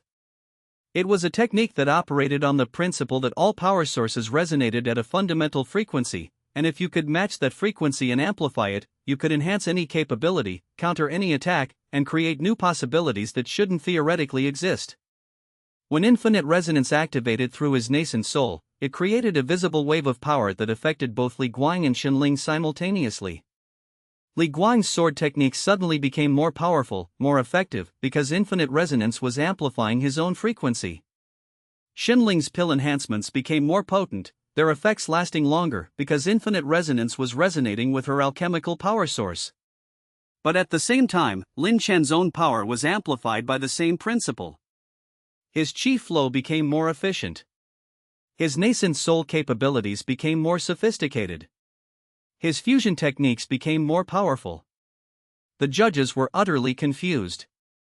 Liang Chen was simultaneously helping and fighting both opponents, creating a situation where all three competitors were becoming stronger. "This is fusion taken to its absolute extreme," Li Guang observed, a note of awe in his voice. "You're not just combining things anymore. You're creating unity between opposed principles."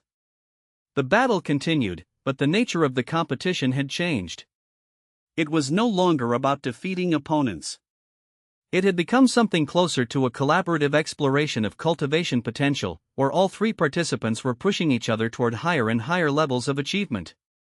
Finally, after 2 hours of continuous engagement, all three competitors simultaneously withdrew, recognizing that the match had transcended conventional victory conditions. The judges deliberated, ultimately determining that it was a three-way tie for first place, unprecedented in tournament history. The crowd was divided in their reaction. Some were frustrated that there was no clear victor. Others recognized that what they had witnessed was something beyond normal competition, a demonstration of cultivation principles that pushed the boundaries of what was theoretically possible. The three champions stood together in the arena's center as the judges approached. "You have each achieved victory today," the head judge announced. Liang Chen, for demonstrating unparalleled innovation and achieving capabilities that exceed the sum of normal cultivation achievement. Li Guang, for maintaining the highest standards of legendary technique mastery. Xianling, for creating a divine-grade pill and integrating multiple cultivation methodologies into unified combat expression. All three are champions. As they received recognition and rewards, Liang Chen was already thinking about what came next. His infinite resonance technique suggested that there were still higher levels of understanding waiting to be achieved. His Dao integration framework still had 5 incomplete pathways. And most pressingly, the ominous forces that Qimoy had warned about were still converging on this location. That night, as celebrations continued throughout the tournament grounds, Yu brought urgent news. "There's been a disturbance in the mountains surrounding the tournament site. Something is moving in the darkness, something powerful. The sect elders think we should prepare to evacuate." "What kind of disturbance?" Liang Chen asked. "Scouts report cultivators moving in coordinated patterns, establishing positions around the mountain. And they're not from any recognized sect. The movements suggest invasion preparation." Liang Chen stood on the balcony overlooking the tournament grounds and the distant mountains. His new perception, enhanced by nascent soul advancement, could sense what normal cultivators couldn't: a gathering darkness, a convergence of hostile intent. The tournament had been a proving ground. But something larger was coming. Chapter 18, Enemy Sect Invasion. The Black Lotus sect struck at midnight. There were no preliminaries, no formal declarations, just sudden violence erupting across the Vermilion Phoenix sect's encampment with shocking fury. Dark cultivators emerged from the mountains like a plague of locusts, hundreds of them, ranging from foundation establishment to golden core stages, with a handful of nascent soul masters coordinating the assault. Alarms blared across the tournament grounds, and cultivators from dozens of sects began mobilizing to defend themselves. But the Vermilion Phoenix sect was the primary target. Liang Chen emerged from his meditation chamber to find the sect's pavilion already under attack. Dark energy splashed against protective barriers, seeking weaknesses. Outside, he could hear screams as lower-level sect disciples were caught in the chaos. "Bai Yu," he called out, finding her already in combat armor. "Status?" "They're coordinating on 3 fronts," she replied, her phoenix flame burning with barely contained fury. "The main force is trying to breach our pavilion's defenses. Secondary groups are attacking the outer encampment where our non-combatant members are sheltered. And scouts report that they're establishing siege formations, suggesting they plan to pin us here while reinforcements arrive. Where are the tournament organizers? Liang Chen demanded. Defending the neutral zone. Multiple sects are being attacked, but ours is taking the brunt of it. The Black Lotus sect leadership clearly wanted to strike at us specifically. Liang Chen made an instant decision. We need to turn this to our advantage. The Black Lotus sect came prepared for conventional battle. They didn't expect someone with synthesis capabilities to respond in unconventional ways. He pulled open his internal library and began conducting rapid fusion operations in his mind. The materials available in the Vermilion Phoenix Sect's pavilion included alchemical components, cultivation artifacts, and numerous cultivation resources. Within minutes, Liang Chen began synthesizing them into something the Black Lotus sect definitely wasn't expecting. The first synthesis combined multiple defensive arrays at the conceptual level, creating a protective barrier that was exponentially more powerful than any single array. This barrier was distributed among the sect's disciples, turning every cultivator into a mobile point of defense. The second synthesis involved taking different types of energy output weapons and fusing them into something that could be produced rapidly and distributed. What emerged were temporary artifacts, essentially one-time use items that combined multiple cultivation techniques into devices that even lower-level disciples could activate. The disciples of Vermilion Phoenix sect who had been cowering or struggling against the assault suddenly found themselves equipped with tools that made them enormously more effective. A Foundation Establishment disciple could now create heaven-grade explosion effects. A chi condensation cultivator could produce temporary barriers.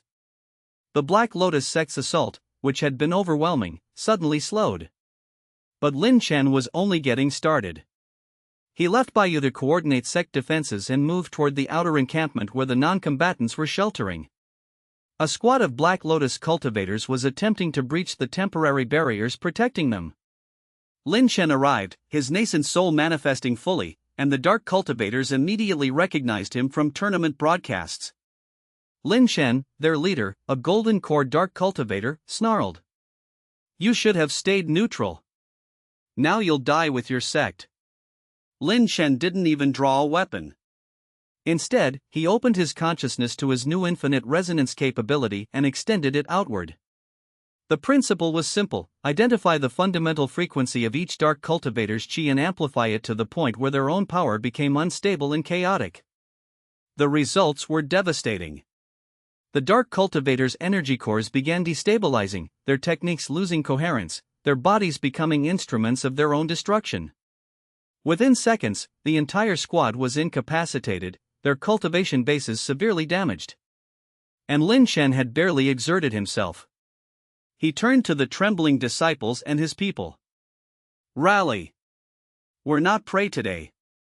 We're predators. Over the next hour, Liang Chen moved systematically through the Vermilion Phoenix sect's defensive perimeter, doing what no single cultivator should theoretically be able to do. He was essentially conducting a one-man counter-assault against an entire invasion force. His synthesis capabilities allowed him to rapidly create customized responses to different situations. When confronted by fire cultivators, he synthesized water aspect artifacts on the fly.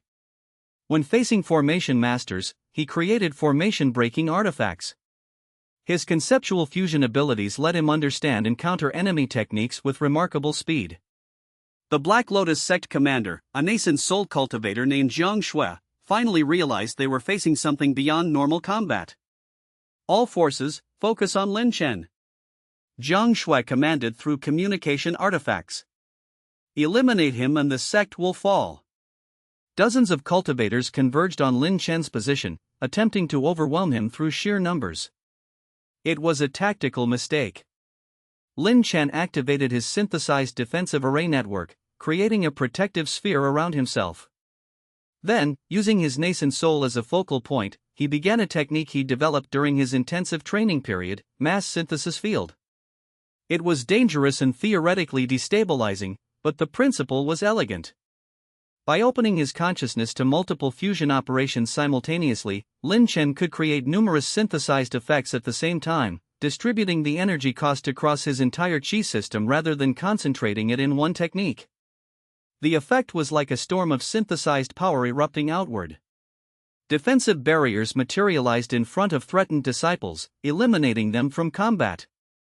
Offensive constructs targeted Black Lotus cultivators, forcing them to defend rather than attack.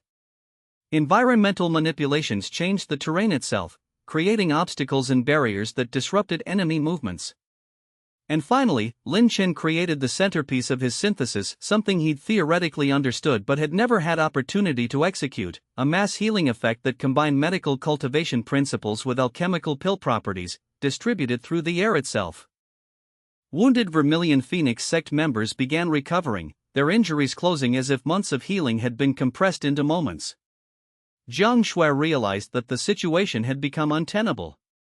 Retreat, she ordered through communication artifacts. Consolidate forces and regroup. The Black Lotus sect's assault, which had begun so aggressively, transformed into a disorganized withdrawal. Their advantages had been eliminated by an opponent who could respond to any situation through synthesis-based adaptation. But as they were withdrawing, Liang Chen sensed something that made him pause. The retreat was too orderly, too coordinated. It suggested that Xianxia had anticipated the need to withdraw and had planned a retreat strategy. That meant the initial assault had never been intended to completely destroy the Vermilion Phoenix sect. "By you," he called out through a communication array. "Stop them from fully disengaging. This feels like a probe, not a true invasion attempt." But the Black Lotus cultivators were already moving too quickly, vanishing back into the mountains from which they'd emerged. Xianxia personally led the rear guard, her nascent soul power keeping the Vermilion Phoenix forces at bay. Within 30 minutes of the initial assault's start, the Black Lotus sect had completely withdrawn. The tournament grounds fell into stunned silence. The Vermilion Phoenix sect had been attacked by hundreds of dark cultivators and had not only survived but had actually driven them back. And one person, Liang Chen, had essentially done it single-handedly through synthesis and strategic resource allocation. Tournament organizers, sect elders, and numerous high-level cultivators converged on the Vermilion Phoenix Pavilion to assess the situation. This was extremely well-coordinated, one of the tournament judges observed, examining the damage. The Black Lotus sect coordinated on multiple fronts with clear objectives. This wasn't a random attack. They wanted to eliminate the Vermilion Phoenix sect, Sect Master Zhaofeng said grimly, but specifically, I suspect they wanted to eliminate Liang Chen. His synthesis abilities had become too disruptive to their interests. Why would the Black Lotus sect care about an alchemy-oriented cultivation method? Another sect leader asked. Liang Chen suspected the answer. The Black Lotus sect dealt in forbidden cultivation techniques, in techniques that operated outside normal principles. Synthesis, which allowed combination and fusion of anything, was a fundamental threat to any organization built on monopolistic control of specific cultivation knowledge. The tournament organizers made an announcement: the championship matches would be suspended pending investigation into the invasion and assessment of security measures. The other sects were advised to increase security and prepare for potential additional assaults. That night, as Vermilion Phoenix disciples treated wounded colleagues and repaired damaged structures, Liang Chen sat with Baiyu on the pavilion roof, looking out at the stars. "This isn't over," Baiyu said quietly. "The Black Lotus sect doesn't abandon their targets. If they attacked so aggressively, it's because their leadership has decided you're a fundamental threat." "I know," Liang Chen replied. "And that's actually information I needed. Now I understand that my synthesis abilities aren't just cultivation innovations, they're systemic threats to how power is organized in this world. Organizations built on controlling access to specific techniques or resources will see me as an existential challenge." "So what do we do?" Baiyu asked.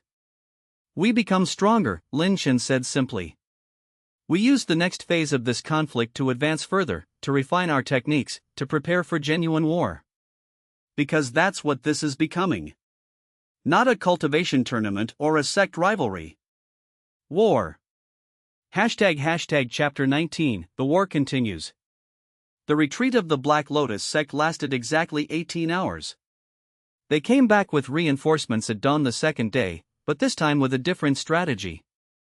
The assault was no longer a raid designed to probe and test defenses. This was a siege. Over 500 dark cultivators established positions around the mountain of the Eternal Phoenix, creating a perimeter that isolated the tournament grounds from the outside world. And at the center of their force, radiating an aura that spoke of genuine catastrophe, was the Black Lotus sect master himself. Spirit severing stage.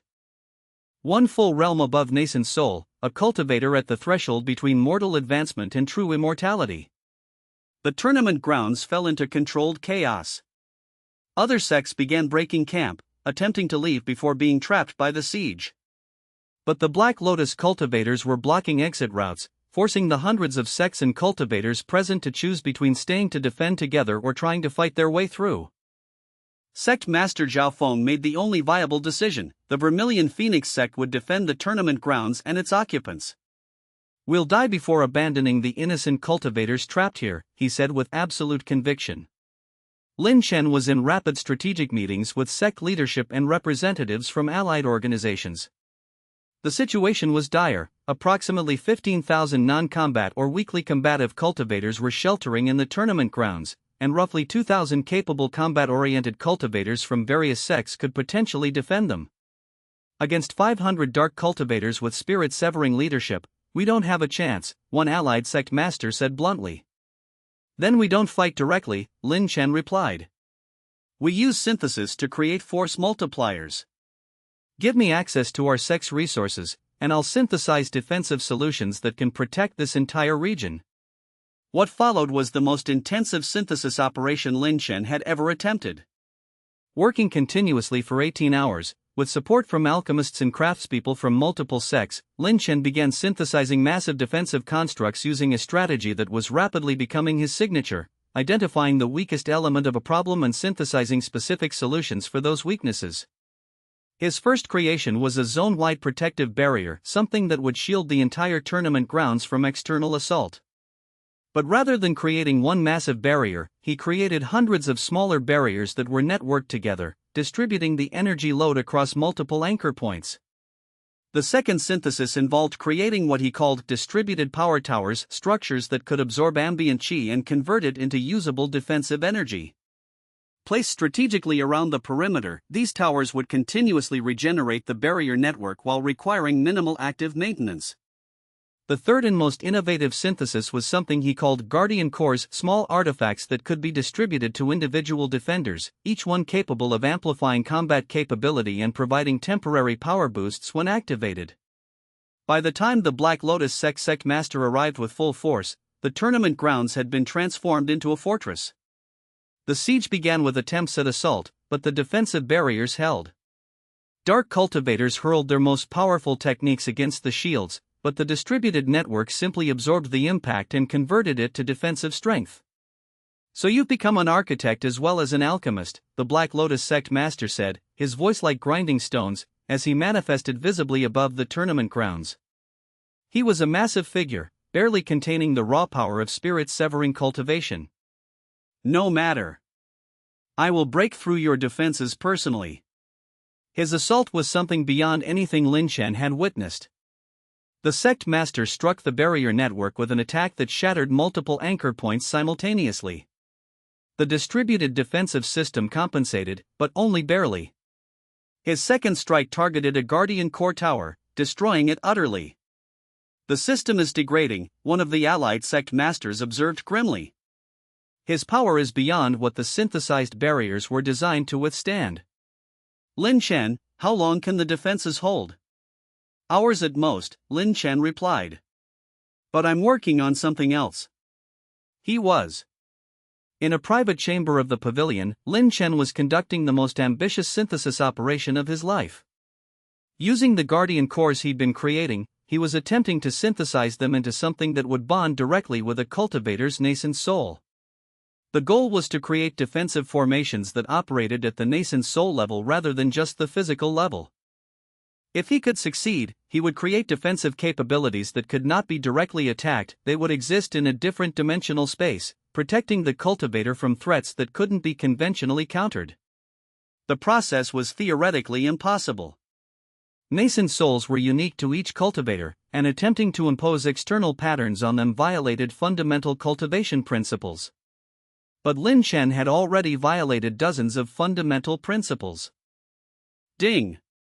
Attempting nascent soul resonance synthesis. Warning, this exceeds known parameters. Success probability, 34%. Failure could result in nascent soul rejection and cultivator death. Proceed with caution. He proceeded without caution. The synthesis of guardian cores with the nascent soul concept was monumentally complex. He had to simultaneously balance the individual identity of each nascent soul with the uniform properties of the guardian core structure. He had to create integration protocols that wouldn't trigger rejection. He had to ensure that the artifact wouldn't diminish the nascent soul's capabilities. The work consumed him for hours. Outside, the Black Lotus sect master continued his assault. The defensive barriers were failing, being systematically dismantled. But the cultivators inside were fighting harder than the dark cultivators, driven by desperation to protect the innocents sheltering among them. And then, finally, the synthesis completed. Liang Chen emerged from the chamber with a batch of guardian cores that radiated a completely different quality of energy. These weren't just artifacts, they were extensions of cultivator potential, items that could interface directly with a nascent soul. Distribute these, he commanded the sect leaders. Each of your strongest nascent soul cultivators should take one. When activated, they'll provide defense that cannot be conventionally penetrated. The nascent soul cultivators of the various defending sects took the guardian cores and activated them as instructed. The effect was immediately visible. Around each guardian core bearer, the air itself seemed to shimmer with defensive potential. Attacks from the Black Lotus sect's forces bounced off invisible barriers that existed partially outside normal space. "What is this?" one of the allied sect masters asked in awe. "Your synthesized artifacts now operate at the same dimensional level as our nascent souls?" "Better," Liang Chen replied. "They're bonded with your nascent souls. They can regenerate indefinitely as long as you have chi reserves." The sudden introduction of these synthesized defenses changed the battle dynamics entirely. The Black Lotus sect forces, which had been methodically dismantling conventional defenses, now found themselves unable to harm nascent soul cultivators who had become nearly impervious to attack. The momentum shifted dramatically. But the Black Lotus sect master, recognizing the danger, decided to end the siege through direct intervention. He descended to the tournament grounds personally and began an assault that was visible from dozens of kilometers away. His spirit-severing power was such that his individual techniques could threaten entire regions. Liang Chen watched from the pavilion as the sect master's dark flame technique descended toward the defensive barrier network. It was a technique of absolute destructive power, something that mere nascent soul cultivators couldn't hope to counter. And then, Liang Chen did something that even his system had warned against. He attempted to synthesize 3 heaven-grade defensive formations at the conceptual level while simultaneously integrating them with the protective barrier already covering the tournament grounds. It was too much power to safely manipulate. His nascent soul screamed in protest as he poured exponentially more chi through his newly restructured meridians than they were designed to safely handle. Blood dripped from his mouth. His vision started to blur. But the synthesis completed. A megaformation emerged, something that was simultaneously 3 different formations and a unified whole. It was a construct that shouldn't have been theoretically possible, something that violated the fundamental principle that multiple formations would clash and destabilize each other. Except Liang Chen had synthesized them at such a deep conceptual level that they weren't separate formations anymore.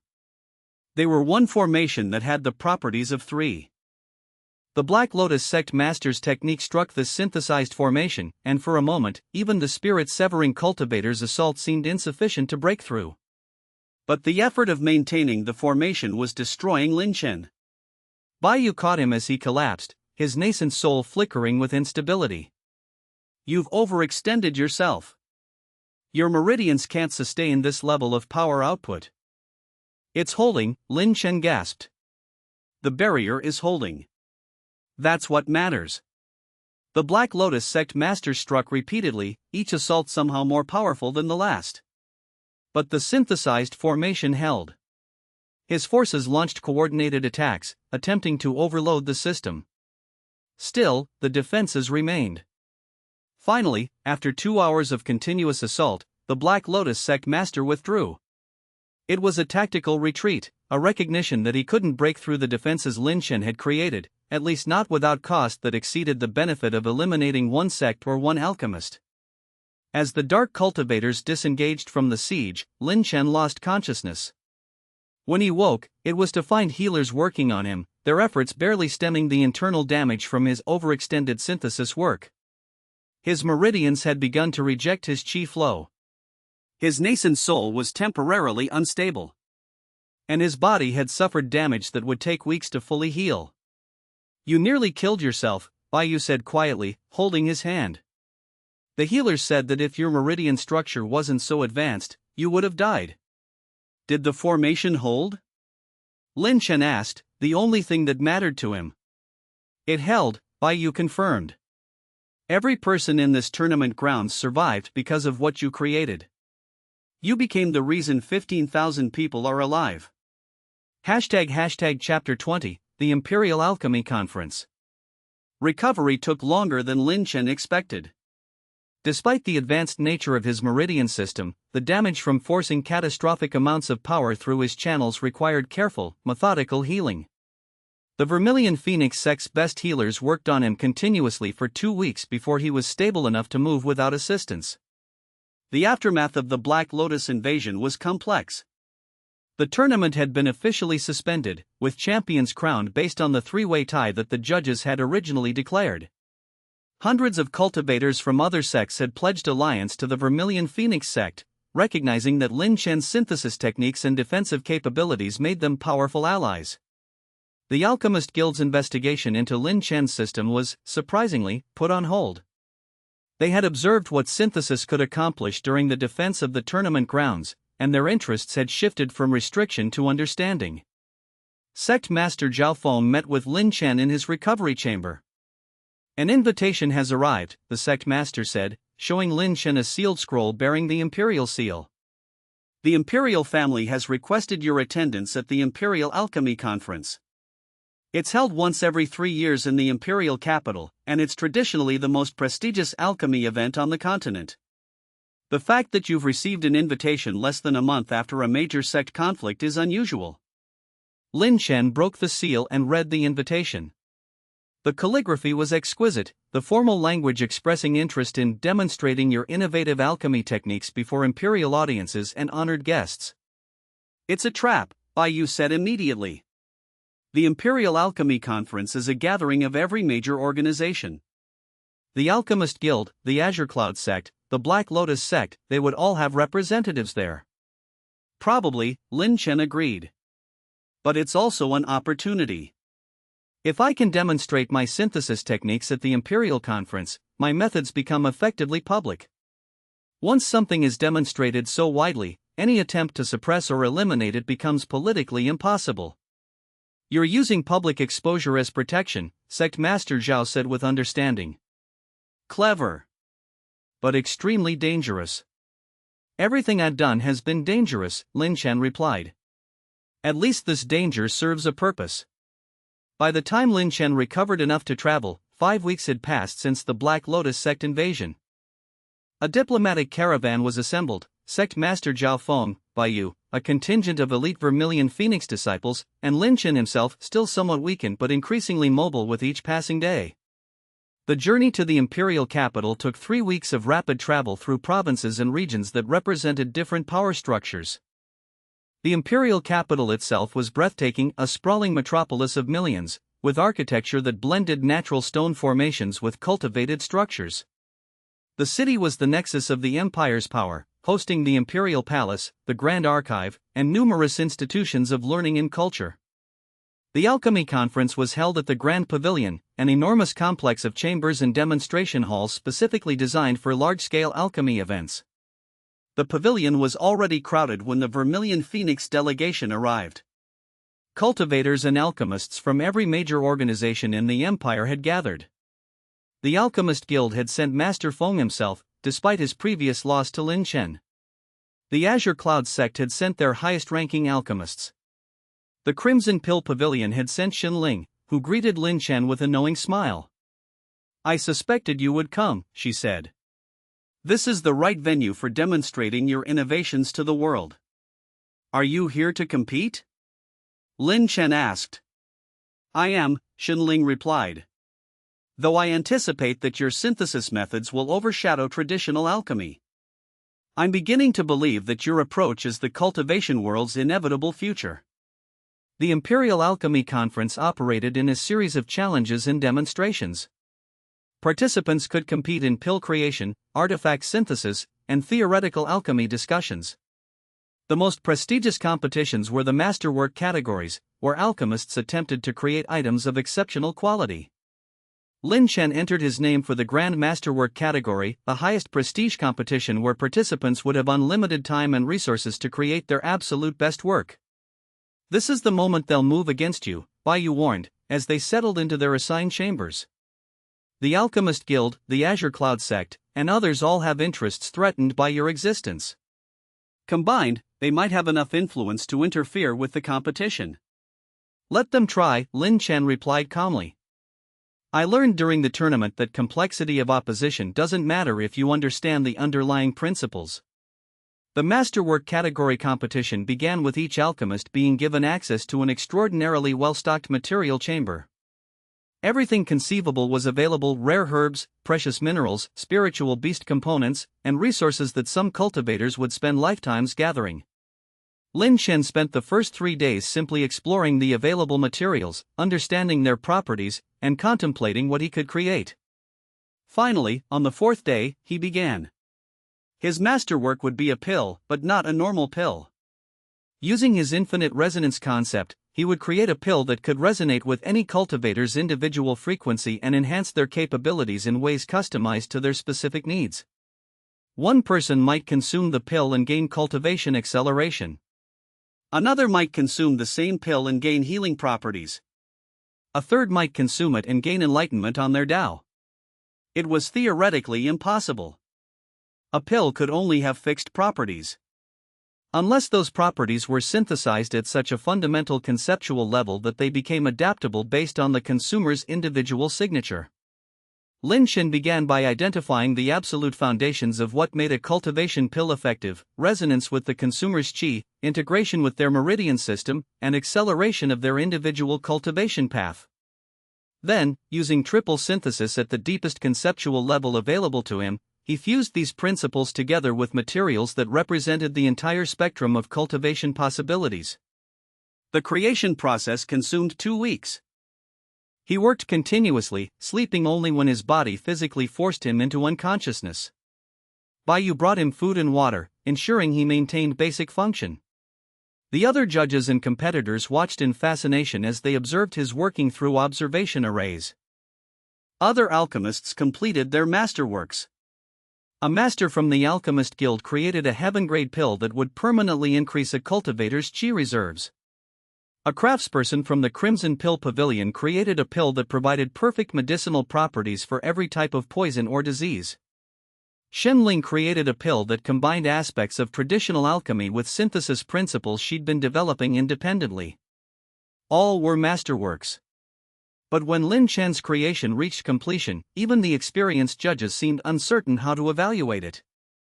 The pill was perfect in form, with color gradients that seemed to shift depending on the observer's perspective.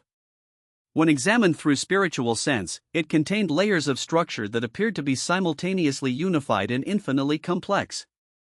What exactly have you created? The head judge asked, approaching Liang Chen's workstation carefully, as if the pill might be dangerous. A universal resonance pill, Liang Chen explained. It will enhance any cultivator based on their individual needs and current cultivation path. The effects are customized by the pill's resonance with the consumer's qi signature. This violates fundamental principles of pill creation, another judge said. Pills have fixed properties. This shouldn't exist. Nevertheless, a third judge observed, it does exist. And the quality of execution is extraordinary. Even if we reject its validity based on theoretical grounds, we cannot deny the craftsmanship. The judges deliberated through the night. By dawn, their decision was announced before the assembled conference participants. The masterwork category has 3 winners. The grand prize, awarded to the work demonstrating the most significant advancement in alchemy principles, goes to Liang Chen for his universal resonance pill, which represents a fundamental expansion of what cultivation pills can accomplish. The secondary prizes went to the Alchemist Guild's master in Shenling. But more importantly, the judges made a formal declaration: the techniques and principles demonstrated in the universal resonance pill represent a paradigm shift in alchemy. We hereby recognize synthesis and conceptual fusion as legitimate cultivation methodologies deserving of study and refinement alongside traditional alchemy. The declaration sent shockwaves through the gathered cultivators. The Alchemist Guild leadership was visibly furious. The Azure Cloud sect appeared shocked. But the broader cultivation community, the independent cultivators, the smaller organizations, the researchers erupted in discussion about the implications. That night, Liang Chen received unexpected visitors in his chambers. A figure cloaked in neutral robes entered, followed by two attendants in similar garments. Liang Chen recognized the energy signature immediately: Yunche, the mysterious cultivator from the Hidden Heaven sect. "Your potential has been confirmed," Yunche said without preamble. "The Hidden Heaven sect formally extends recruitment to you. Join us, and you will gain access to principles and techniques that will accelerate your advancement beyond anything you could achieve independently." "What does the Hidden Heaven sect want from me?" Liang Chen asked carefully. "To refine your synthesis techniques further," Yunche replied. "To integrate them with principles that transcend normal cultivation. To prepare you for the day when you will face cultivation challenges that require more than innovation, they will require transcendence." "And if I refuse?" "Then you continue on your current path, which is already remarkable," Yunche said. "We do not demand loyalty through coercion. But I suspect that your current trajectory will soon lead you to questions that only our organization can help answer." After Yunche departed, Liang Chen found himself contemplating the broader landscape of his situation. He had achieved tremendous success. His synthesis methods were now publicly recognized. His power had grown to levels that even nascent soul cultivators respected.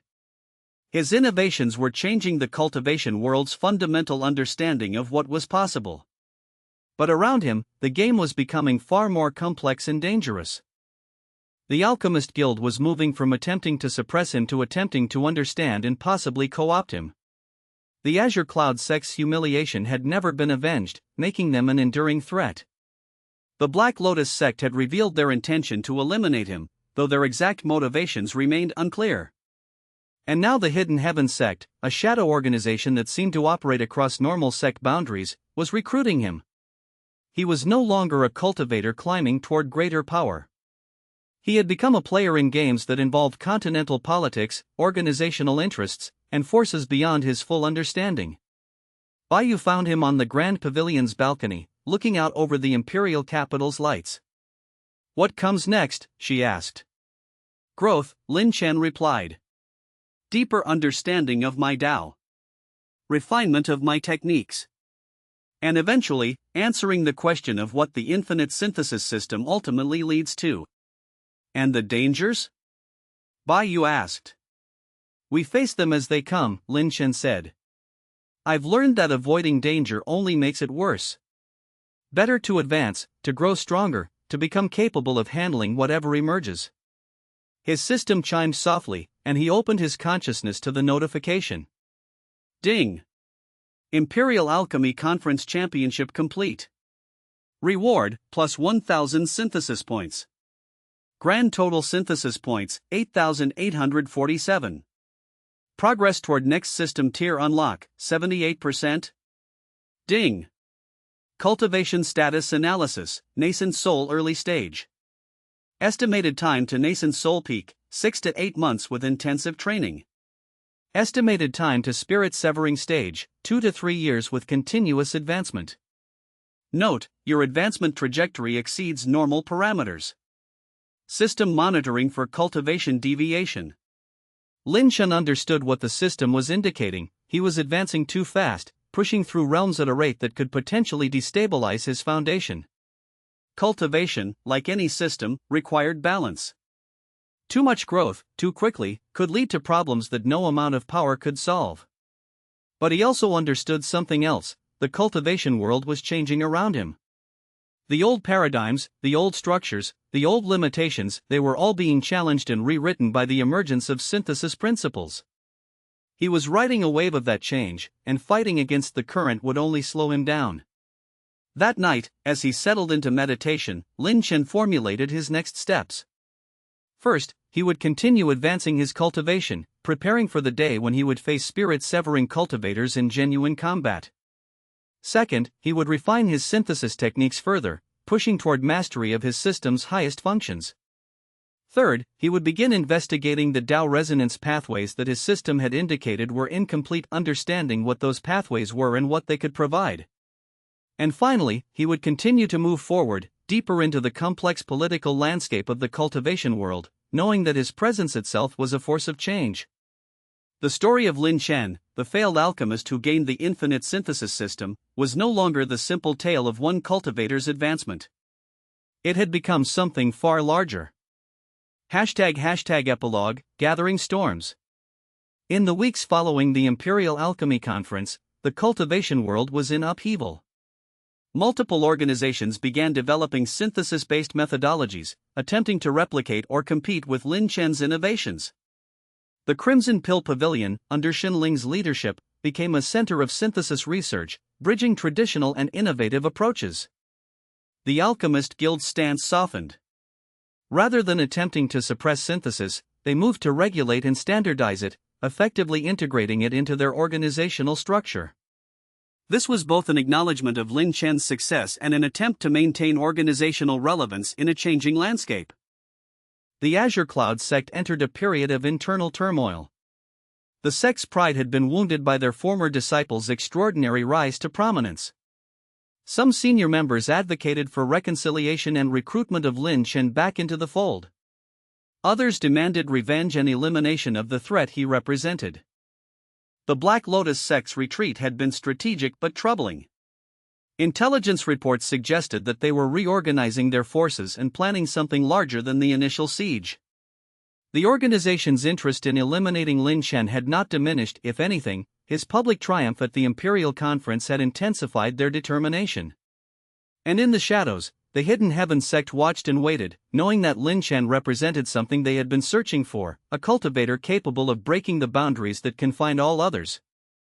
3 months after the Imperial Conference, Liang Chen stood atop the Vermilion Phoenix sect's highest tower, looking toward horizons that represented challenges he had not yet fully comprehended. Baiyu joined him, her phoenix flame creating warmth in the cool evening air. The tournament organizers are beginning to organize a second Grand Sect tournament, she reported. They want to include you, to prove that you'll truly compete at the highest levels. Tell them I'll participate, Liang Chen decided. But only if they guarantee the tournament won't become a political battleground. We need true competition, not orchestrated conflicts. They won't agree to that, Baiyu warned. Every major tournament becomes political. That's the nature of power gathering. Then I'll make them agree, Liang Chen said simply. My synthesis abilities have become too important for them to risk through suppression or interference. I have leverage now. That evening, a messenger arrived bearing news that would reshape everything. The imperial family itself had formally requested Liang Chen's presence in the imperial palace. The message spoke of opportunities, of roles in the imperial structure, of positions that would place him at the very center of continental power. It was an offer that could not be refused without severe political consequences. Liang Chen accepted the invitation. And as he prepared for his journey to the imperial palace, he sensed something fundamental shifting in the cultivation world. The emergence of synthesis principles was forcing a reckoning with how power itself was understood and distributed. Old organizations were forced to adapt or become obsolete. New possibilities were being created faster than traditional structures could acknowledge. And cultivators who had spent lifetimes perfecting conventional techniques were suddenly facing competition from practitioners of methods that seemed to violate every rule they'd learned. It was chaos, opportunity, and danger in equal measure. As Liang Chen's nascent soul manifested in the tower's center, his consciousness fully open to his new Tao integration framework capabilities, he began understanding something profound. Synthesis was not just a cultivation technique or an alchemical methodology.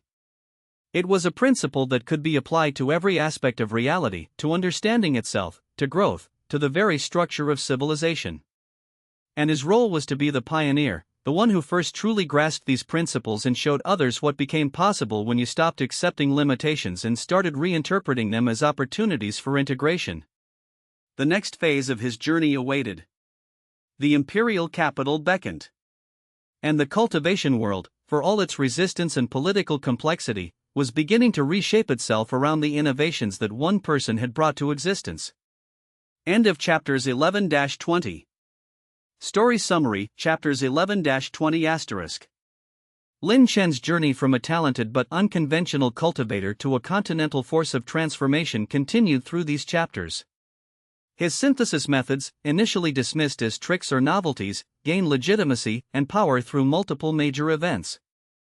The rivalry with Xinling demonstrated that synthesis could compete with traditional mastery in direct comparison.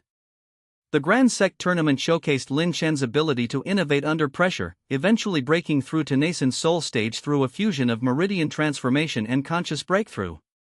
His introduction of conceptual fusion and infinite resonance principles pushed the boundaries of what cultivation could theoretically accomplish. The Black Lotus sect invasion forced him to apply synthesis to defense and warfare, creating distributed defensive systems that protected thousands of people. The Imperial Alchemy Conference solidified his legitimacy, with his universal resonance pill becoming a paradigm-shifting creation that demonstrated synthesis could produce results that violated conventional principles yet were undeniably effective. By the end of these chapters, Liang Chen had transitioned from being a rising sect prodigy to being recognized as a potential force that could fundamentally reshape how the cultivation world understood itself. His methods were no longer hidden, they were public, and the implications were reverberating through every level of civilization.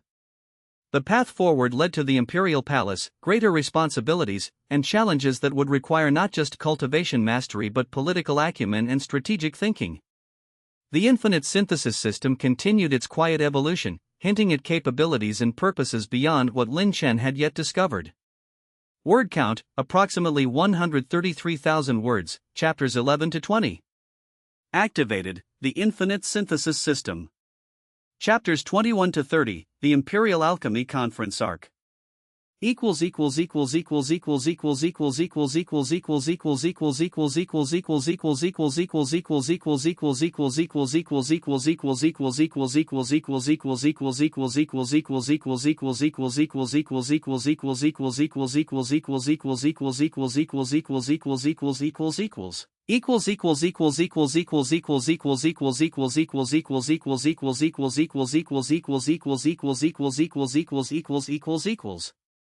Chapter 21, The Imperial Capital.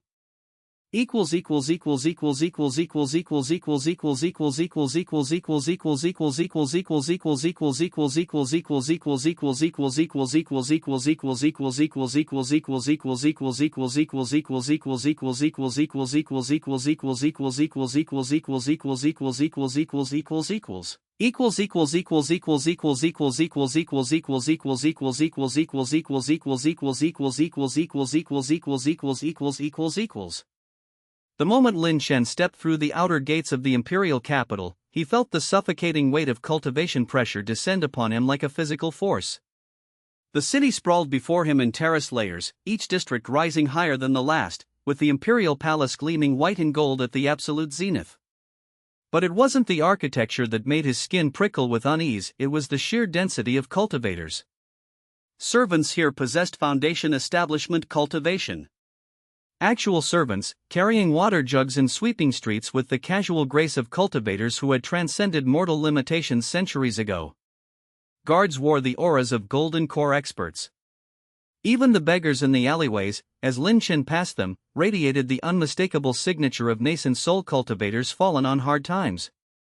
The Imperial Capital. Heart of the Eastern Cultivation Alliance. Where mortal emperors ruled in name only, and the true power lay in the hands of the ancient sects and the Alchemy Association.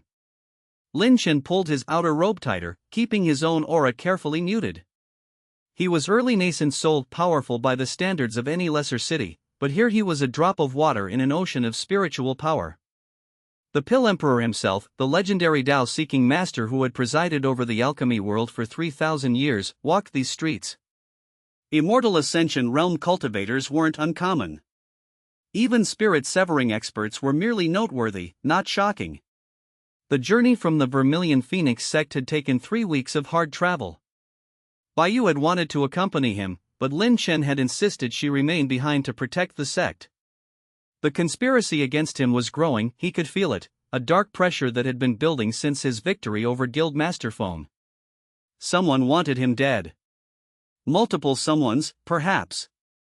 The invitation to the Imperial Alchemy Conference had arrived with suspicious timing, wrapped in silk and sealed with the golden insignia of the Alchemy Association. "Your unprecedented achievements have drawn our attention," the letter read. "We would be honored to have you compete in the 347th Imperial Alchemy Conference, held once every 50 years. Only the continent's greatest alchemists are invited." It read like an honor. It felt like a trap. But Liang Chen had accepted anyway. Because trapped or not, the Imperial Alchemy Conference was where he needed to be. The conference happened once every 50 years. The greatest alchemists on the continent gathered here. The Pill Emperor himself judged the final rounds. The rewards for winning were incomprehensible, enough resources to accelerate his cultivation by decades, recognition that would elevate his status from regional talent to continental legend, and most importantly, the chance to be noticed by the highest powers in the cultivation world. He couldn't afford to refuse. The price of refusing might be greater than the price of walking into whatever trap awaited. The Alchemy Association maintained a grand inn for conference participants, the Celestial Pavilion, a tower of white jade that rose nearly 1,000 feet into the sky. Liang Chen could sense the elaborate formation arrays woven into its structure, layers upon layers of protective arrays and spatial inscriptions. It was less an inn and more a pocket realm unto itself, capable of housing thousands while taking up a fraction of that physical space. The registration hall was already crowded when he arrived in the early evening. Liang Chen stood in the outer courtyard, watching alchemists from across the continent arrive. A woman draped in midnight blue robes embroidered with silver stars, from the Azure Cloud sect, judging by the insignia. An elderly man accompanied by 4 disciples, all radiating the aura of nascent soul cultivators, from the Heavenly Fire School, Liang Chen guessed, recognizing the subtle imprint of their technique in their auras. A young man barely older than Liang Chen himself, moving with the arrogant confidence of someone born into absolute power, his robes marked with the seal of the ancient Jade sect. Liang Chen filed into the registration line and waited his turn. The registrar was a cheerful woman with the aura of a golden core cultivator, stationed behind a desk of black stone carved with flowing script. She looked up as Liang Chen approached, and her smile froze for just a fraction of a second before reforming. "Name and affiliated sect?" she asked, brush poised over a registration scroll. "Liang Chen, Vermilion Phoenix sect," he replied. The brush didn't move. The registrar's eyes narrowed, and Liang Chen felt her aura expand slightly, probing outward to confirm his cultivation level. It was a subtle breach of protocol. Registrars weren't supposed to openly assess participants, but it happened so quickly that no one else would have noticed. "Liang Chen," she repeated, and now there was a different quality to her voice. Recognition. Wariness. The one from the regional tournament. The alchemist who defeated Feng Chang. It wasn't a question. "I defeated him in an alchemy duel, yes," Liang Chen said carefully. "He was also a cultivator." The victory wasn't absolute. The registrar's lips twitched slightly, which might have been amusement. She returned to the scroll, writing his name in flowing calligraphy. "You understand the conference rules? 3 rounds. The first tests refinement technique with inadequate ingredients. The second tests innovation and creation. The third," she paused, glancing up. "The third round's format is determined by the judges after the second round concludes. Some say it's a test of will. Some say it's a test of the heart. No one can predict it." "I understand," Liang Chen said. "Then welcome, Liang Chen of the Vermilion Phoenix sect. Your registration is complete. You'll be quartered in the Jade Phoenix Wing, Chamber 47. Here is your competitor's medallion. Don't lose it, it serves as your room key. your entry pass to the competition grounds, and proof of your status as a participant. Without it, you'll be treated as an intruder. She handed him a jade token carved in the shape of an alchemist's mortar and pestle, warm to the touch and faintly humming with spiritual energy. Liang Chen took it and turned to leave, but the registrar's voice stopped him. Liang Chen. He looked back. Be careful, she said quietly. This conference, there are currents beneath its surface this year. Dangers that have nothing to do with refinement skill. The fact that you're here has made certain people very anxious. I hope you survive to return home. Before Liang Chen could respond, she had already turned to the next person in line. But her warning lingered in his mind like a poison that could not be fully expelled. The Jade Phoenix wing was exactly what its name suggested, a soaring structure of green jade carved in the shape of a phoenix in flight.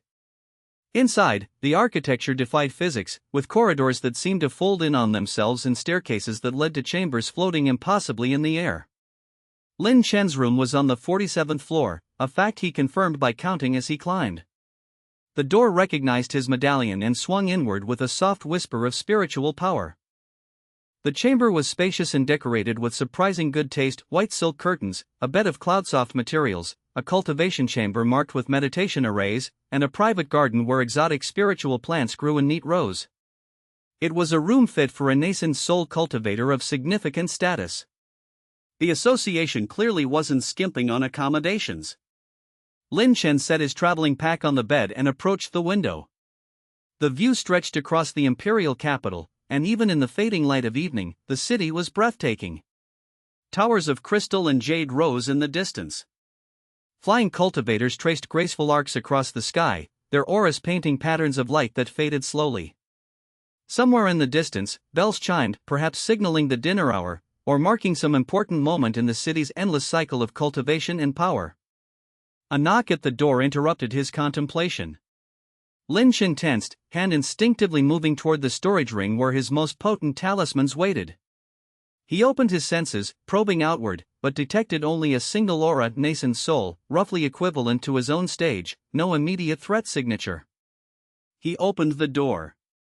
The woman standing in the hallway was exactly as he remembered her: silver eyes that seemed to hold entire galaxies, black hair like midnight silk, a presence that made the air around her seem thinner and more precious. Xinling, the Alchemy Emperor's disciple. The woman who had tied with him in their alchemy duel in the regional tournament. The woman whose family was connected to the conspiracy against him. Except, there was something different about her. Her expression was unguarded in a way he'd never seen before. Her silver eyes held a complexity of emotions: conflict, uncertainty, something that might have been concern. Xinling, Liang Chen said carefully. This is unexpected. May I come in? She asked. It was phrased as a question, but her tone suggested she'd enter regardless of his answer. Liang Chen stepped aside. She moved past him with the fluid grace of a master cultivator, her outer robe leaving a faint trace of jasmine incense in the air. She went immediately to the window, staring out at the same view that had captured Liang Chen's attention moments before. You shouldn't be here, she said quietly, not turning to face him. I received an invitation from the Alchemy Association. I assumed. The association's invitation is genuine, she interrupted. But that's not what I mean. You shouldn't be here because being here makes you a target. And I. She paused, her shoulders stiffening slightly. I needed to warn you before the conference begins.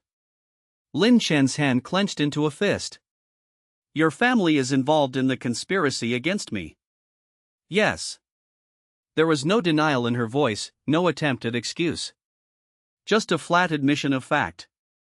My grandfather is. The Shin clan leadership is. They see you as a threat to the established order. An alchemist who shouldn't exist, who breaks the rules that have governed alchemy for millennia. And they're not the only ones. She turned to face him finally, and Liang Chen saw that her silver eyes were bright with unshed tears. Guildmaster Fengchang is still alive, she continued. He disappeared after your duel, but intelligence suggests he's in the capital now. He's collaborating with the Alchemy Association itself, or at least, certain factions within it. There are also rumors that the Black Lotus sect has sent assassins. I'm aware of the risks, Liang Chen said carefully. Why are you telling me this? Xianling looked away, her jaw tightening.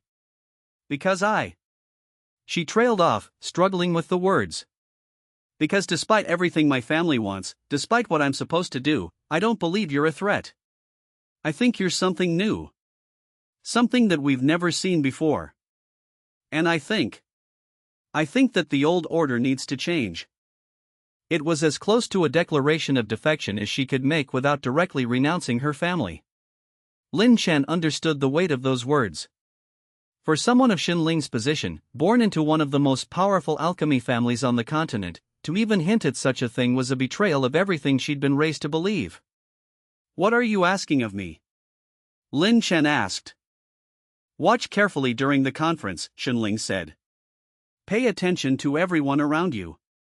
And when the moment comes, because it will come, remember that I warned you. That I tried to help. She moved toward the door, her movements suddenly urgent. I need to leave. If my family discovers I've been here, the consequences will be severe. But Liang Chen, if you get out of this alive, if you succeed in whatever you're trying to achieve, then maybe I can find the courage to make a real choice. She was gone before he could respond, disappearing down the hallway with the grace of a shadow dissolving into night. Liang Chen stood in his doorway for a long moment, listening to her footsteps fade into silence. The warning she'd delivered settled over him like a winter frost. The conference was going to be far more dangerous than he'd anticipated. The conspiracy against him wasn't limited to external enemies, it reached into the very heart of the Alchemy Association itself. He needed allies. He needed power. And he needed to understand the full scope of what he was walking into.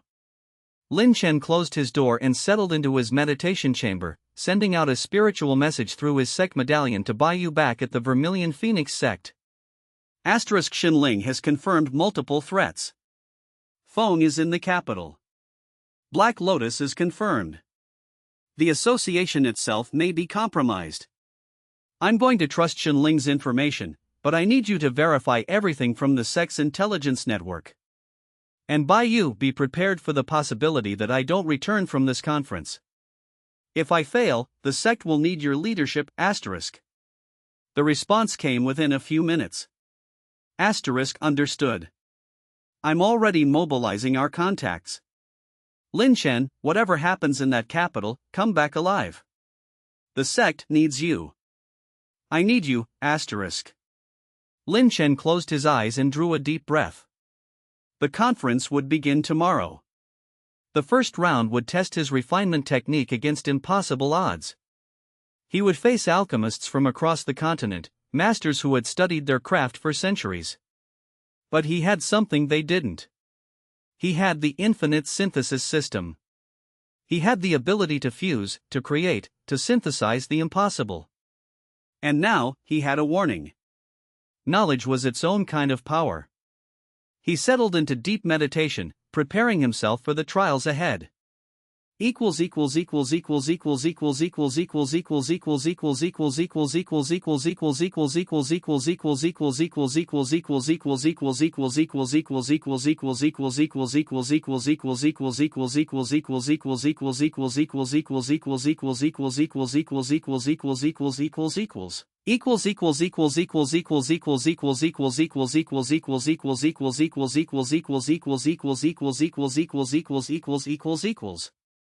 Chapter 22, Round 1, The Impossible Pill.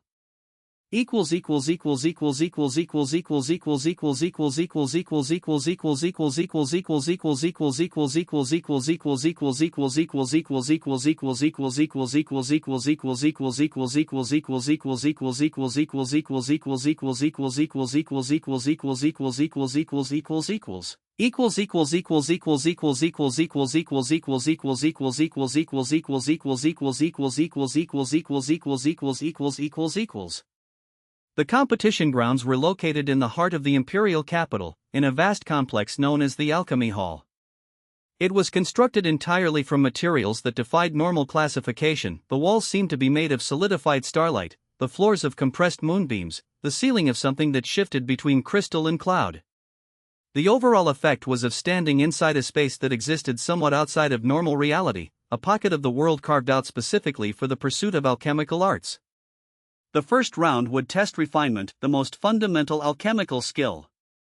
Every alchemist, no matter how talented, had to master the basics before attempting anything more complex. But as the judges explained the test to the assembled competitors that morning, Liang Chen understood why this round was considered a trial by fire. "Before you," announced the head judge, a woman with the aura of an immortal ascension cultivator, her appearance that of someone in her 30s despite her obvious age, "are 9 ingredients. Each is damaged. Each is below the quality standards required to refine a proper qi restoration pill. Your task is simple: refine these 9 ingredients into a single, perfect qi restoration pill. You have 6 hours. Begin." The hall erupted into activity as alchemists across the continent began their work. Liang Chen examined his ingredients carefully, and his heart sank. The judges weren't exaggerating. Every single ingredient was defective in some way.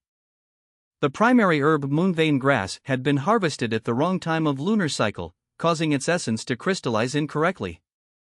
Normally, such damage was irreversible. The secondary herbs were each damaged in different ways. One had been exposed to direct sunlight too long and lost half its potency, another had been stored in incompatible materials and picked up taint, a third had been harvested from a location with poor spiritual density. The spirit stones were even worse. The jade stones that should provide the foundational energy for the pill were cracked. The essence stones that should refine the energetic harmonics were clouded.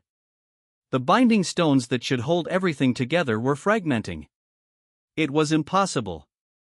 Even the greatest alchemists on the continent would struggle with these materials. Most would fail completely. But Liang Chen had the infinite synthesis system. He didn't hesitate. As the other alchemists began their careful preparations, mixing and heating and adjusting temperatures with painstaking precision, Liang Chen opened his consciousness to the system. The ingredients lay before him, and he reached out with his mind, grasping the fundamental essence of each one. Not the physical material, but the concept, the purpose, the intended function. Infinite synthesis system active. Primary refinement layer detected. Attempting synthesis. The moonvein grass was damaged, its essence crystallized incorrectly. But the crystallization was just a form, a pattern. Liang Chen fused it with one of the secondary herbs, the one that had lost potency. They merged at a fundamental level, the crystallization pattern of the moonvein grass merging with the depleted essence of the secondary herb. The result was a single, perfect herb that held all the properties of both, their deficiencies cancelling out in a dance of complementary faults. Synthesis successful, moonvein essence plus depleted essence herb equals perfect essence combination. Working with the speed of thought, Liang Chen continued.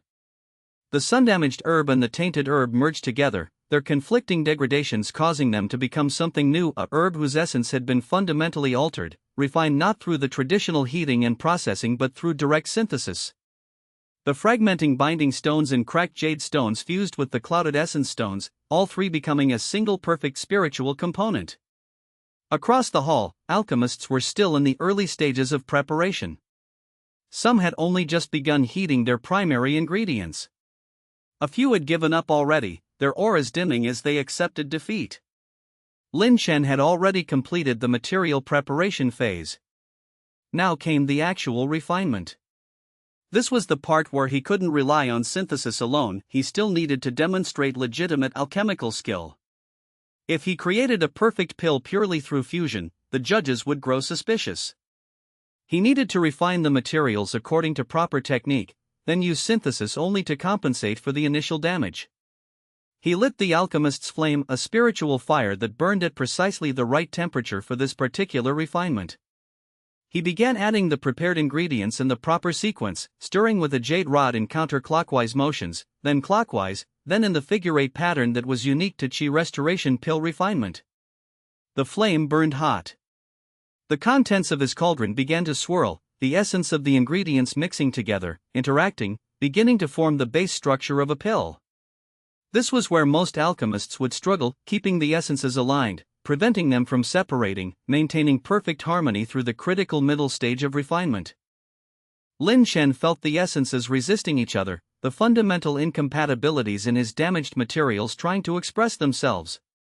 He adjusted his flame. He added a drop of moon dew, one of the supplementary components, at precisely the moment when the essences reached the point of maximum instability. The mixture stabilized. Around him, other alchemists were encountering the problems that damaged materials always caused. An older alchemist from the Heavenly Fire School's cauldron suddenly released a plume of acrid smoke as his ingredients separated, a failure at the critical middle stage. A woman from the Azure Cloud sect was working with desperate focus, trying to compensate for her materials' deficiencies through sheer force of technique. She wouldn't make it. Lin Chen could see it in the way her hands trembled, the way her aura flickered with strain. Even the greatest alchemists had limits. With this quality of material, most would fail. The final stage of refinement required absolute precision. Lin Chen removed the cauldron from the flame and began the consolidation process, the moment where the liquid essence inside would transform into a solid pill. He circulated his spiritual energy, using his own power to shape the transformation. The essence inside began to glow, first with a soft white light, then with a deeper blue radiance. Around the 8-hour mark outside the time limit the judges had set, though not by much, the first alchemist succeeded. It was one of the elderly masters from the Heavenly Fire School, managing to produce a pale yellow pill that was adequate. Not perfect, but functional. The judges nodded, marking him down as successful. 2 hours later, a handful of others had managed to complete refinement. But most of the hall's alchemists were showing signs of failure. Several had given up entirely, slumping back in defeat. A few were still trying, but the time limit was rapidly approaching. Lin Chen's cauldron glowed brighter. The essence inside had fully consolidated, the transformation from liquid to solid complete. Now came the final, crucial moment, removing the pill from the cauldron without damaging it. He used a jade needle carved with spiritual inscriptions, inserting it with absolute delicacy into the glowing mass. The pill clung to the needle's tip, and Lin Chen withdrew slowly, carefully, his entire consciousness focused on the single motion. One wrong move, one moment of distraction, and the pill could crack, ruining days of work. The pill came free. It hung suspended in mid-air, surrounded by his spiritual energy, glowing with a perfect blue radiance. It was flawless. No cracks, no imperfections, no sign of strain. It was exactly what a perfect Qi restoration pill should be, a sphere of pure alchemical potential, radiating the essence of restoration and renewal. Refinement complete, Lin Chen announced, setting the pill gently on the examination plate before him. The head judge's eyes snapped toward him, and Lin Chen felt her attention focus with the force of a physical blow. The other judges seemed to pause in their evaluation of other pills, their consciousness turning toward him as well. The head judge approached, her movements slow and deliberate. She examined the pill without touching it, sending her spiritual energy through it in careful waves, analyzing its structure, its essence, its fundamental composition. For a long moment, there was absolute silence in the alchemy hall. Perfect, the judge finally said, though her tone suggested confusion rather than celebration. The refinement is perfect. The essence is perfectly harmonized. The spiritual structure is flawless. This is the work of a master. She glanced back at the other judges, her expression unreadable. This pill is worthy of the highest marks. But as she turned away, Lin Chen caught the question in her eyes. The suspicion. She was wondering how it was possible, how an alchemist could take materials of such poor quality and produce a perfect result. The answer, of course, was synthesis. But he couldn't admit that. Synthesis wasn't forbidden by the conference rules, at least, not explicitly, but it existed in a gray area. Using system abilities to compensate for material defects might be considered cheating by some judges. Others might view it as innovation. The rules didn't account for something like the infinite synthesis system, because nothing like it had ever existed before. So Lin Chen said nothing. He simply accepted the praise, maintained his humble demeanor, and waited as the remaining alchemists finished their attempts. When the round ended, only 17 alchemists had succeeded in refining a perfect pill from the damaged materials. 17 out of more than 100 competitors. It was a dramatic filtering, designed to eliminate the weakest alchemists immediately. Liang Chen's name was read among the successful competitors.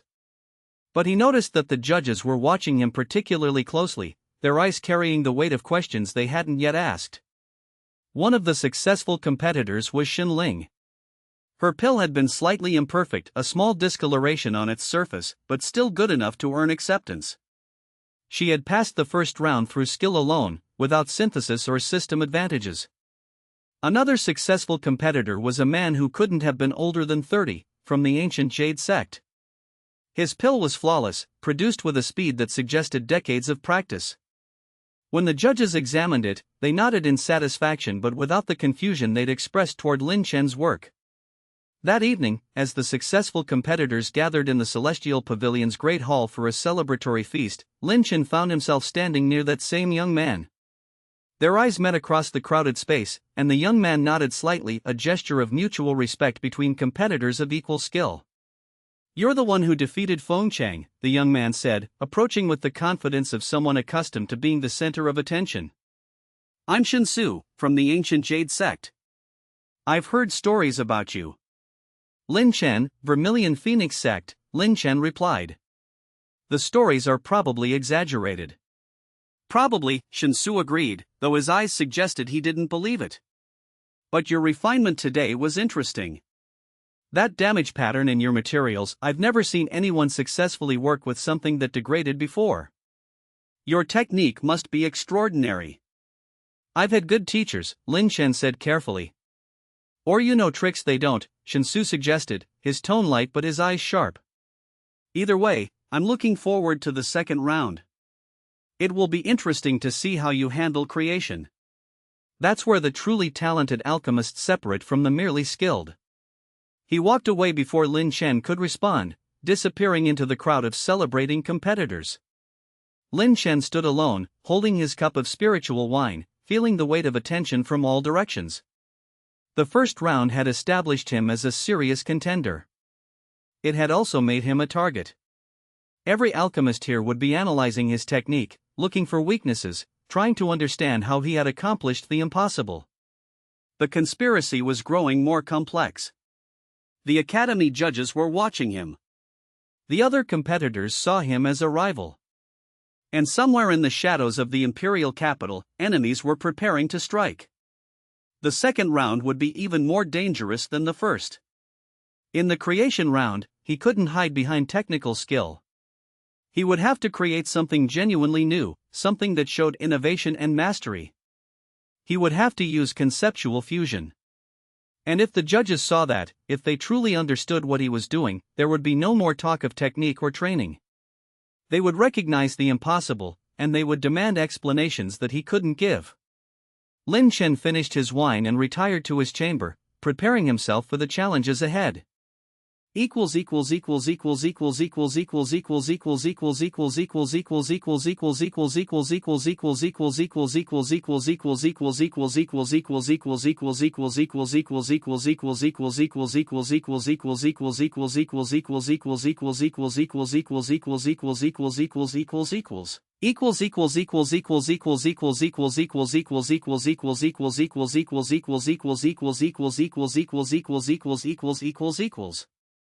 Chapter 23, Shadows in the Capital.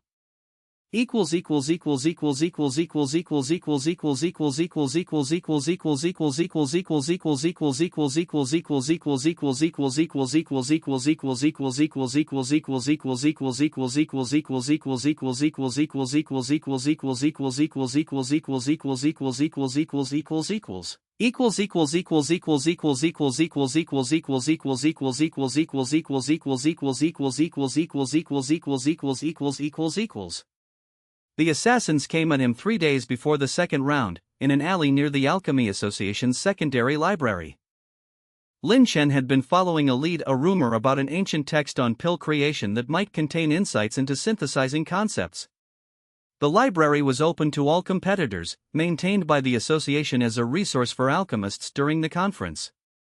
He'd spent the afternoon studying scrolls, cross-referencing techniques, trying to understand the deeper principles of what he was attempting to achieve with conceptual fusion. When he left the library as the sun was setting, the alley seemed empty. But Liang Chen's senses were sharp, honed by months of cultivation and combat. He could feel the pressure of waiting auras in the darkness ahead. 3 signatures, nascent soul cultivators, arranged in a formation designed to cut off both forward escape and retreat. Liang Chen of the Vermilion Phoenix sect, a voice called from the shadows. The speaker was a woman, her aura controlled and dangerous. You are hereby targeted for elimination by the Black Lotus sect. Your death will serve the greater harmony. The greater harmony, Liang Chen repeated, his hand already moving to activate a defensive talisman. Is that what you're calling murder these days? The assassins emerged from the shadows, moving with the practiced coordination of trained killers. The woman in the center wielded a whip made of dark spiritual energy. The man on her right carried a curved blade that sang with killing intent. The one on her left had his hands empty, a martial cultivator, then, relying on unarmed combat techniques. Liang Chen ran. It was not the response they expected. He didn't draw a weapon or activate his defensive formations. He simply ran, moving at full speed down the alley toward the populated streets beyond. Behind him, he heard the assassins pursue, their footsteps echoing off stone walls. Coward, the woman spat, her whip lashing out. It wrapped around a corner marker as she passed, yanking it into a nearby building with a sound like thunder. Liang Chen burst out of the alley and into the main street. The crowds, a blessing in this moment, parted before him, the presence of running cultivators triggering automatic wariness in even the most experienced residents of the capital.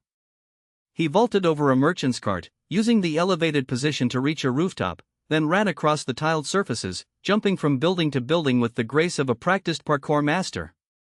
The assassins followed, but the crowds, the open space, the visibility, it all worked against them. Killing Liang Chen in front of witnesses would draw the attention of the capital's law enforcement, and the Black Lotus sect couldn't afford such exposure. They fell back, trying to corner him in a less populated area, but Liang Chen kept moving, heading deliberately toward the Alchemy Association's headquarters where the competitions were held. He knew they wouldn't follow him there. The association headquarters was protected by formation arrays of incredible power, maintained by cultivators in the Immortal Ascension realm. Even the Black Lotus sect wouldn't dare breach such protection openly. Liang Chen slowed as he approached the headquarters' main plaza, dropping back to a normal walking pace, trying to catch his breath and reassemble his composure. His heart was racing, adrenaline flooding his system, but there was no physical injury. The assassins hadn't even managed to land a blow. But the message was clear, they were coming for him. And they were bold enough to make an attempt in broad daylight. That evening, Liang Chen sent an urgent message to Baiyu through his sect medallion. Assassination attempt in the capital. Black Lotus sect confirmed operational here. I'm relatively certain this is connected to the broader conspiracy. I need more detailed intelligence about who is coordinating with whom. Can you reach out to the information brokers? Baiyu's response came within minutes, her tone sharp with concern. I'm already on it. Liang Chen, I've been investigating the connections you suspected. I found evidence that Guildmaster Feng Cheng is definitely in the capital. Our sources placed him entering a sealed facility in the merchant district 5 days ago. More concerning, Zhou Wei from the Azure Cloud sect is here as well. But the connection I've uncovered is even worse than we thought. There's a coalition. Feng, Zhou Wei, several Black Lotus sect leaders, and certain factions within the Alchemy Association itself. From what I can determine, they're united by fear of your growth. Apparently, at some point in the distant past, the primordial alchemist, the legendary figure who developed alchemy as we know it, created a technique called the synthesis art. It's purely theoretical now, lost to history. But your techniques are apparently echoing the principles of that lost art. They're afraid you might be on the verge of rediscovering it. Liang Chen sat back, processing this information. The primordial alchemist. He'd heard the name before, in dusty tomes and ancient tales. The figure was so old that many modern cultivators considered the primordial alchemist to be more legend than historical reality. What else? Liang Chen sent back. The Alchemy Association's hierarchy is split. There's a faction led by someone called the Pill Emperor that seems to be neutral or even slightly favorable toward you.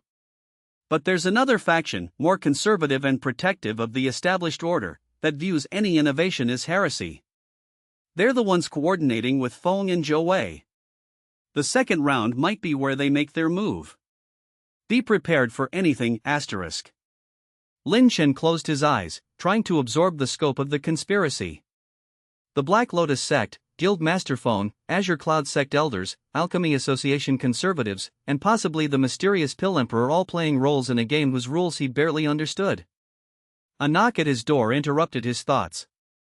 Liang Chen tensed, his hand moving toward his storage ring, but when he opened his consciousness to the approaching aura, he recognized it immediately. Bai Yu. But that was impossible. Bai Yu was at the Vermilion Phoenix sect, miles away. He opened the door. Bai Yu stood in the hallway, dressed in a travel-worn robe, her face showing the signs of days of hard riding. She practically fell forward when he opened the door, and Liang Chen caught her, supporting her weight as she stumbled into the chamber. You can't imagine, she said breathlessly, how much I wanted to stay away. How much I told myself you were perfectly capable of handling this alone. And then I thought about you being assassinated in an alley somewhere in this massive capital, and I said absolutely not and stole one of the sect's emergency message tokens to get here in 2 days instead of 3 weeks. Bai Yu, Liang Chen said, trying to process. You left the sect unguarded. The sect is fine. I left Elder Chen in temporary command with instructions to fortify the defensive arrays.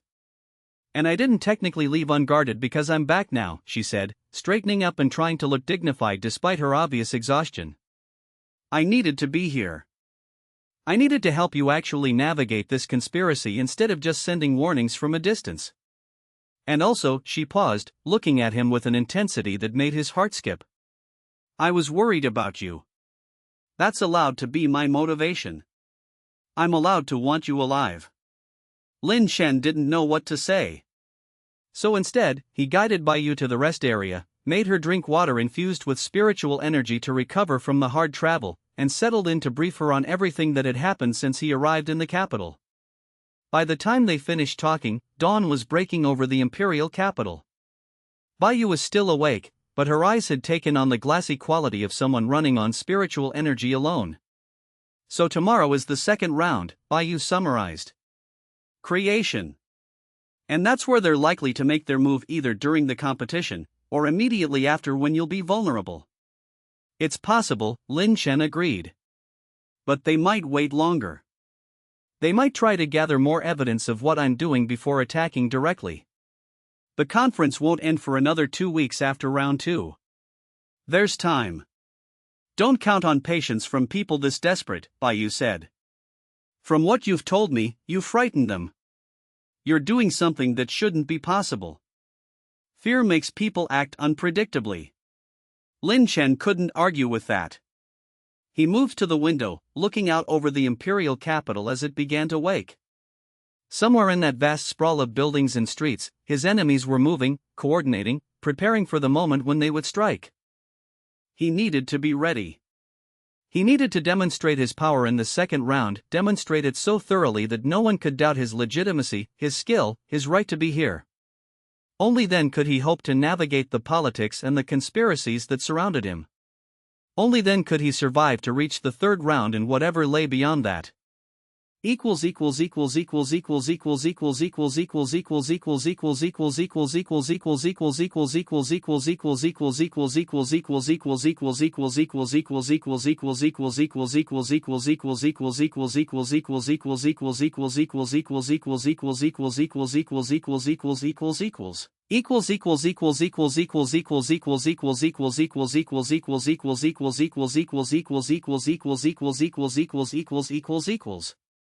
Chapter 24, Round 2, Creation.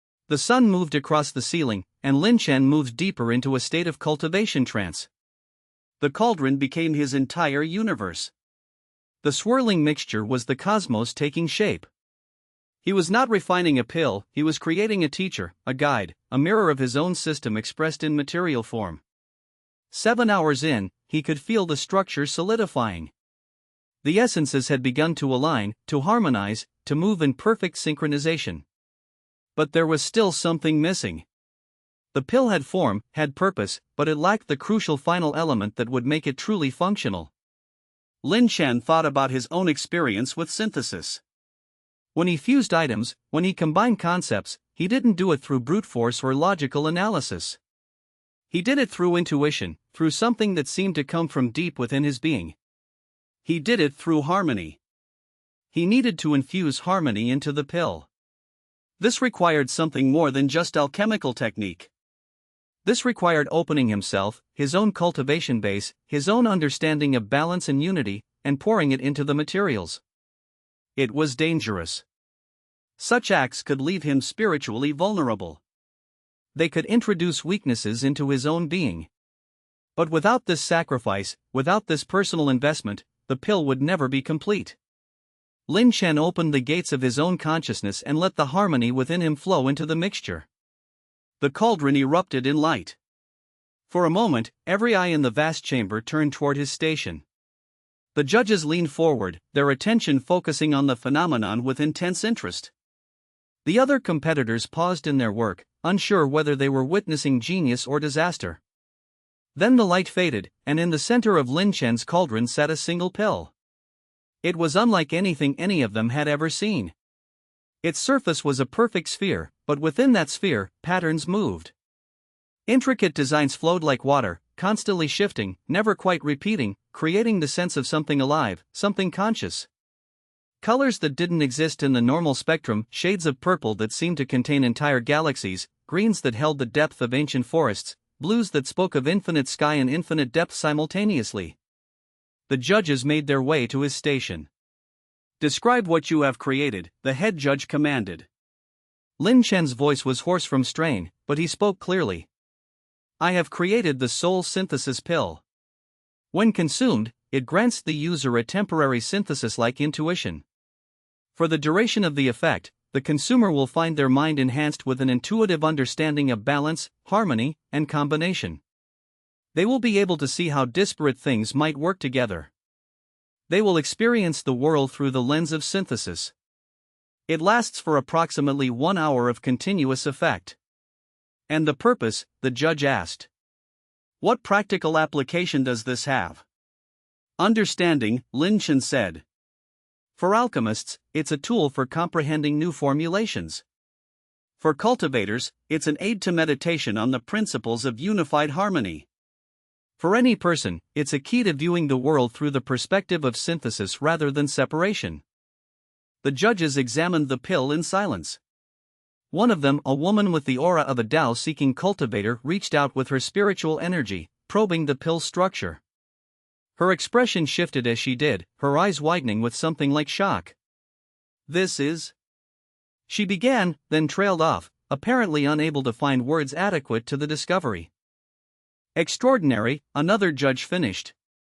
"The structure of this pill is unlike anything in our records. The way the concepts are layered, the way the essences are woven together, it's as if you've created a pill that shouldn't be theoretically possible." But the head judge was frowning.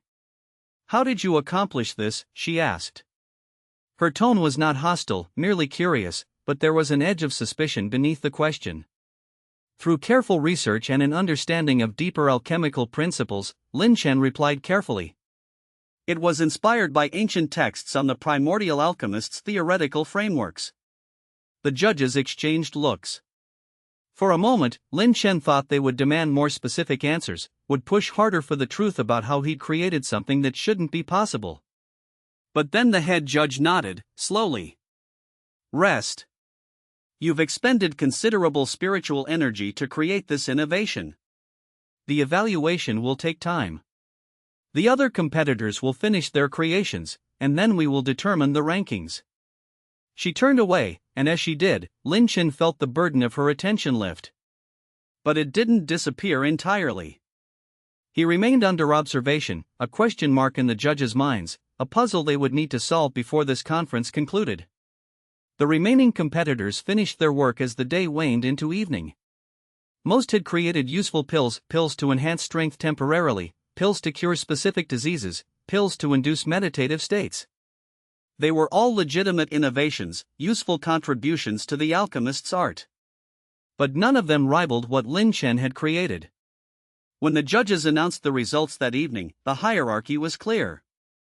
First place, Liang Chen of Vermilion Phoenix sect, for the soul synthesis pill. The gap between first and second place was so vast that the judges didn't even bother with a detailed comparative analysis. Liang Chen's innovation had fundamentally exceeded what the other competitors had achieved. As the other alchemists filed out of the evaluation chamber, Liang Chen was approached by one of the judges, a man with the bearing of someone accustomed to absolute authority, his aura suggesting he was somewhere in the early stages of Tao seeking cultivation. "Congratulations on your achievement," the judge said. "Your creation demonstrates remarkable insight. The judges would like to invite you to a private meeting tomorrow, before the third round's announcement. There are certain matters we would discuss with you regarding the nature of your techniques." It wasn't a request. It was a formality cloaking a command. "Of course," Liang Chen said, bowing respectfully. "I'm honored by the judge's interest." "Indeed." The judge studied him for a moment with an intensity that suggested he could see through skin and bone to the very essence of Liang Chen's being. "That will be all for now. We will send for you tomorrow at midday." Liang Chen left the evaluation chamber, and as he walked through the corridors of the alchemy hall, he felt the weight of attention from multiple directions. The judges were watching him. The other competitors were analyzing him. And somewhere in the shadows of the capital, his enemies were surely taking note of his continued success. He'd passed the second round more decisively than he could have hoped. But in doing so, he'd made himself impossible to ignore. The judges would want answers. The conspiracy would be forced to accelerate its plans. Everything was moving toward a confrontation. And Liang Chen was beginning to suspect that the third round would be the moment when everything came to a head. He needed to be ready. He needed allies. Most importantly, he needed to understand exactly what it was that he was, and what the infinite synthesis system was truly capable of. Because if the judges had recognized references to the primordial alchemist's techniques, then others would too. And they would be desperate to understand or eliminate the source of such knowledge.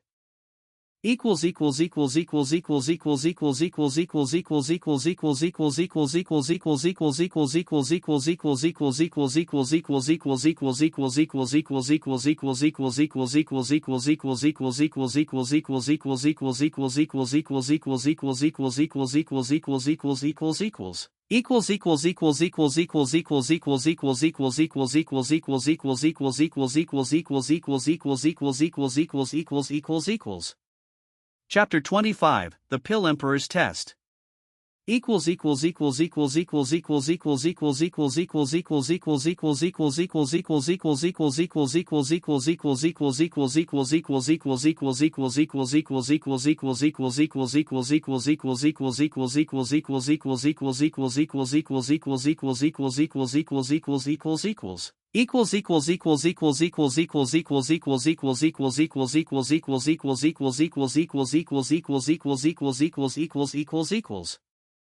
The private chamber where the judges conducted their meeting with Liang Chen was not located within the main alchemy hall.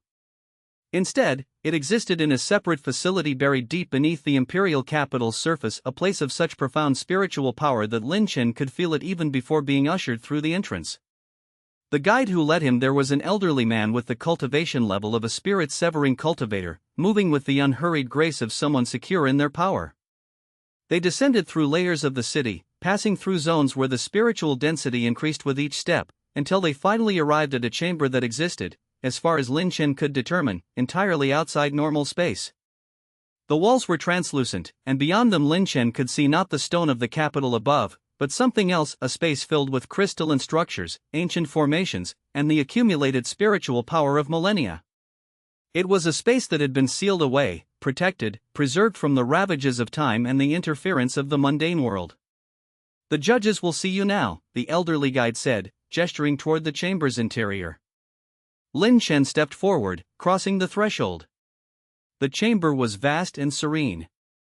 At its center sat 5 figures, arranged in a circle around a single empty seat. 4 of them Liang Chen recognized from the judging panels: the head judge, the woman with Tao-seeking aura, the man who'd approached him after the second round. But the 5th figure stopped Liang Chen's breath. The 5th was a man who appeared to be no older than 40, with silver hair that seemed to shimmer like moonlight, eyes that held the colors of ancient galaxies, and an aura so profound that Liang Chen's knees nearly buckled under the pressure of it. This was not someone in the Tao-seeking realm. This was someone who had transcended even that, someone who existed at the threshold of immortal ascension or had already crossed it. This was the Pill Emperor. "Please, sit," the Pill Emperor said, gesturing to the empty seat. His voice was warm, almost grandfatherly, but it carried the weight of absolute authority.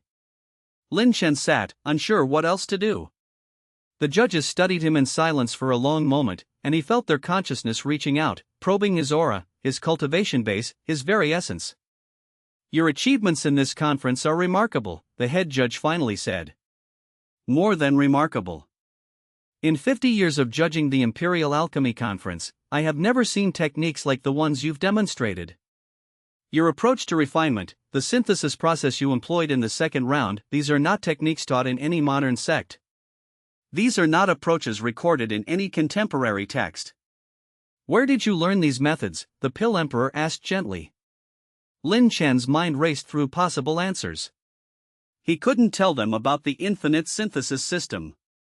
Such a revelation would open him up to further questioning he couldn't answer, and it would mark him as something fundamentally unusual in ways that could be dangerous. But he also couldn't lie to people of this power. They would sense the falsehood immediately. "I developed them myself," Liang Chen said carefully.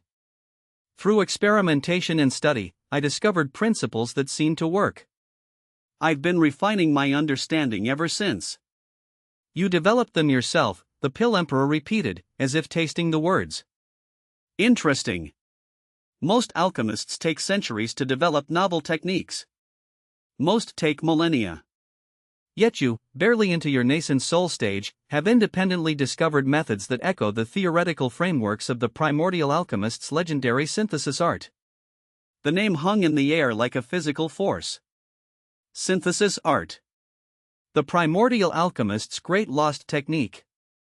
"I'm familiar with historical references to such a technique," Liang Chen said, choosing his words with extreme care. "But I haven't consciously based my work on them. I arrived at my methods through pure exploration." "That may be true," the Pill Emperor said. "Or it may be that you are remembering something you learned long ago, in a life before this one. Reincarnation is a complicated matter. The higher the cultivation level, the more likely one is to retain memories of previous lives. But it's rare. Usually, higher realms mean greater forgetting, not less." Liang Chen said nothing, unwilling to speculate about things he didn't understand. The Pill Emperor rose, and the judges rose with him. "Come with me.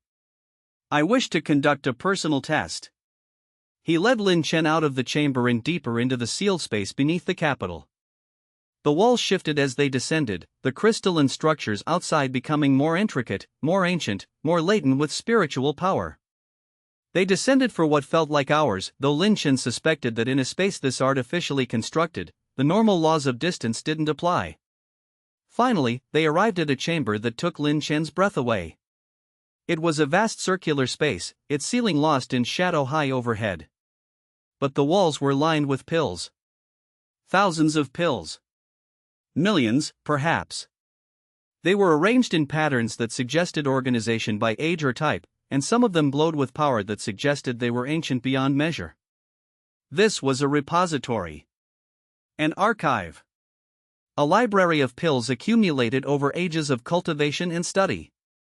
"This is the Tao Vault," the Pill Emperor explained. "A collection of pills from the era of the primordial alchemist to the present day. Every significant innovation in alchemy, every breakthrough technique, every revolutionary pill, they are all stored here, preserved by arrays that keep them from degrading despite the passage of centuries. He walked deeper into the vault, and Liang Chen followed, his eyes trying to take in the sheer magnitude of what he was seeing. I have been guarding this place for 3,000 years, the Pill Emperor continued. Since the day the primordial alchemists sealed away their greatest works before ascending to the next realm. For 3,000 years, I have waited, watching alchemists come and go, waiting for someone worthy of the primordial alchemist's full legacy. He stopped before a particular section of the vault, where an ornate pedestal held a single pill that glowed with such brilliance that Liang Chen had to shield his eyes. This is the pill of ultimate synthesis, the Pill Emperor said. Created by the primordial alchemists themselves. A pill that has never been successfully consumed by anyone other than its creator. It contains the crystallized knowledge of the synthesis art in its purest form. It was created as a test, a way to identify the true heir to the primordial alchemist's techniques, someone who could synthesize something entirely new from existing materials, someone whose intuition about harmony and balance was so advanced that they could perceive truth that others could not. He turned to face Liang Chen directly. I want to test you with something simpler, the Pill Emperor said. But first, a demonstration. He walked to a different section of the vault and retrieved a small vial containing what appeared to be fragments of material, not pills, but pieces of something that had been destroyed or damaged. These are the remnants of what should have been the greatest pill ever created, the Pill Emperor said. A pill designed to accelerate cultivation and grant temporary mastery over Tao principles. It was being refined when the primordial alchemist had a breakthrough and abandoned this work in favor of creating the synthesis art instead. What remains are fragments of the incomplete refinement. He set the vial on a stone table before Liang Chen. These ingredients are beyond your current level to work with. The spiritual density is such that directly refining them could damage your cultivation base. But you have demonstrated the ability to use synthesis to overcome material deficiencies. I want to see if you can synthesize these fragments into coherence. Can you take broken, incomplete materials and restore them to wholeness through your synthesis techniques? Liang Chen approached the vial carefully. Inside, he could see fragments of crystallized essence, pieces of what had once been a unified pill, now shattered and incomplete. The spiritual power radiating from them was immense, easily at the level of materials used to create pills that enhanced core realm cultivators. But the Pill Emperor was right. As they were now broken, fragmented, incomplete, they were more dangerous than useful. Attempting to refine them would likely result in a spiritual backlash that could leave Liang Chen's cultivation base permanently damaged. He opened his consciousness to the infinite synthesis system. Analyzing fragmented materials. Synthesis pattern detected. Fragments are components of ultimate cultivation acceleration pill, created by primordial alchemist, design status incomplete. Attempting synthesis of fragments.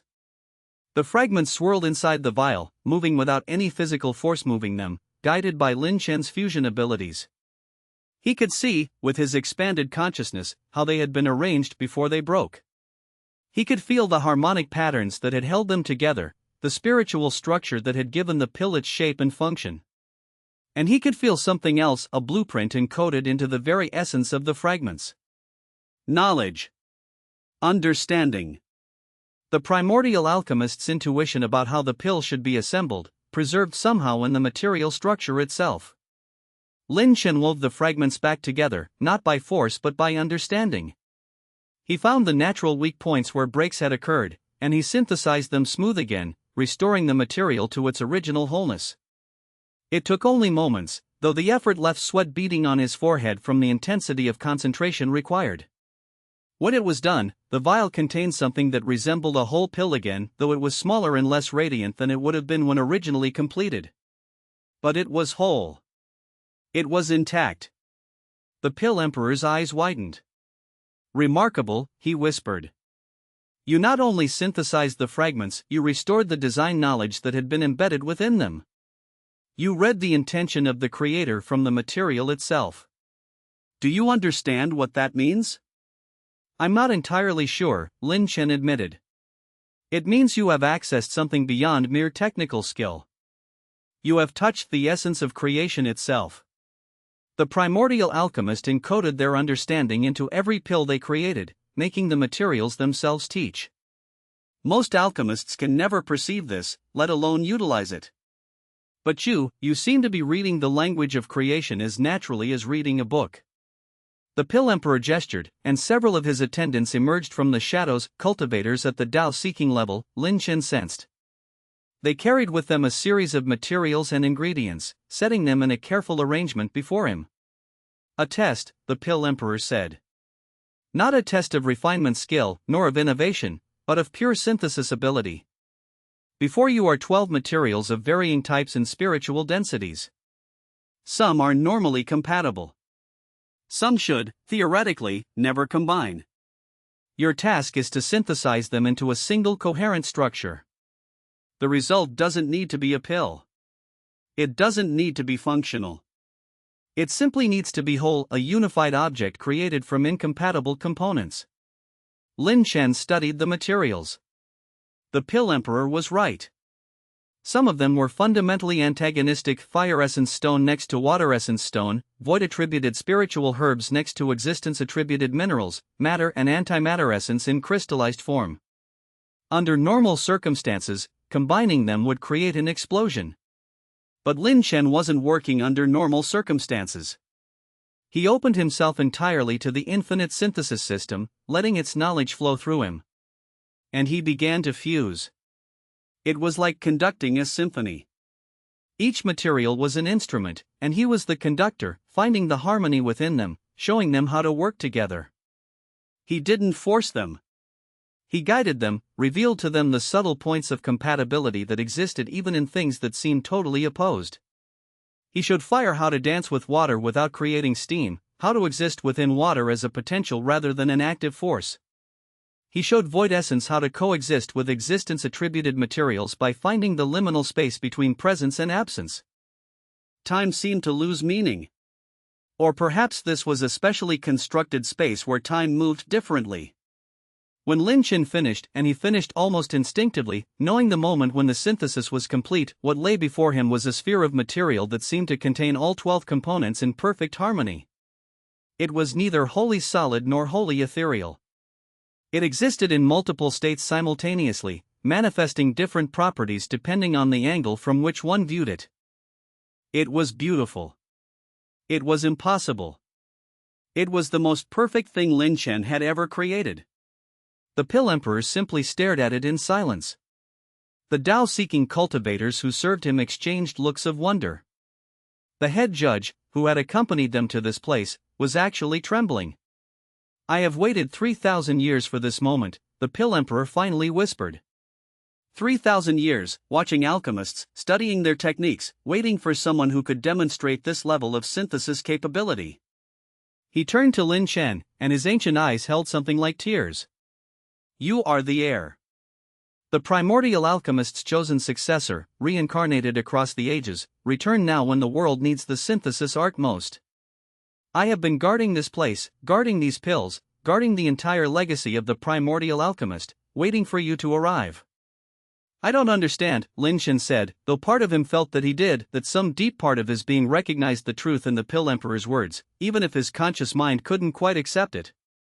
You will, the Pill Emperor promised. When the time comes, after the conference, after you have passed the third round, I will take you to the true inheritance site. I will show you what the primordial alchemist left behind. And you will understand everything. He extended his hand, and in his palm lay a single pill, small, silver, and radiating an aura of absolute power. For now, take this. It is a pill of protection, infused with the power of a Tao-seeking cultivator. Should you find yourself in mortal danger during the remainder of the conference, consume it. Its power will activate, granting you temporary strength equivalent to a spirit-severing expert. It can be used only once, and the backlash will leave you weakened for days afterward. But it will keep you alive. Liang Chen accepted the pill, feeling its weight, not physical weight, but the weight of meaning, the weight of history, the weight of understanding that he was stepping into a role he hadn't known awaited him. Thank you, he said, though it felt inadequate. Don't thank me yet, the Pill Emperor said gravely. The final round will be even more dangerous than the first two. The conspirators against you will make their move. They will not tolerate your continued existence, now that it's clear you might be the primordial alchemist's heir. But if you survive, if you reach the end of the conference alive, then I will be able to reveal the truth to you. And your real journey will begin. The Pill Emperor gestured, and the chamber began to fade, space-shifting, carrying Liang Chen back toward the surface world. But as he departed, he heard the Pill Emperor's final words. The primordial synthesis art will reshape the world, Liang Chen. But first, you must survive. When Liang Chen emerged from the sealed vault, back in the alchemy hall, he found that nearly an entire day had passed. The judges were awaiting him, and they informed him that the third round would begin the following day. He had no more time to prepare. The moment of truth was approaching. And somewhere in the shadows of the imperial capital, his enemies were preparing to strike.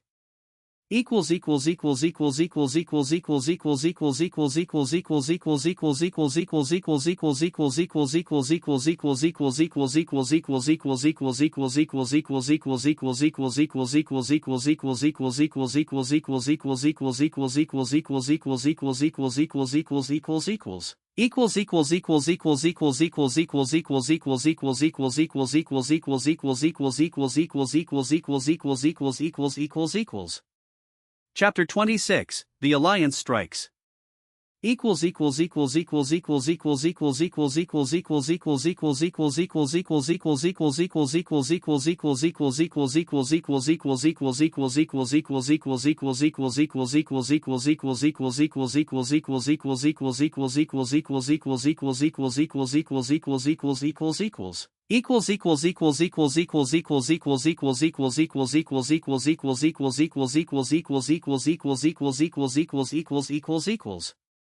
The third round began in the pre-dawn hours, before the sun had fully risen. This was unusual. Prior rounds had been conducted during daylight, in the open viewing spaces of the alchemy hall where spectators could observe the competitions. But the judges had made it clear that the third round would be different. The third round tests something beyond technique, the head judge had announced the previous evening. It tests the character, the will, the very essence of an alchemist. Therefore, it will not be conducted in the public arena. Each competitor will face a unique trial, tailored specifically to test what they most need to overcome. Liang Chen had spent the night unable to sleep, meditating instead, trying to center himself for whatever ordeal awaited.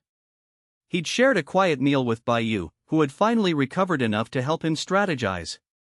Neither of them felt confident about what was coming, but they had agreed that whatever happened, Liang Chen needed to be ready for anything. When the message came calling him to the hall, the capital was still draped in pre-dawn darkness. Liang Chen made his way through the streets, keeping his senses alert for any sign of ambush. But the path to the alchemy hall was clear, patrolled by formation arrays that kept assassins and conspirators at bay. He arrived to find the other two remaining competitors already waiting, Xianxia from the ancient Jade sect, and a woman named Li Mei from the Eternal Lotus sect who had created a remarkably innovative pill for reproduction of the soul synthesis pill's effectiveness in different contexts. The head judge greeted them with her usual stoicism. The third round will be conducted separately, in 3 different arenas, she explained. Each of you will face a unique trial that we have designed specifically based on your performance in the prior rounds. The trial is not a test of alchemy, it is a test of something deeper. Complete your trial, and you will be marked as having passed. Fail, and... She paused meaningfully. Well, not all trials are survivable. What is the nature of these trials? Xianxia asked, his voice controlled but his aura betraying a slight spike of concern. If we told you, they would lose their purpose, the head judge replied. The trials test adaptation, resilience, and the ability to overcome challenges without preparation or planning. Come. She led them deeper into the alchemy hall, to a section Liang Chen had never been to before. Here, 3 archways of pure white light stood before them, each radiating a different aura, 1 silver, 1 gold, 1 deep purple. Each of you will enter one of these trials, the head judge said. You will not be able to exit until you have either succeeded or... She trailed off meaningfully. The trials are sealed spaces. There is no external communication. No help from allies. No system advantages that can be brought from outside. She turned to Liang Chen specifically. The judges are aware of your methods, Liang Chen. We have determined that within the trial spaces, your access to synthesis-based abilities will be significantly restricted. You will have access to your basic cultivation techniques and combat skills, but the system advantages that allowed you to create impossible pills will be unavailable to you. This is to ensure that the trial genuinely tests your character rather than your techniques. It was exactly what Liang Chen had feared. Without his synthesis abilities, he was just a nascent soul cultivator, powerful, yes, but not exceptional in the way that his system made him exceptional. I understand, Liang Chen said, bowing respectfully. Good. Then enter your trial. The head judge gestured, and Liang Chen found himself drawn toward the silver archway.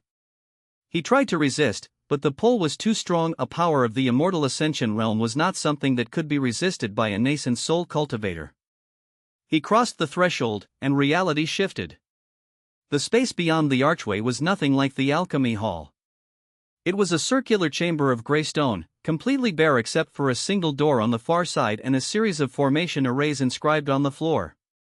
Liang Chen could feel them immediately, anti-synthesis formations of incredible sophistication, designs that made his own understanding of formation arrays look primitive by comparison. A voice echoed through the space. Begin your trial, Liang Chen. It was the head judge's voice, but it seemed to come from everywhere and nowhere simultaneously. And then the door on the far side slammed open, and Liang Chen's enemies poured through.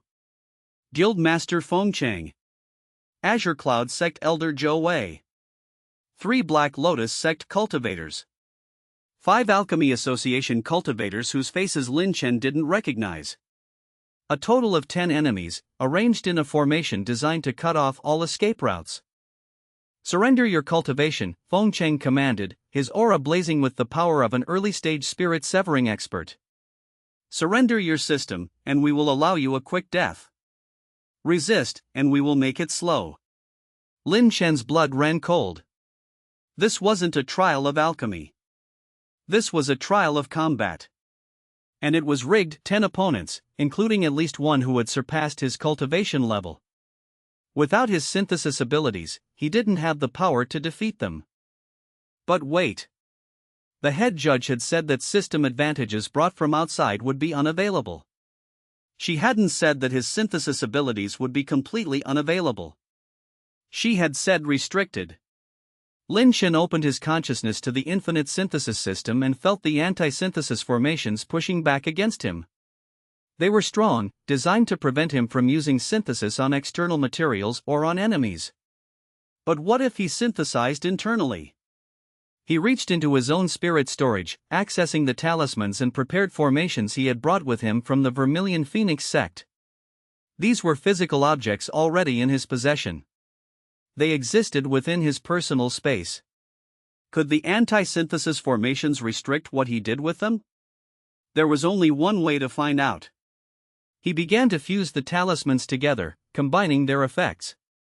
A defensive talisman merged with a speed enhancement talisman. An attack amplification formation fused with a spatial displacement technique. He didn't have much time. Feng and the others were already advancing, but in the moment it took them to close the distance, he managed to create something unprecedented. A synthesized combat array. When the first enemy came at him, one of the Black Lotus sect cultivators, Liang Chen activated the array. His body suddenly became faster, stronger, surrounded by a field of defensive power. The cultivator's attack bounced off harmlessly, and Liang Chen countered with a speed that surprised even himself. The anti-synthesis formations allowed him to fuse items he already possessed. They didn't allow him to synthesize his enemy's weapons or create new materials from nothing. But what they did allow was enough to give him a fighting chance. For the next hour, the trial became a desperate battle.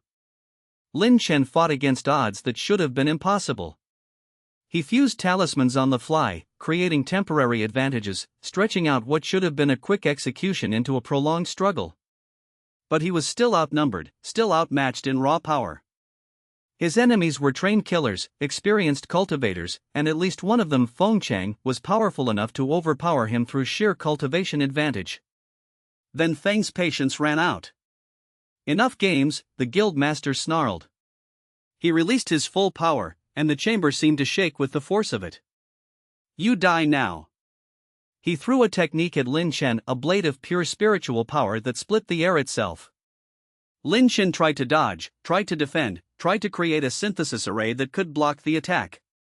But there wasn't enough time. The attack was too fast, too powerful, from an opponent too far above his level. The blade hit him square in the chest.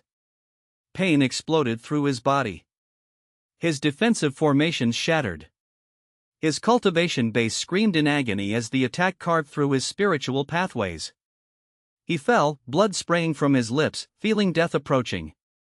In that moment, with nothing left to lose, Liang Chen reached into his storage space and pulled out the protective pill that the Pill Emperor had given him. He consumed it. Power flooded through his body like a tidal wave. The wounds on his chest sealed themselves. His cultivation surged upward, temporarily ascending to the level of a spirit-severing expert. The anti-synthesis formations in the room triggered, trying to suppress the power, but it was too late. The pill's effect was already integrated into his being. Liang Chen stood up, bleeding and battered but alive, and now with the power to match Fengcheng directly. Impossible, Feng breathed. You said I would die, Liang Chen said, his voice steady despite the pain. You were wrong. He moved, and this time he was fast enough. This time he was strong enough. The battle that followed lasted only minutes. With power equivalent to Fengcheng's own, and with Feng already exhausted from his previous attacks, the outcome was never in doubt. Liang Chen overwhelmed the guildmaster. He disabled the Black Lotus sect cultivators. He defeated the Alchemy Association conspirators one by one. The trial became not a matter of survival but a matter of methodology: how to incapacitate enemies without killing them, how to demonstrate his power while not crossing into genuine murder. Finally, only Feng remained standing, disarmed and defeated, his power suppressed by Liang Chen's superior strength. Yield, Liang Chen commanded. Feng dropped to one knee, acknowledging his defeat. And the trial space dissolved. Liang Chen found himself back in the alchemy hall, the pill's power beginning to fade from his body, leaving him weakened and trembling from the backlash of such a rapid power surge. The head judge was waiting for him, along with the other judges, their expressions unreadable. You have passed the third trial, the head judge said simply. You demonstrated adaptability, resilience, and the will to survive against impossible odds. These are the qualities we sought to test. The others? Liang Chen asked, worried about what had happened to Xianxia and Li Mei. Both have also passed their respective trials, a different judge replied. The three of you have all demonstrated the required qualities. The conference is concluded. But who won? Xianxia asked, suddenly appearing from his own trial chamber, looking equally battered. Li Mei emerged moments later, her robes torn but her expression serene. All three of you won, the head judge said. The conference is not designed to produce a single victor. It is designed to identify the alchemists worthy of advancement, worthy of recognition, worthy of pursuing the highest levels of the craft. All three of you have achieved that status. But even as the head judge spoke those words, an alarm bell began to ring throughout the alchemy hall. Not a ceremonial bell, but an urgent, repeating gong that signaled danger. What's happening? Liang Chen asked. The judges' auras suddenly flared with power, and they turned toward the main entrance of the alchemy hall. Standing there, having somehow breached the protective formations, was a figure that made Liang Chen's blood run cold. It was the Black Lotus sect master. And behind him were hundreds of Black Lotus sect cultivators, arrayed in formation, their auras combining into something that threatened to overwhelm the entire hall. The boy must die, the sect master declared, his voice carrying the weight of absolute authority. I will tolerate this no longer. His existence is a threat to the balance of the Eastern Cultivation Alliance. All who stand against me will fall. This was no longer a trial. This was an actual attack. The conspiracy had accelerated past the point of subtlety. The war had begun.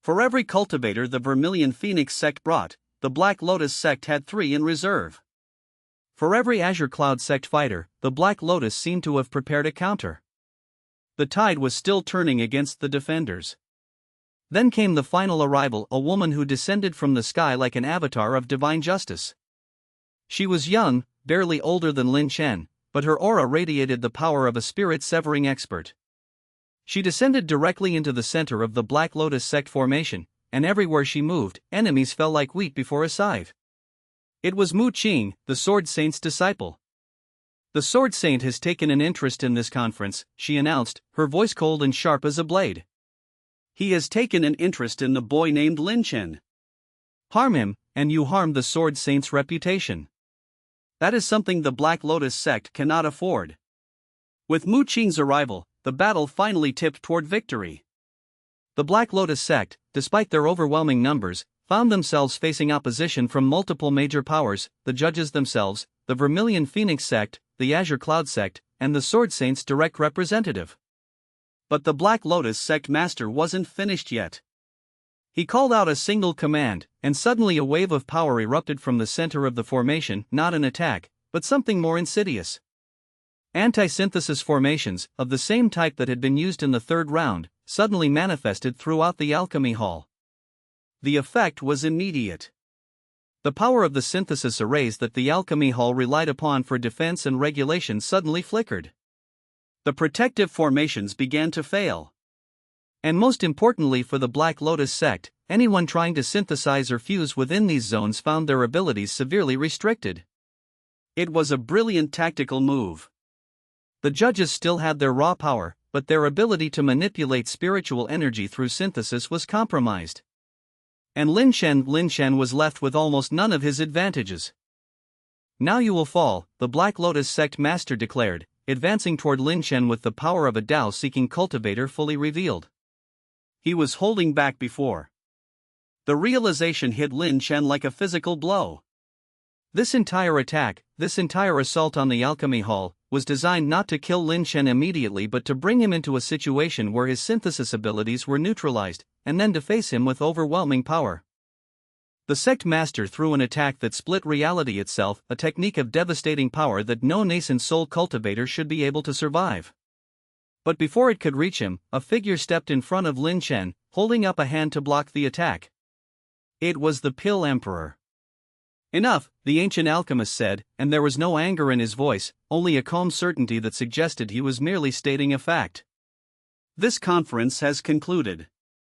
Liang Chen of the Vermilion Phoenix sect has passed his trials.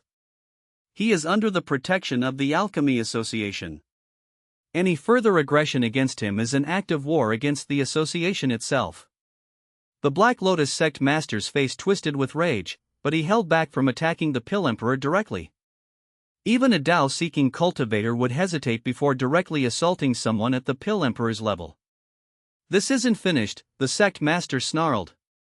"The boy has resources. He has a system that shouldn't exist. He will be a threat to us forever. Eventually, he will be destroyed." "Perhaps," the Pill Emperor replied.